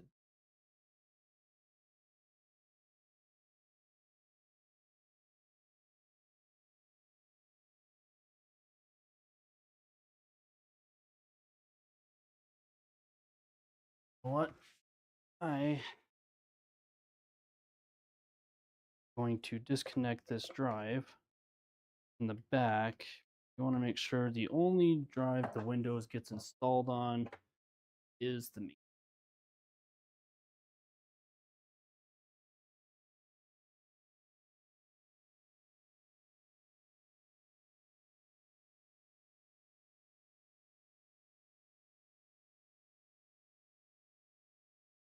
Use a flash drive.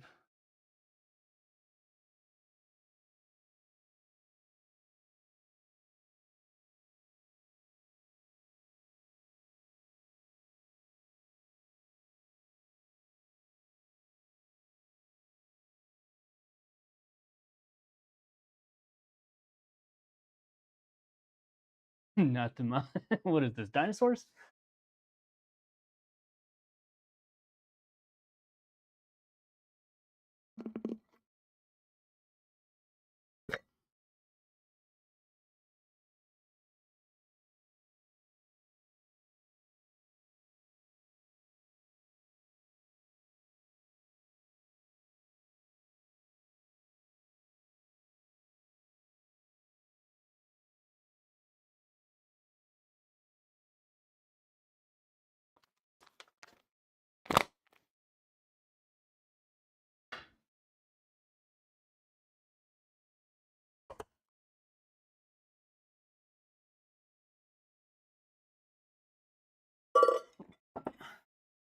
What do you think, Albert? Think I deserve that drink?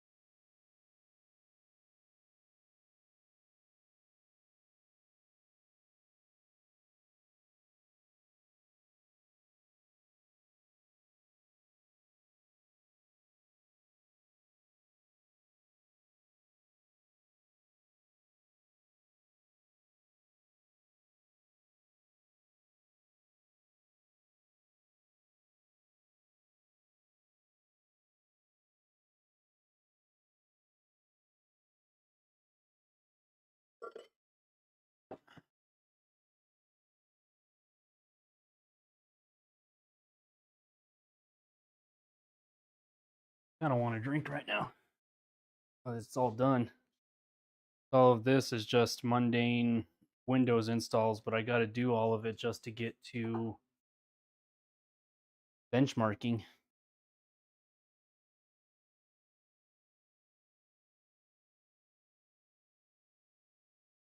Yeah, you know what? I'm going to go get a drink real quick. 1 second, guys. Right back.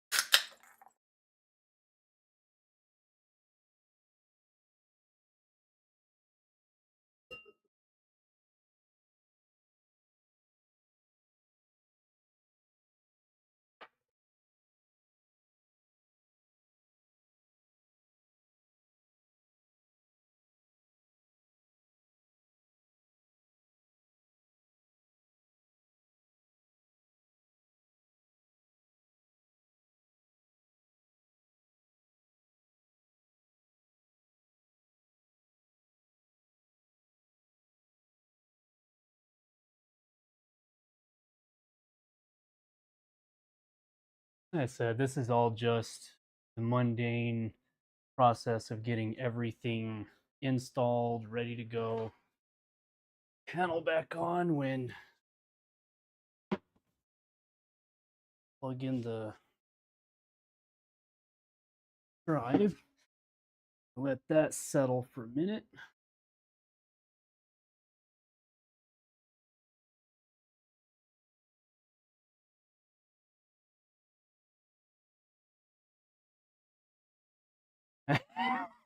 Sorry.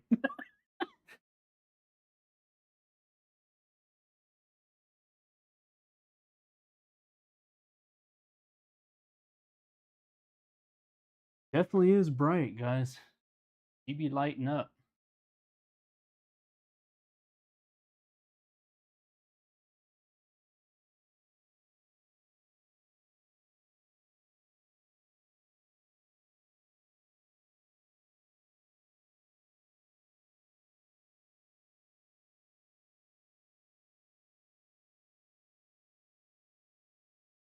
All right.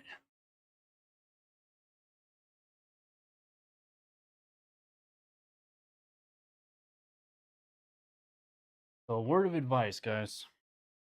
You don't want to pretty much to install to a local network.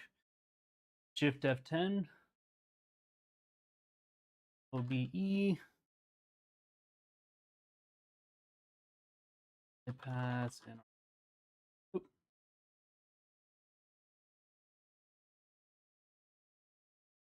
here we go. Because I transferred over the original motherboard to this new build.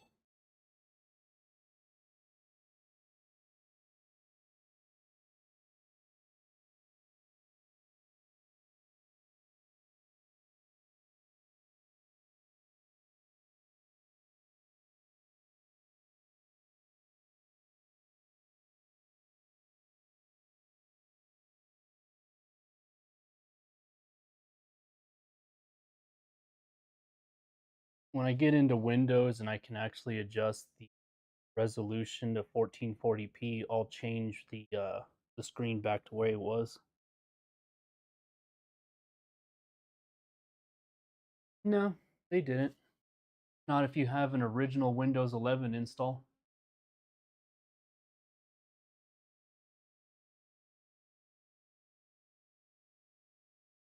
I don't have internet. That's what you want. Set up. All right, Alex. What do I need to name it?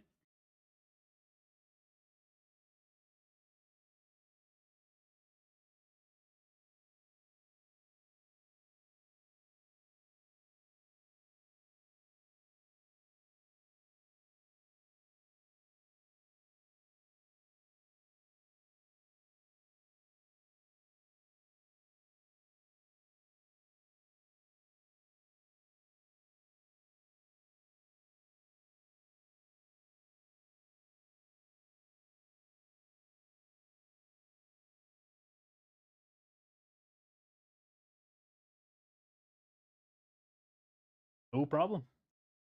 Take your time. I want to make sure I'm naming it the right thing. You know what I mean?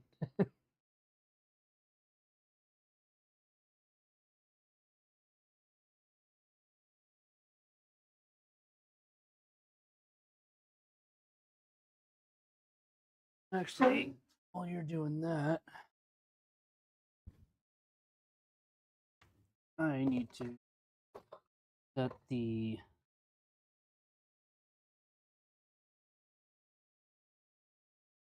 RGB on the hub to motherboards. You figure out how to do that real quick.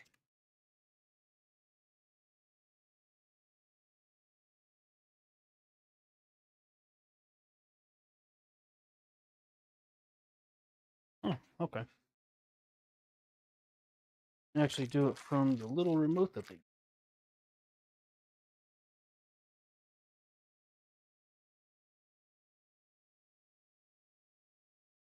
Signal switching. Switch light of motherboard C.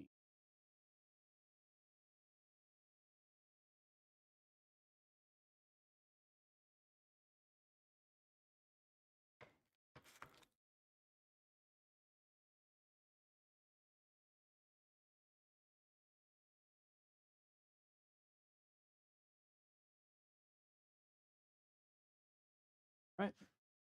Yep. That's right.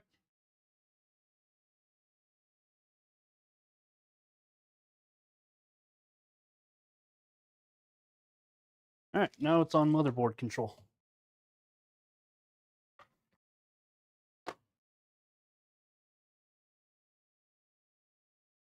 Perfect.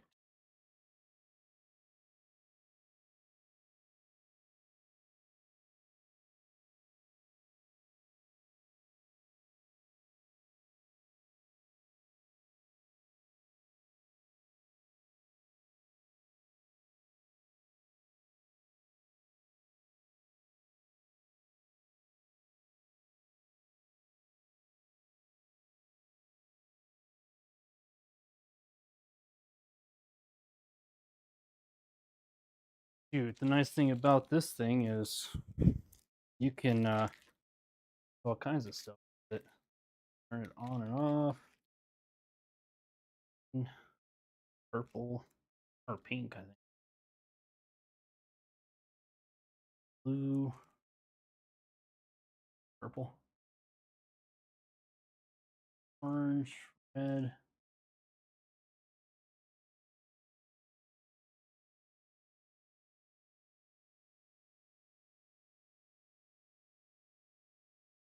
That's cool.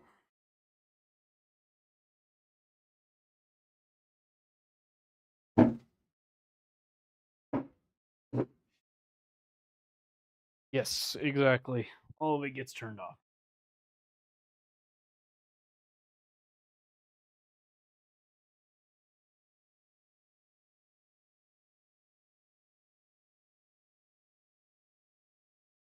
All right. Now that we are in Windows, now all we got to do install our Ethernet cable. And now we can start getting updates done. Nope. Let's actually plug in our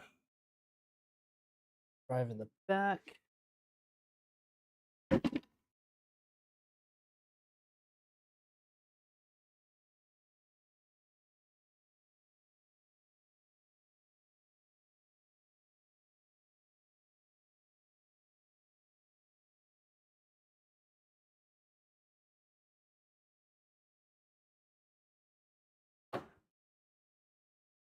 All right.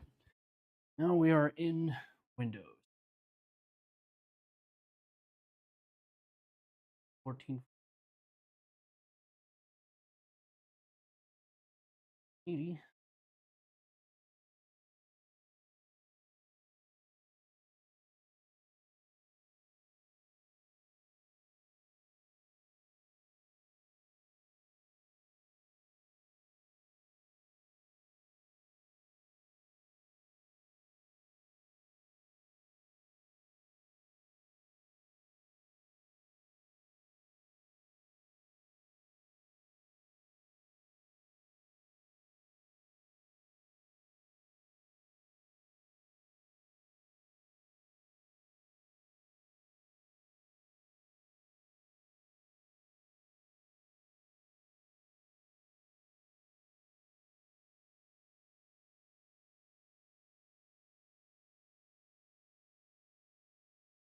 All right. Now we're downloading.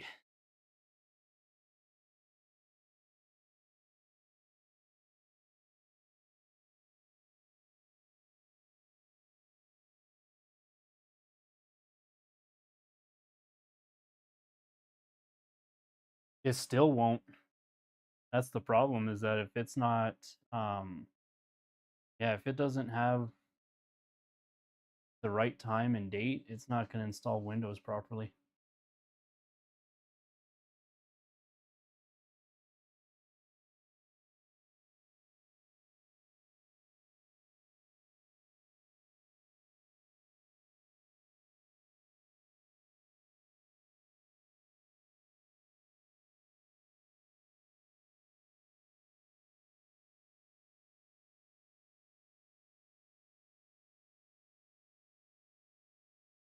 All right.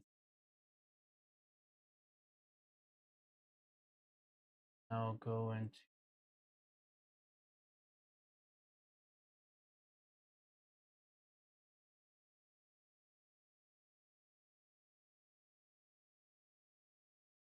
now I can change the,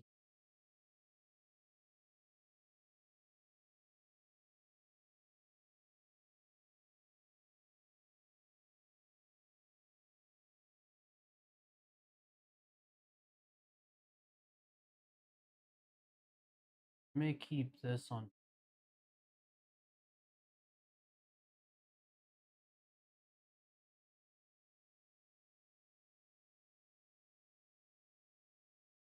Depths of it.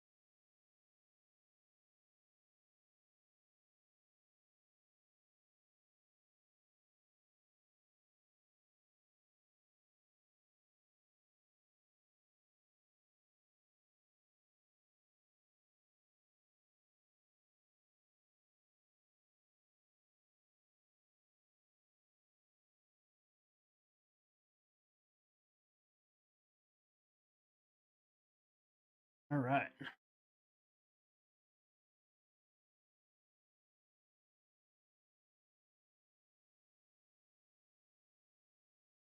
I don't know. I think it's all a regional thing. Why it won't let it.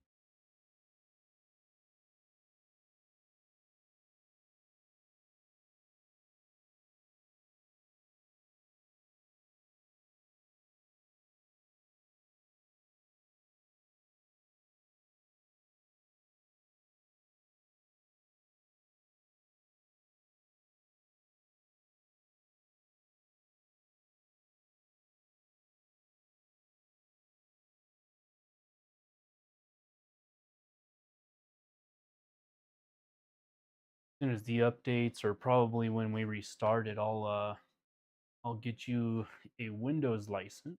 That way, it's all done as well.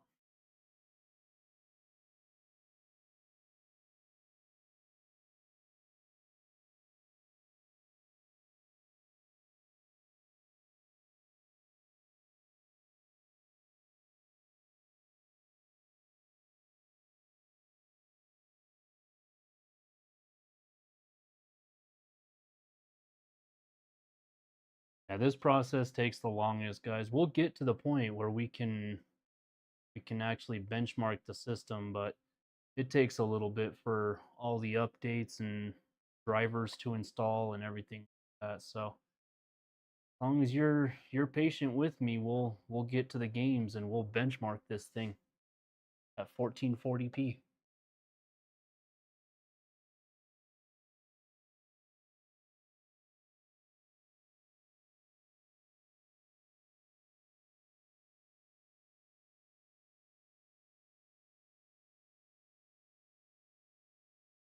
There wasn't one.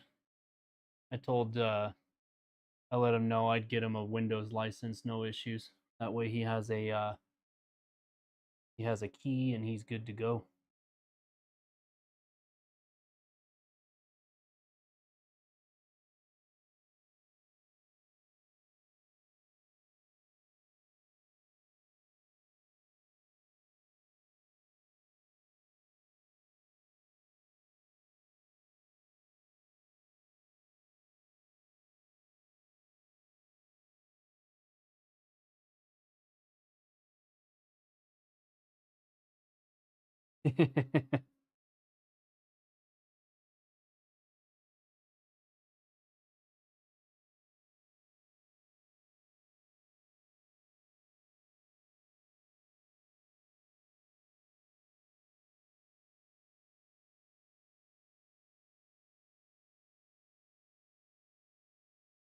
Here's Alex. You're here. Here's buddy.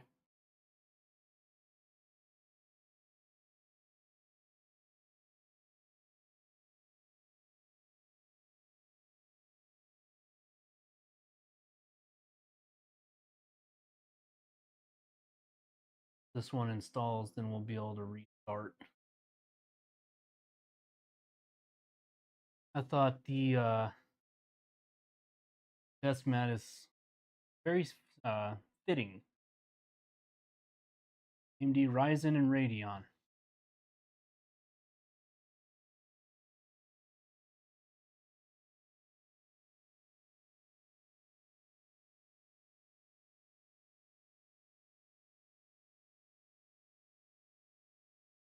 I don't even know what the CPU cooler says. Let's see here. 27 degrees on the liquid.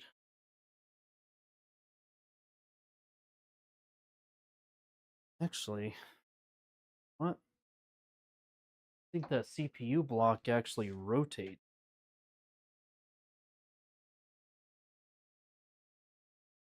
It does.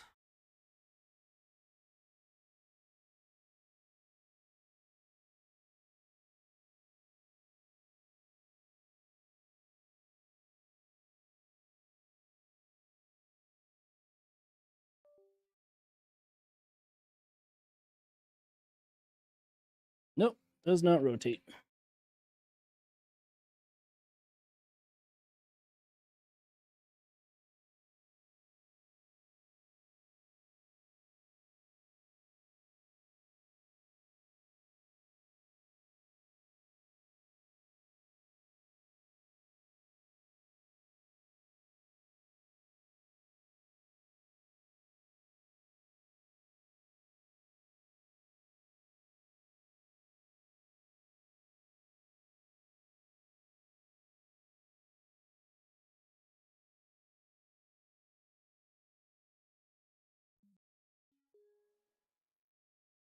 Right.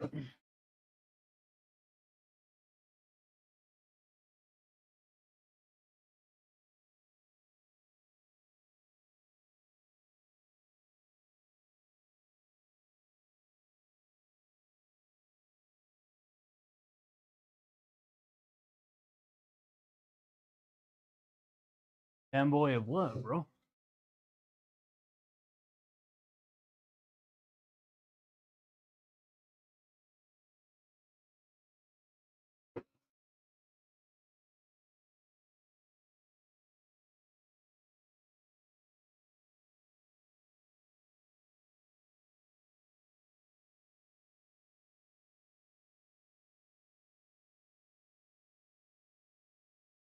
Yeah, in the Thermaltake software, I'll be able to rotate it.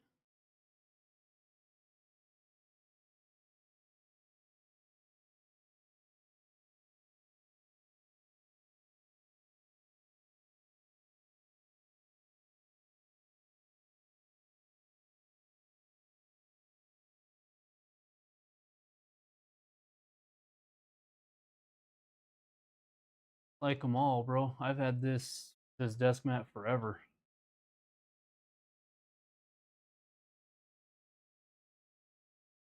I actually think I got it with the founders edition of the 6950 XT.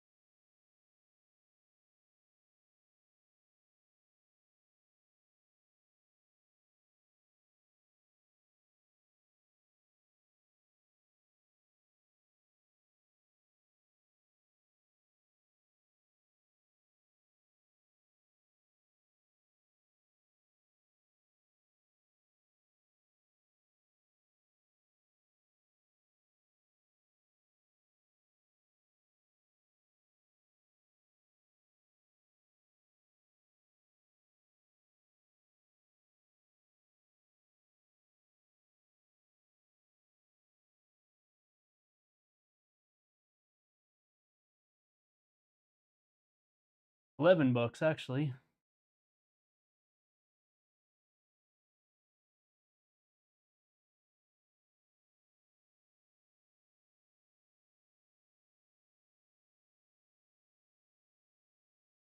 When I say I've bought a lot of keys, I mean it. Talking 5 pages of keys.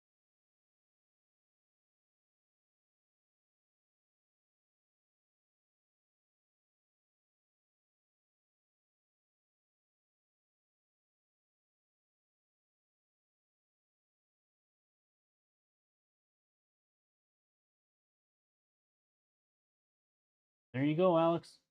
Windows is activated.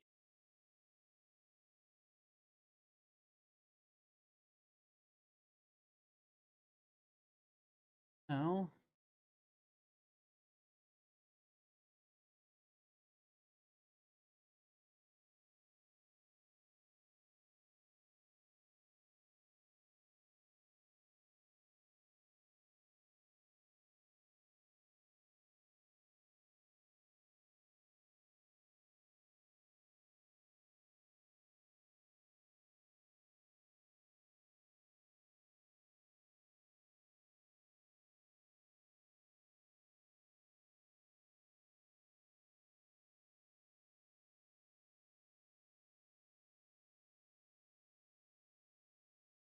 yeah, you can boot without a Windows key. That's what I just did. This thing didn't have a Windows key on it at all. And I was able to get into Windows, update it, and then now, as you can see, activation status active, Windows 11 Pro.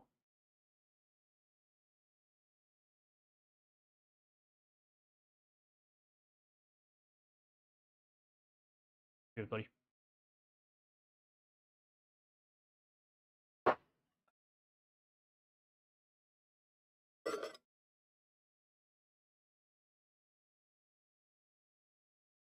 I can start downloading the Thermaltake software and the Gig software.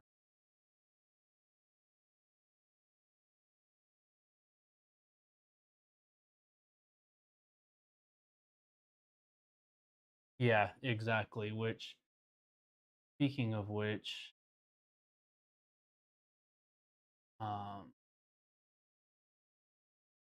don't know if you guys are a particular fan of it, but I personally like dark mode. Yeah.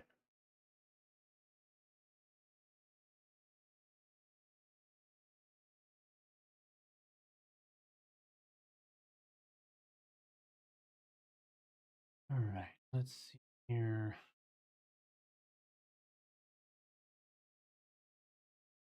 It's Thermaltake RGB Plus that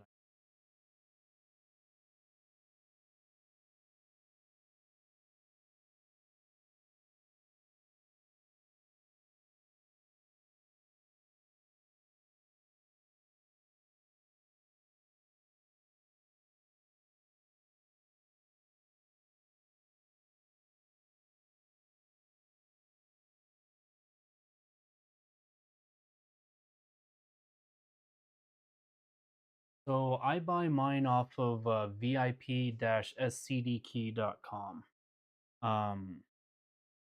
Where that's not sponsored, that's where I buy every single one of my keys. And to save you some money, you don't have to buy a Windows 11 Pro key. You can buy yourself a Windows 10 Pro key and save you some money. Like this Windows key cost me 11 bucks. So, and it's all fully active, ready to go, and it's a full license. You know, the only difference between the keys is if you get an OEM key from, say, Microsoft, you can remove the key from your PC and take it to a completely new PC and use it there. Whereas the key that I just bought is considered an OEM key. So, what that means is that it's registered itself into the UEFI on chip on the motherboard. So, no matter what M.2 you put in this thing, no matter what you do with this motherboard, it will always have a Windows key attached to it. But I feel the trade-off of only spending 11 bucks versus $150 is worth it.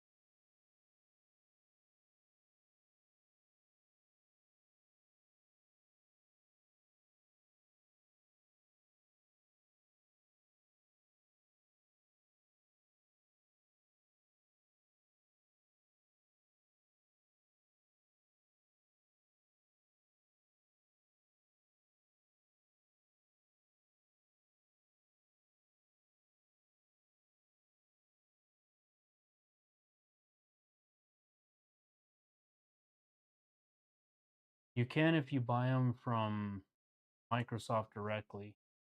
The keys that I'm buying, you can't.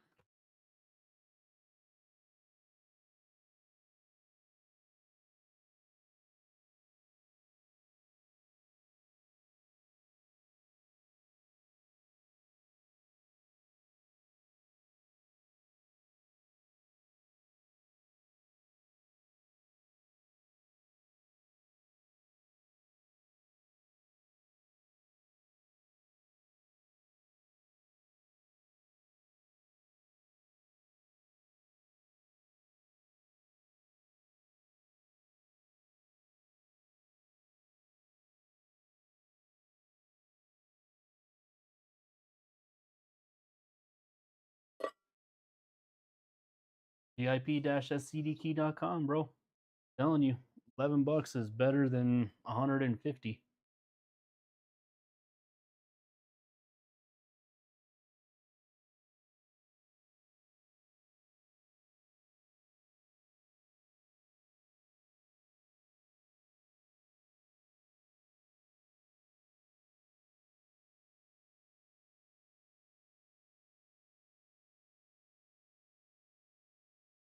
We're just sitting here doing Windows updates.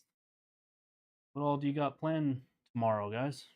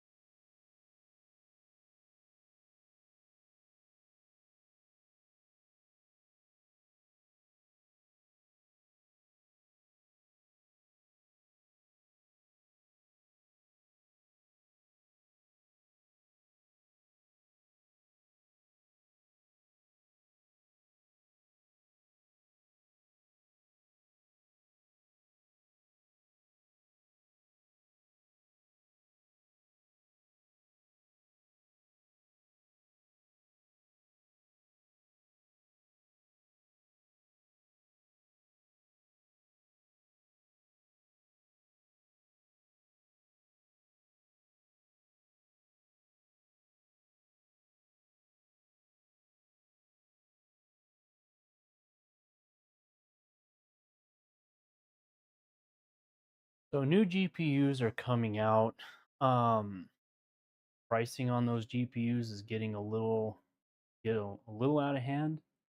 Um, if you want to wait, because January 30th is when the 5080 and the 5090 are due to.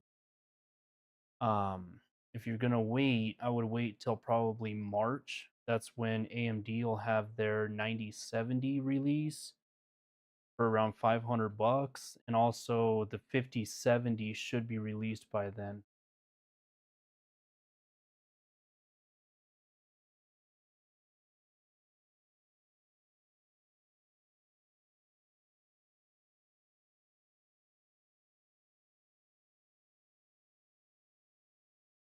Yeah.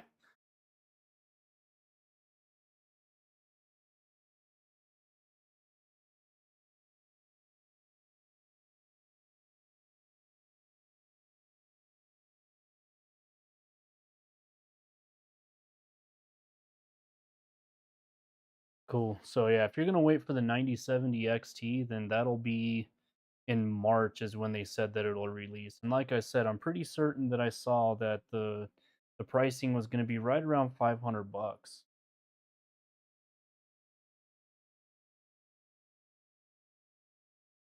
Um, I mean, if you can get your hands on a 7000 series for a really good deal, 7800 XT, 7900 XT, 7900 XTX.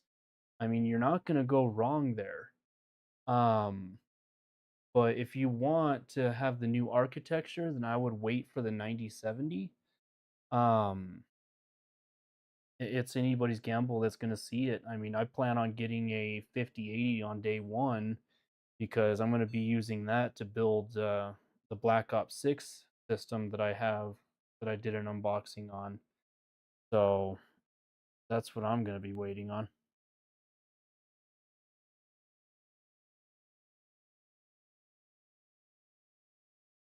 But I am also going to buy me a 9070 XT as well because I'm rather curious about it. I want to see how good it is.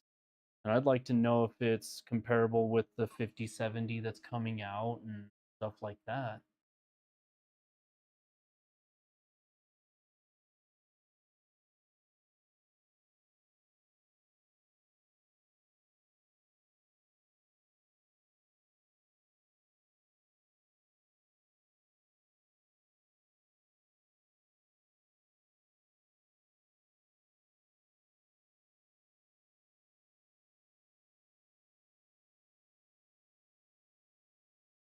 Now that that's going,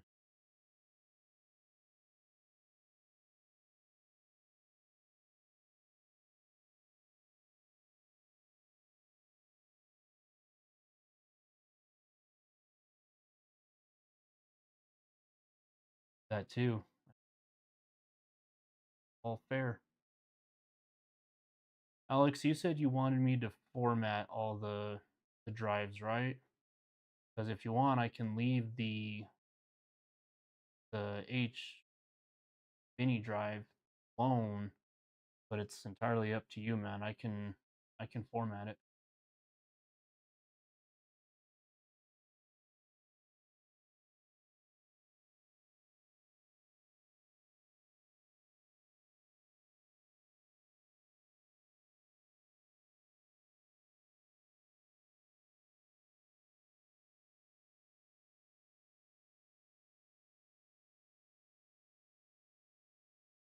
Formatting away, sir.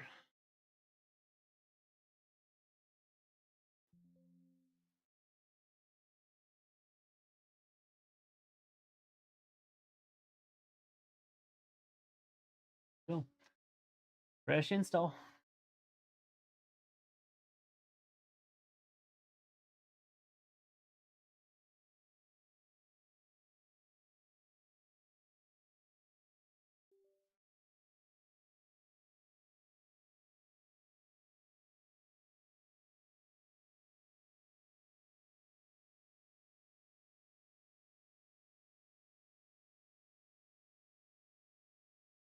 Start again.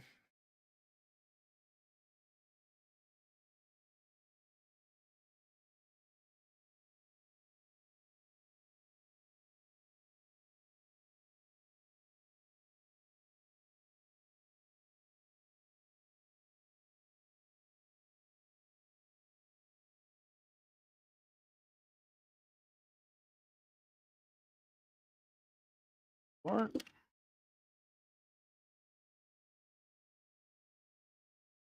all right.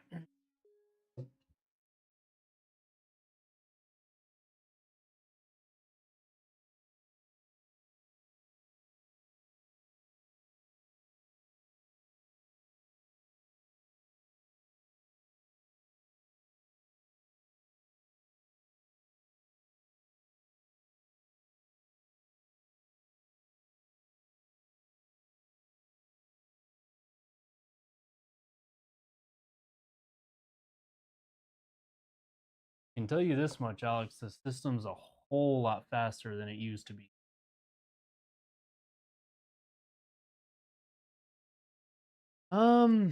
Best method for grabbing GPUs, if you want to get it day one, then yeah, you're gonna have to stock the stores like Best Buy, Micro Center, everything like that. Um, you know, or going in store, you can do that as well. Or if it's best for you, you can wait a month or two. You might be able to pick one up a whole lot easier than anything else. Um, Launch is when you're going to see everybody piling in to get them. So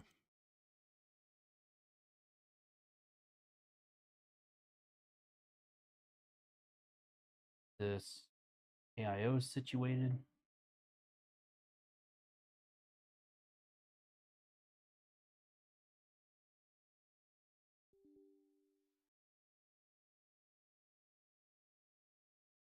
Now comes the process of drivers.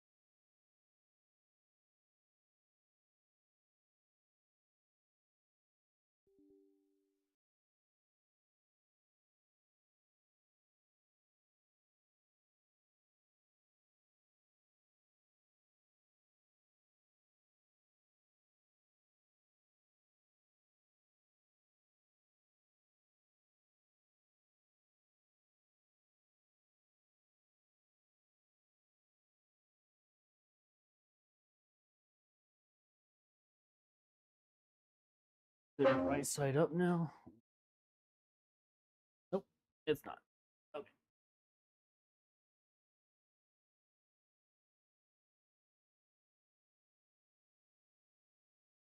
What in the world?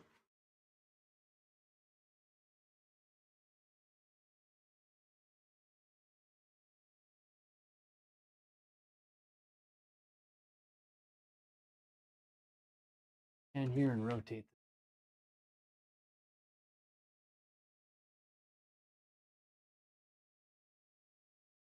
Nope.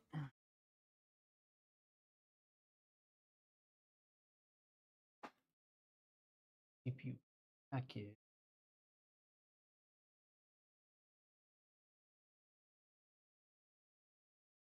You can put a clock. CPU.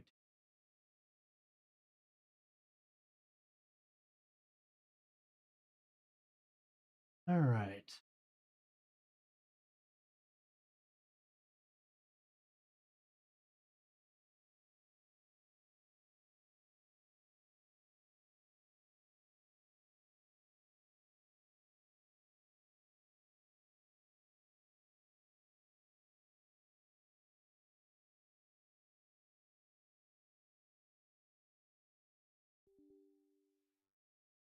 Fusion.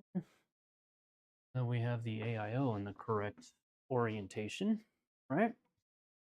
Yep, we're good. All right. I need to get in here and download the AMD drivers.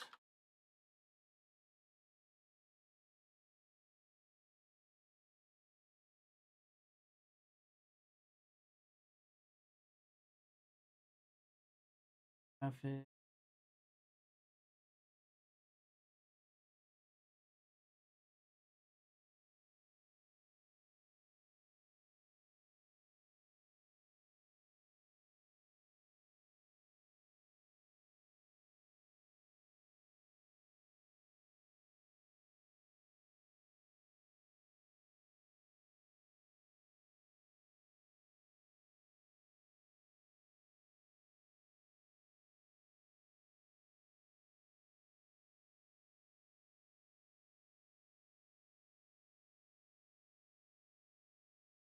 Why is it 5700X?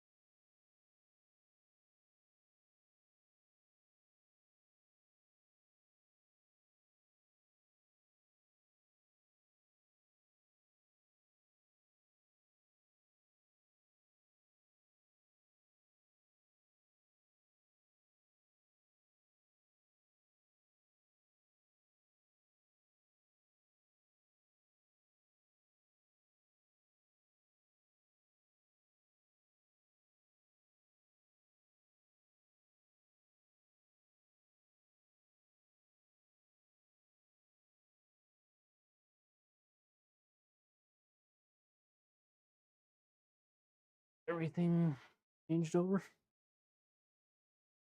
Cool. All right.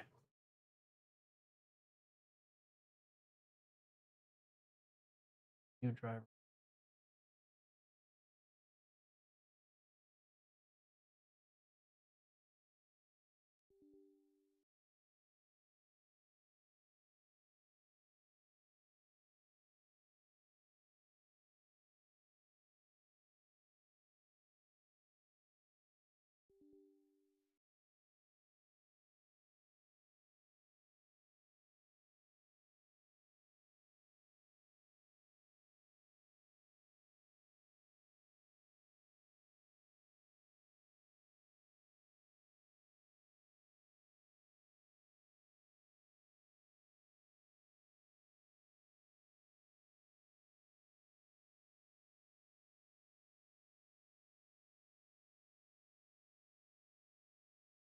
All right. It does look really good, man. Parts came out awesome. Those RGB power supply cables, they're nice, man. You know, I've ran the Lee and Lee trimmers, and they're definitely up there on par with them. They look good, sure. And you can see the the RGB in the bottom fans. Maybe not on your side, but I can see them over here. Maybe I can. Yeah, you can see them on the floor there. They're lit up, so it'll give the bottom side a nice little glow.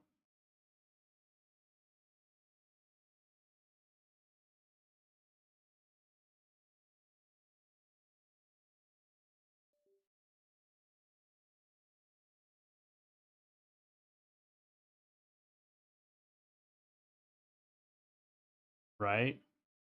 I'm definitely hoping she will, because it's a gorgeous build. Sure.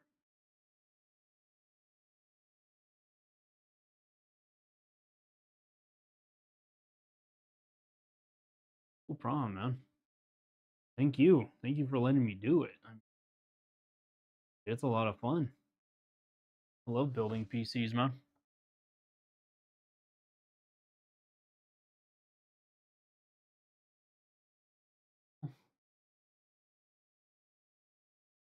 All right.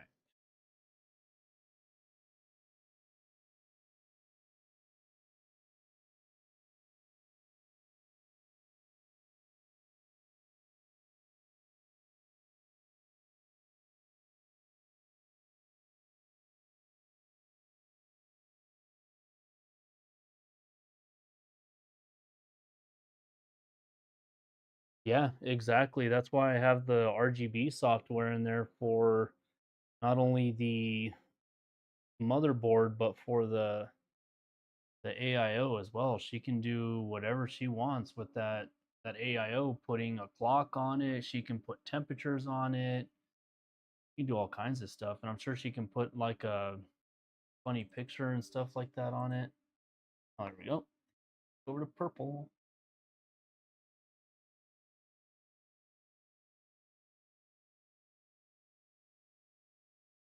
Software.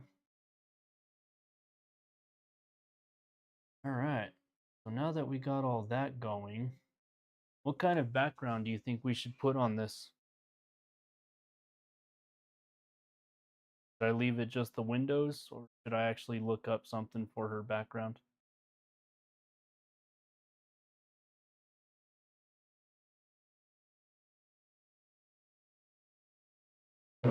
Let you guys decide that while I'm plugging in my benchmarking tool.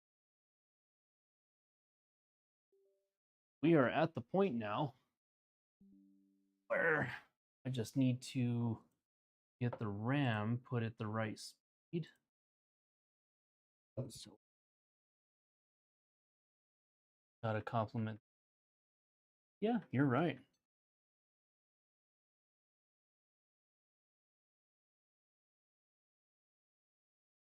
All right.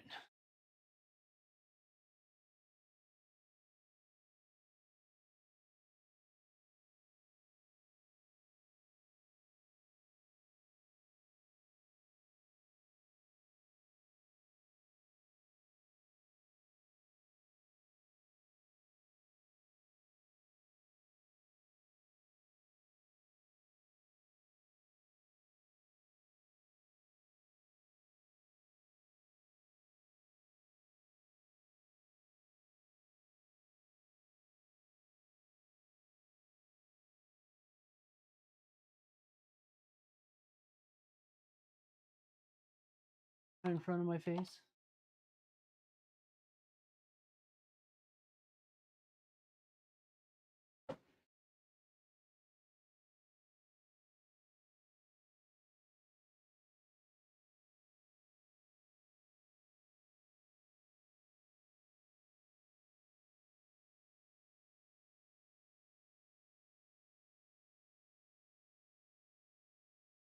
You know, one thing I like about AM4 is the quick memory training. That is such a awesome thing.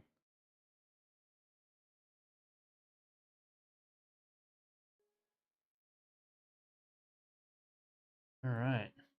Now, go in here.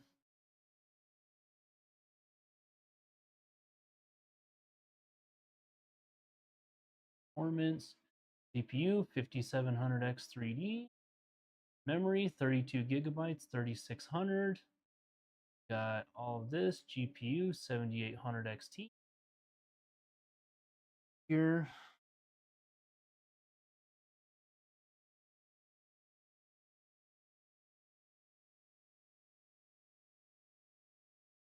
I don't know, to be honest with you.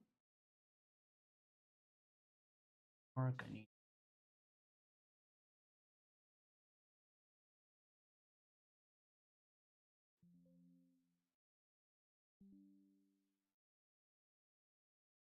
Now, what I can do is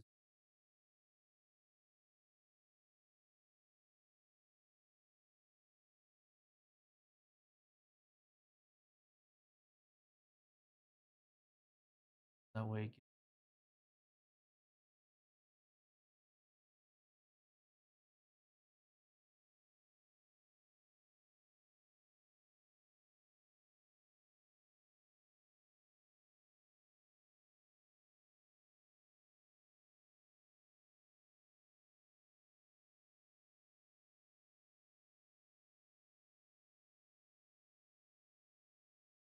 I'm gonna correct.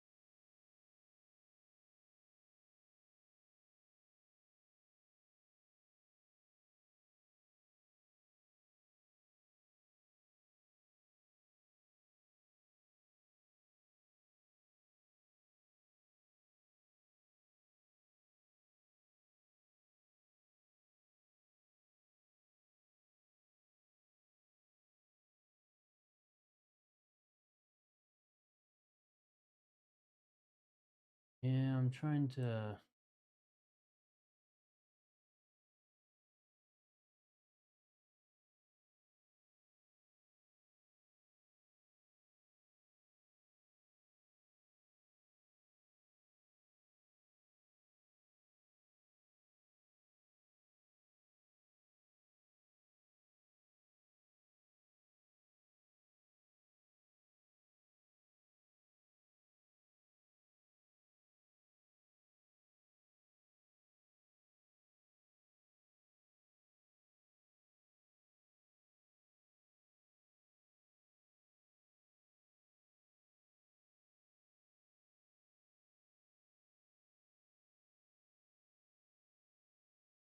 There was a way to right click. Oh, all right. Background set.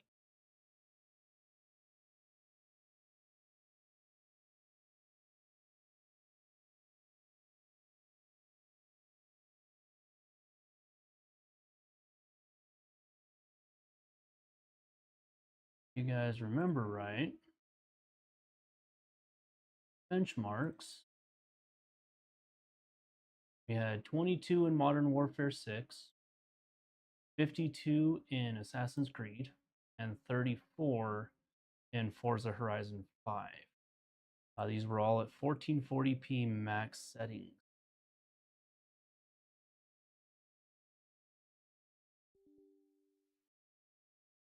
Now, we're going to try this again. We should be able to get into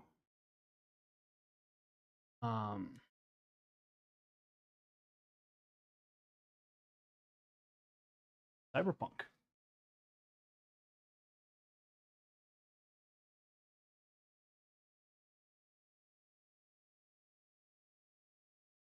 Team.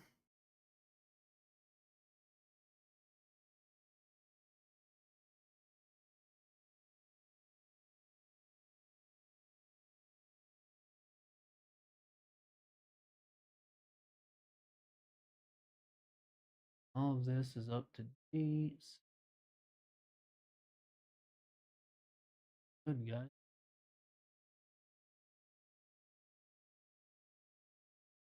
Rockstar's having a sale, so there's that. Like I said, I can tell you right now that this system is running a lot. Assassin's Creed.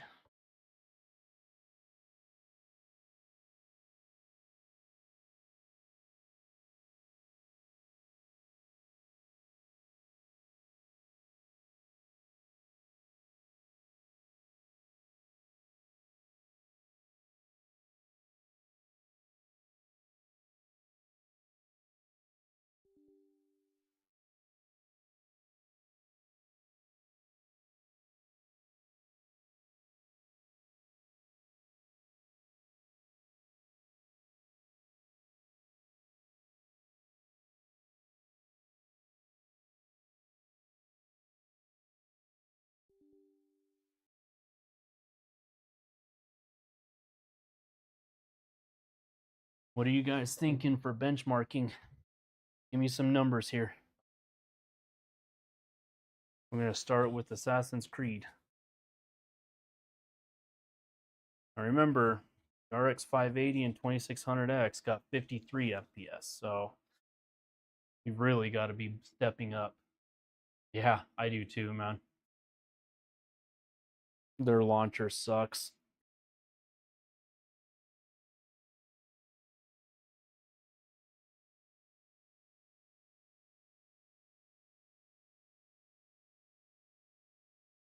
And the sounds should be working on the capture card, so just let me know if it is.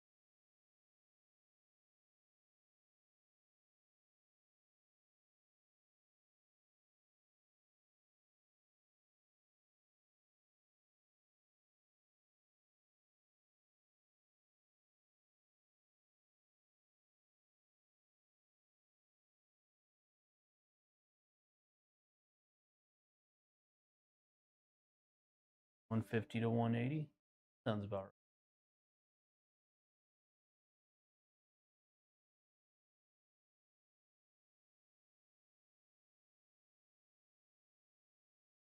I'm not sure. I know Alex was shopping for a new monitor for her, so I'm not exactly sure what he ended up getting for her.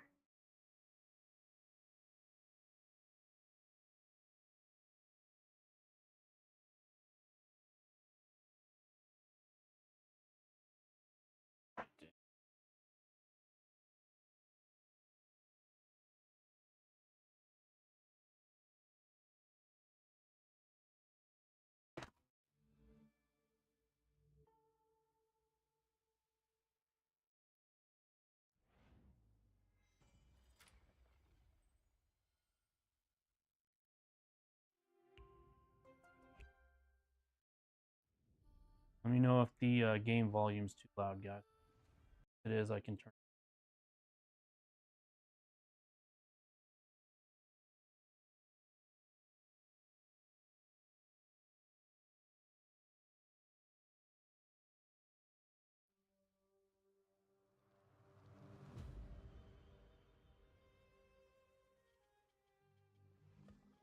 All right, options.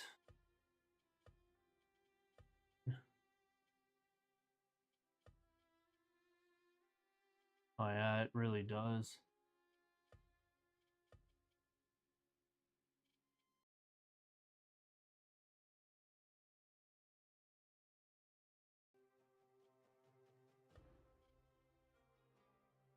Well, I don't think anything's playing right now, but I think when it goes into, oh yeah, we're leaving it on the ultra high.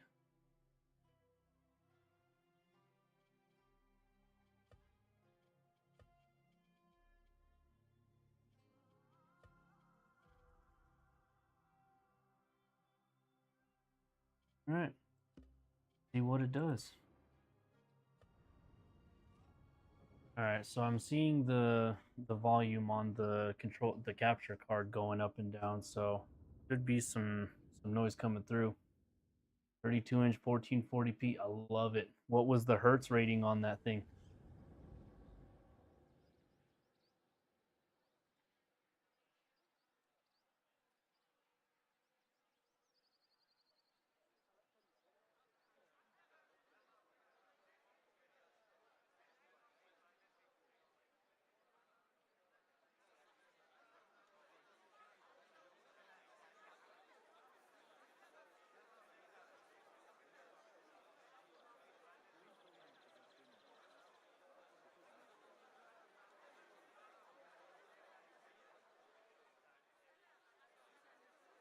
Nice, 244. I love it.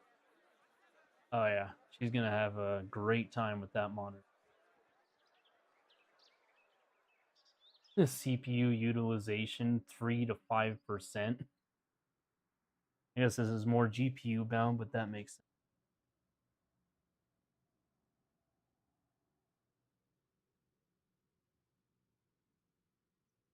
Oh yeah, by far full sending the settings.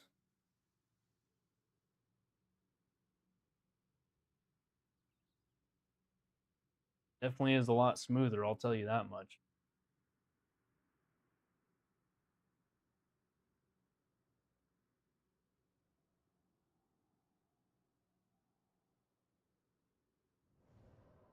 turned 25. We, yeah, I'd say we're doing good now. Well over 100. Where we want to see, and that's native. Like absolutely no upscaling, nothing. Love it.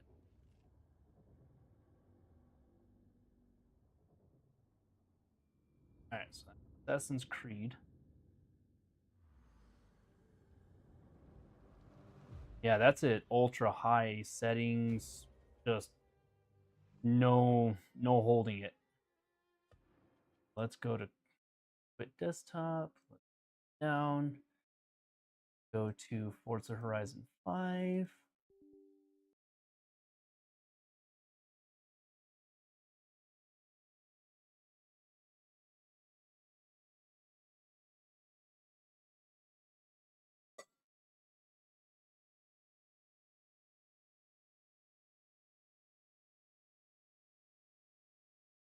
The only thing the RGB can't be changed on in this system is on the GPU itself. You can either turn it on to pink, or I think the switch turns it off.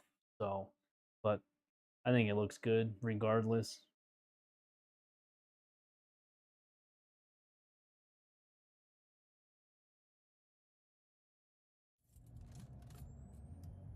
Right.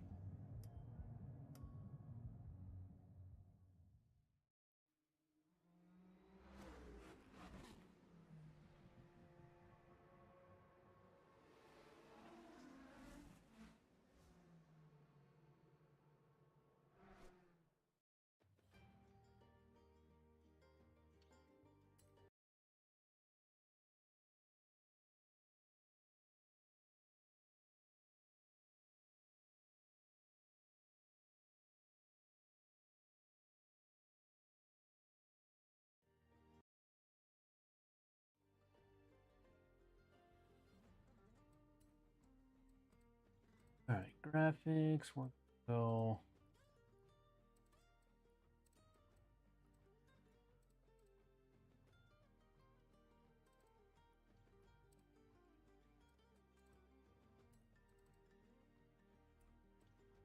No.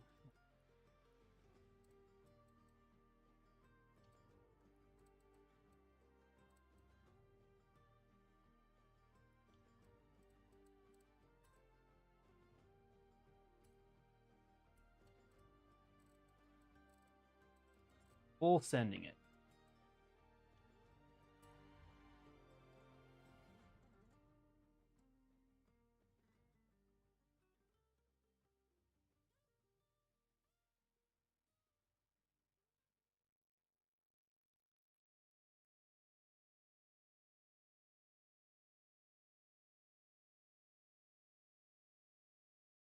I am. Full sending it. It's going.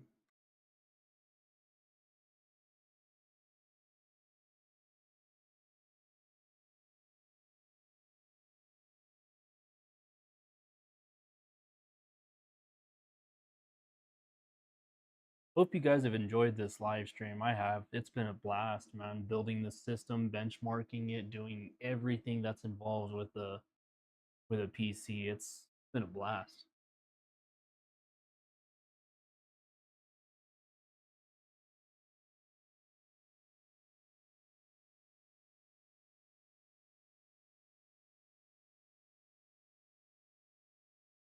Yeah, I think that will be the game that actually utilizes the X3D chiplets.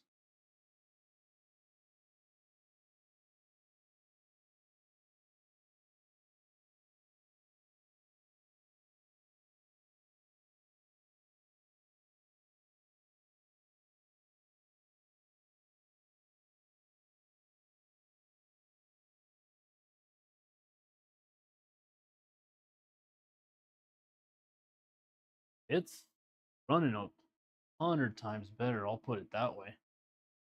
I said it's booting up super fast now.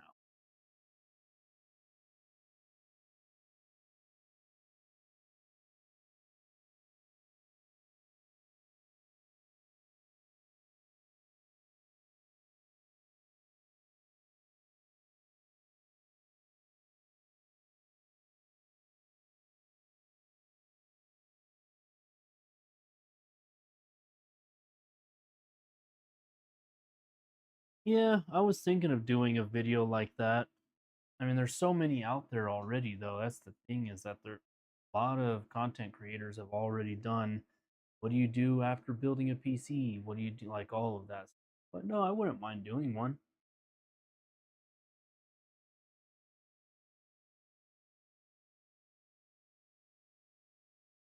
No worries, man.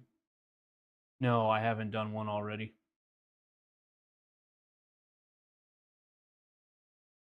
This is all part of building the PC, man. Tomorrow, or I guess later today, um, I'll actually take the really nice photos of this system, um, and I'll make sure to put them on the drive of the PC, so that way she has the full pictures of her PC. And then obviously the live stream will be on my channel, so she can watch it at any time of me building her entire PC. It's been a blast, dude. PC's awesome. Super nice.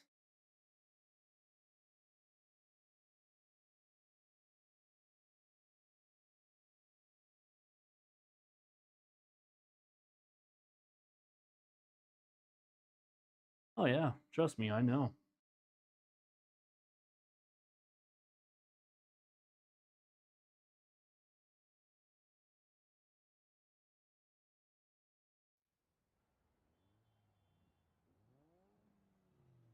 Looking super nice.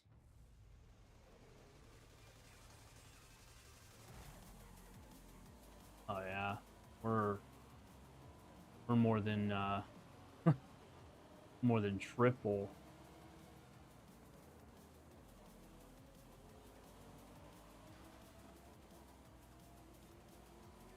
Yeah, I get it. I mean, that's a tutorial video is always one of those things of, do you do it as a live stream or do you do it as a just straight up video?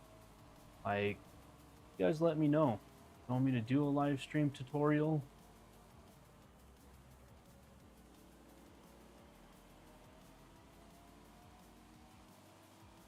Or do you want me to just make it a regular video?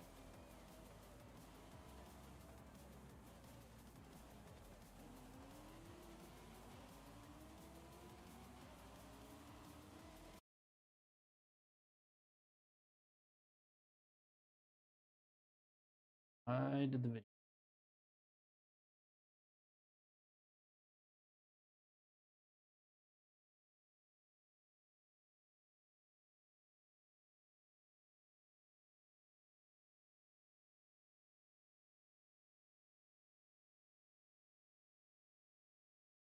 Still running.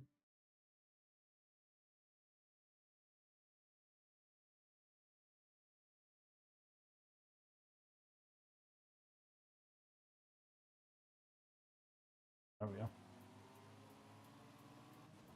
88 FPS.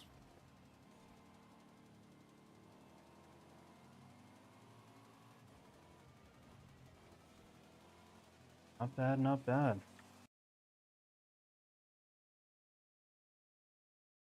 Here. Studio's next.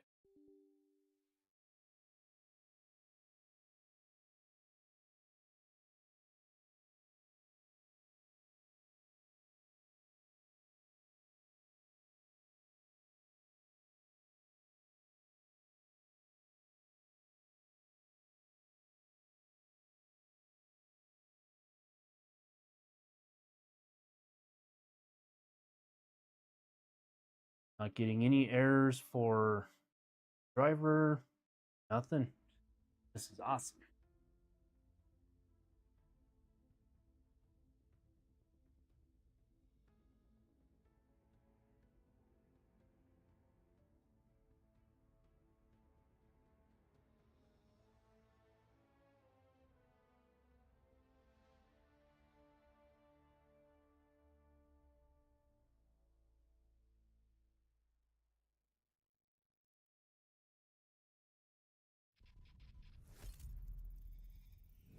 Ooh, that.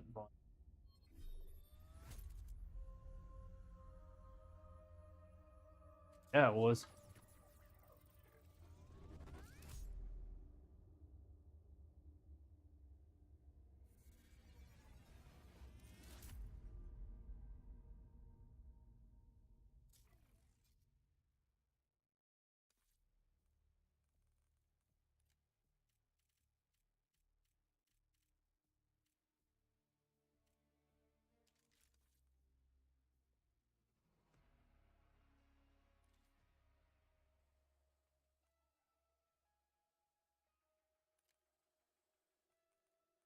Exclusive 14.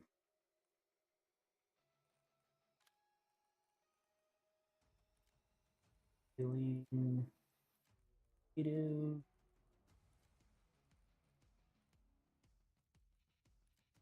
I.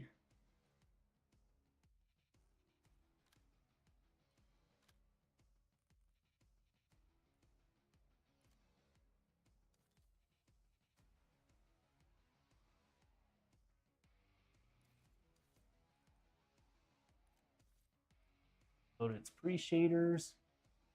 Now, let those shaders load. We'll go in there and we'll bench.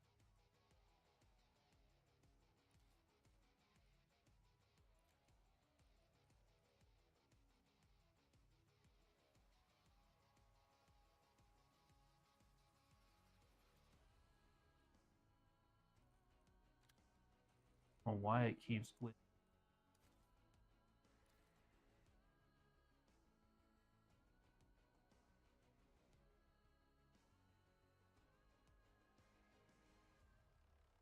I think it's to do with the HDMI cable.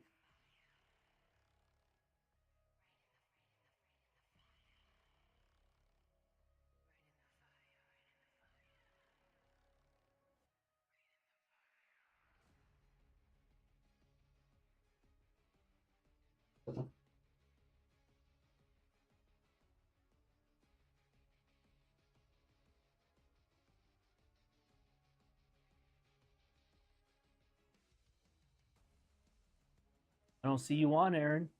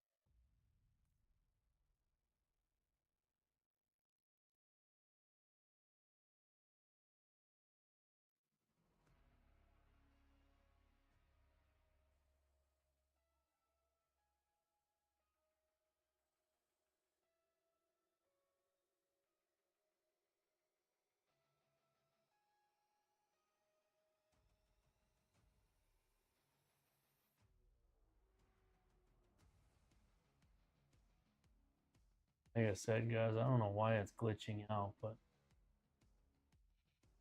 it could just be the shaders loading. Oh yeah, I know.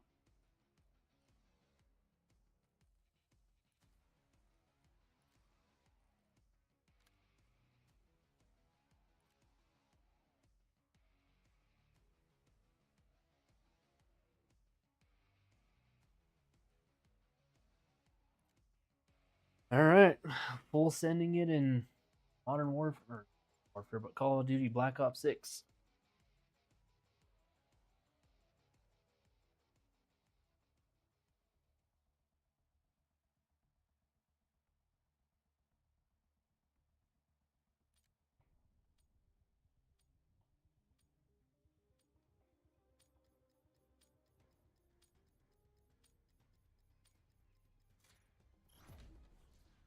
Oh yeah.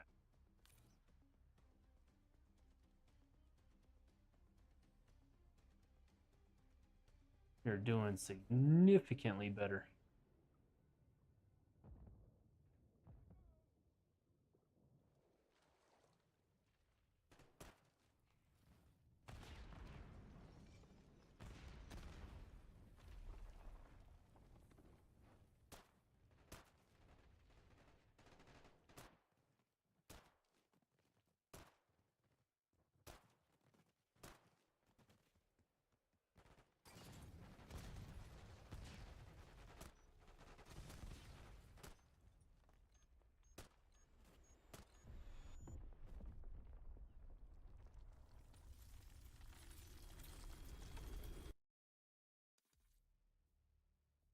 at 103 FPS, max settings, native, in 1440p. That is awesome.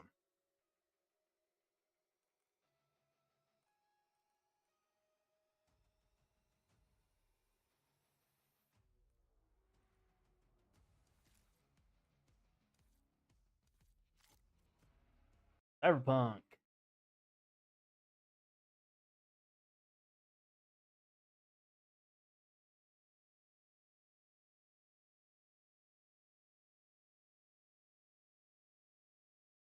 Right? This thing is ripping it. I love seeing this when you see that much of a performance boost.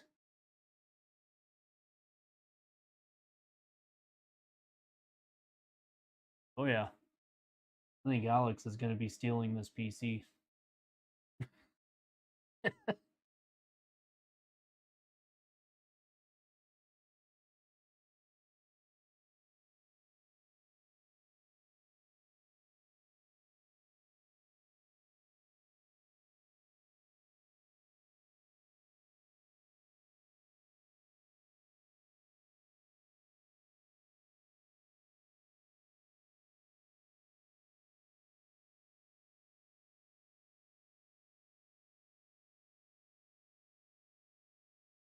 Definitely.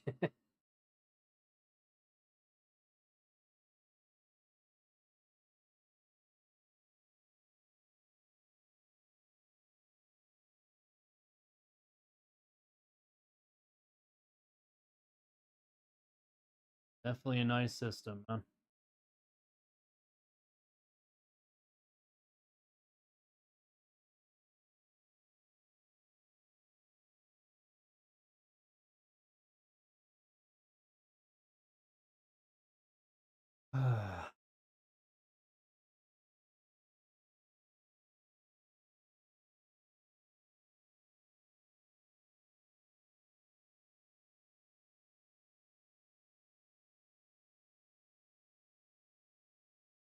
As soon as it wants to download all the content and load it, we change it to blue.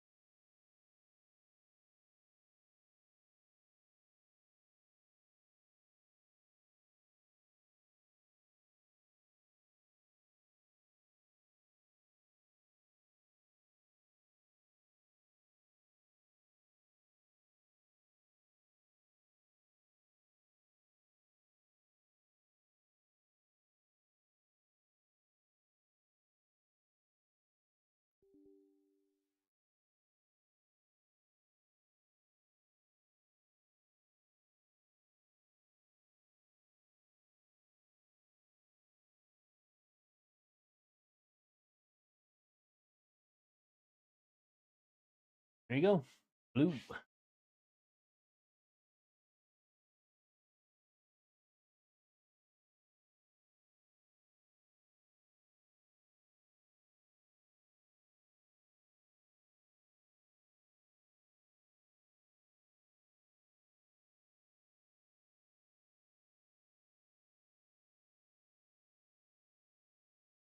Almost there.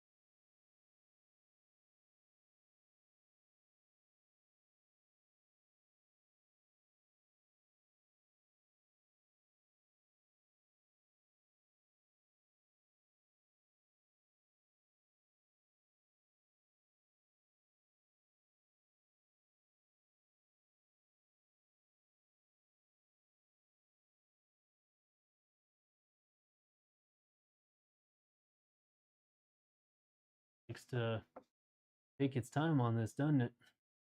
But yeah, there's the blue for you. You can even see the temperatures in the screen. Rocking and rolling, man.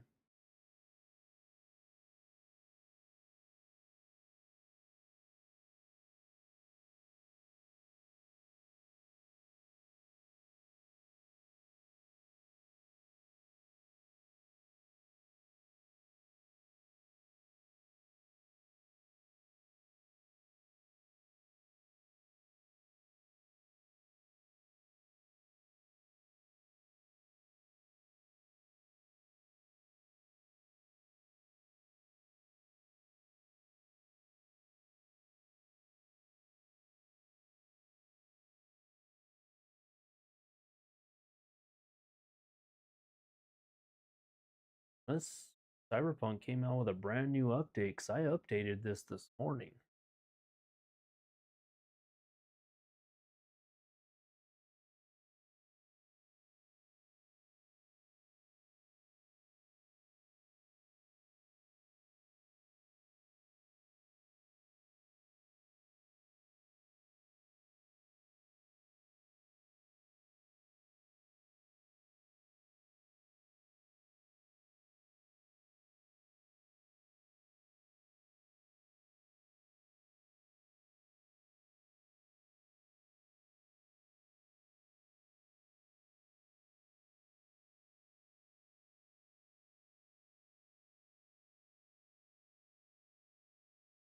Could be.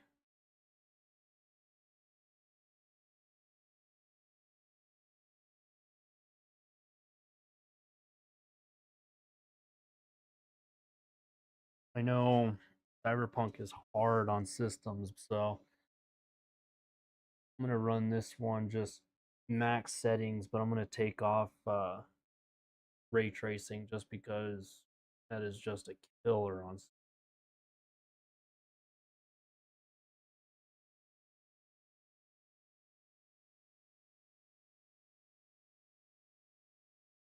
So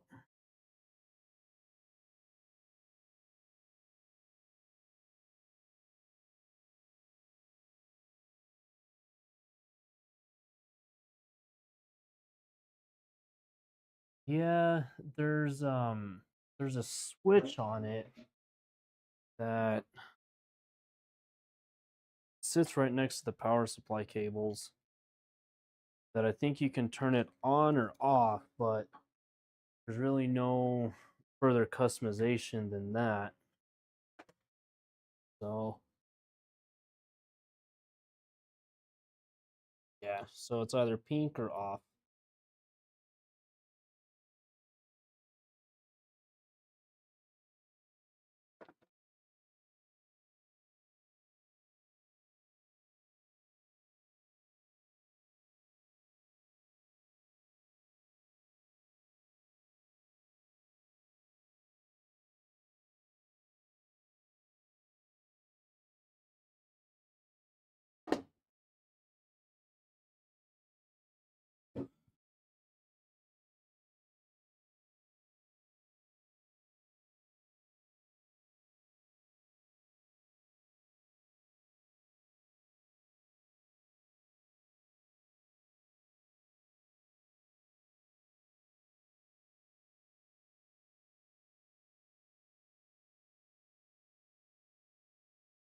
At least it's loading into Cyberpunk, something it wasn't doing before.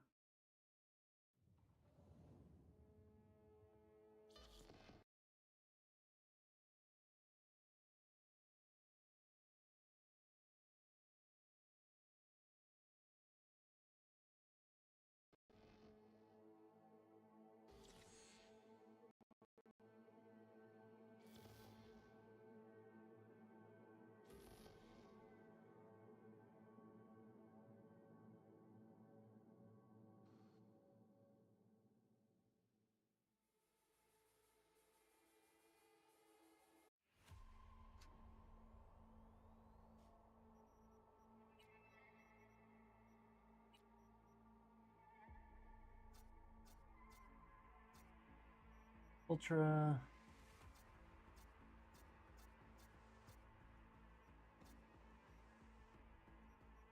Off.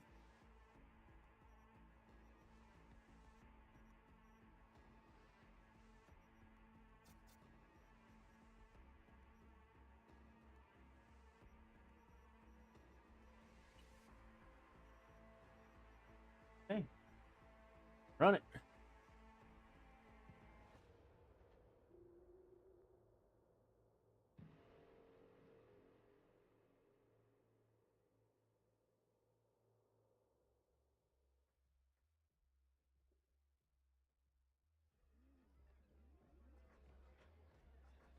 That's not bad.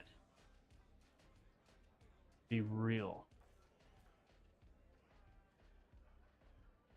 78 to 80 FPS in Cyberpunk 2077 max settings 1440p.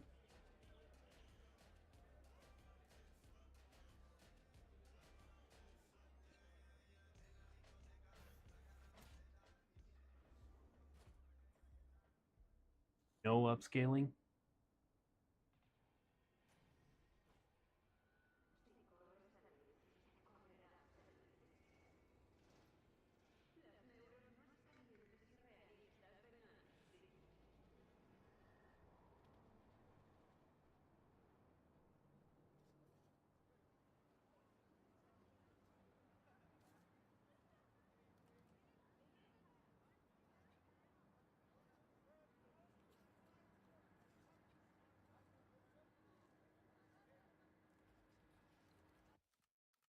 '90 FPS,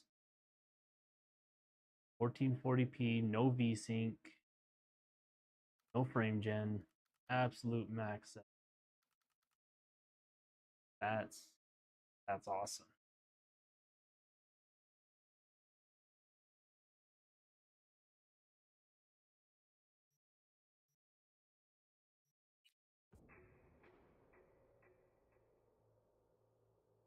All right, one more test. We're gonna throw a 3D mark at it, and then we'll wrap this live stream up.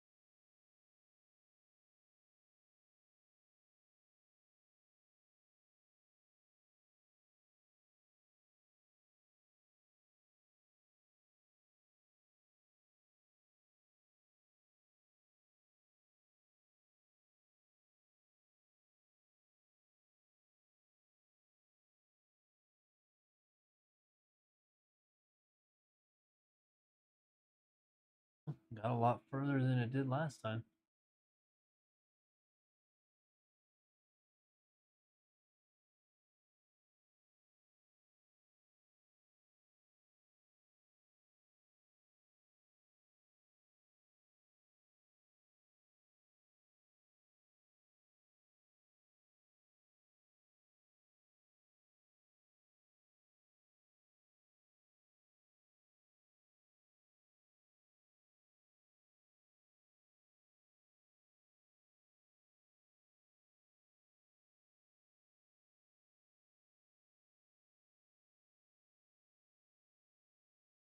At least it made it to 3D mark.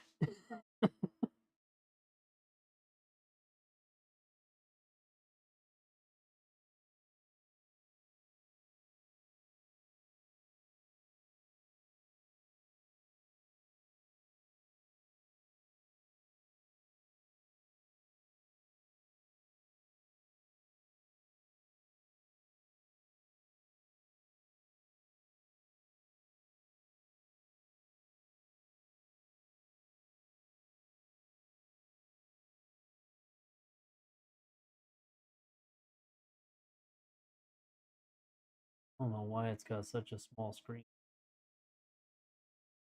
It is.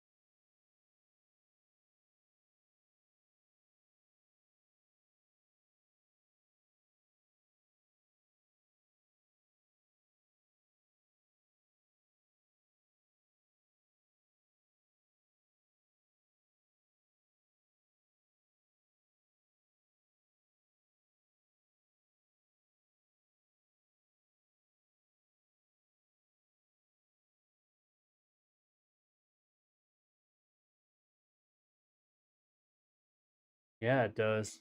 Looking awesome. I mean, I know when it does the glass explosion, it's going to be glitchier than all get out, but any system I've ran on that's glitchy as all get out.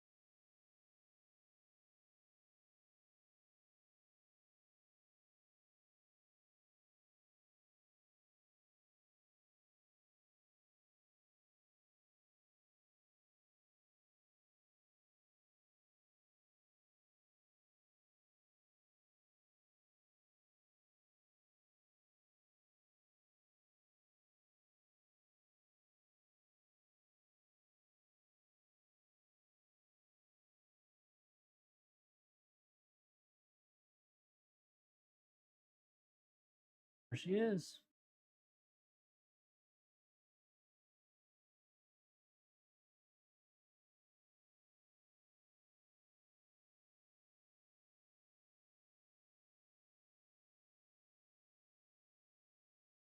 Really well.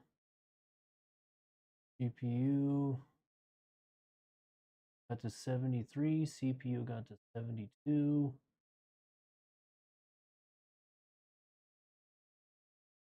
Pretty good. Oh,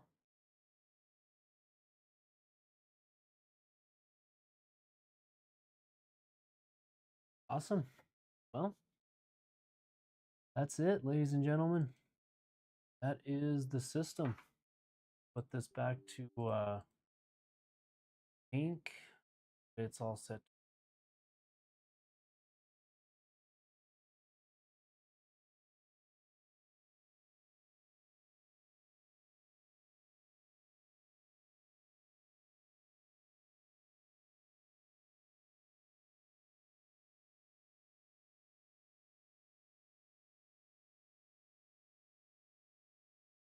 Oh, okay.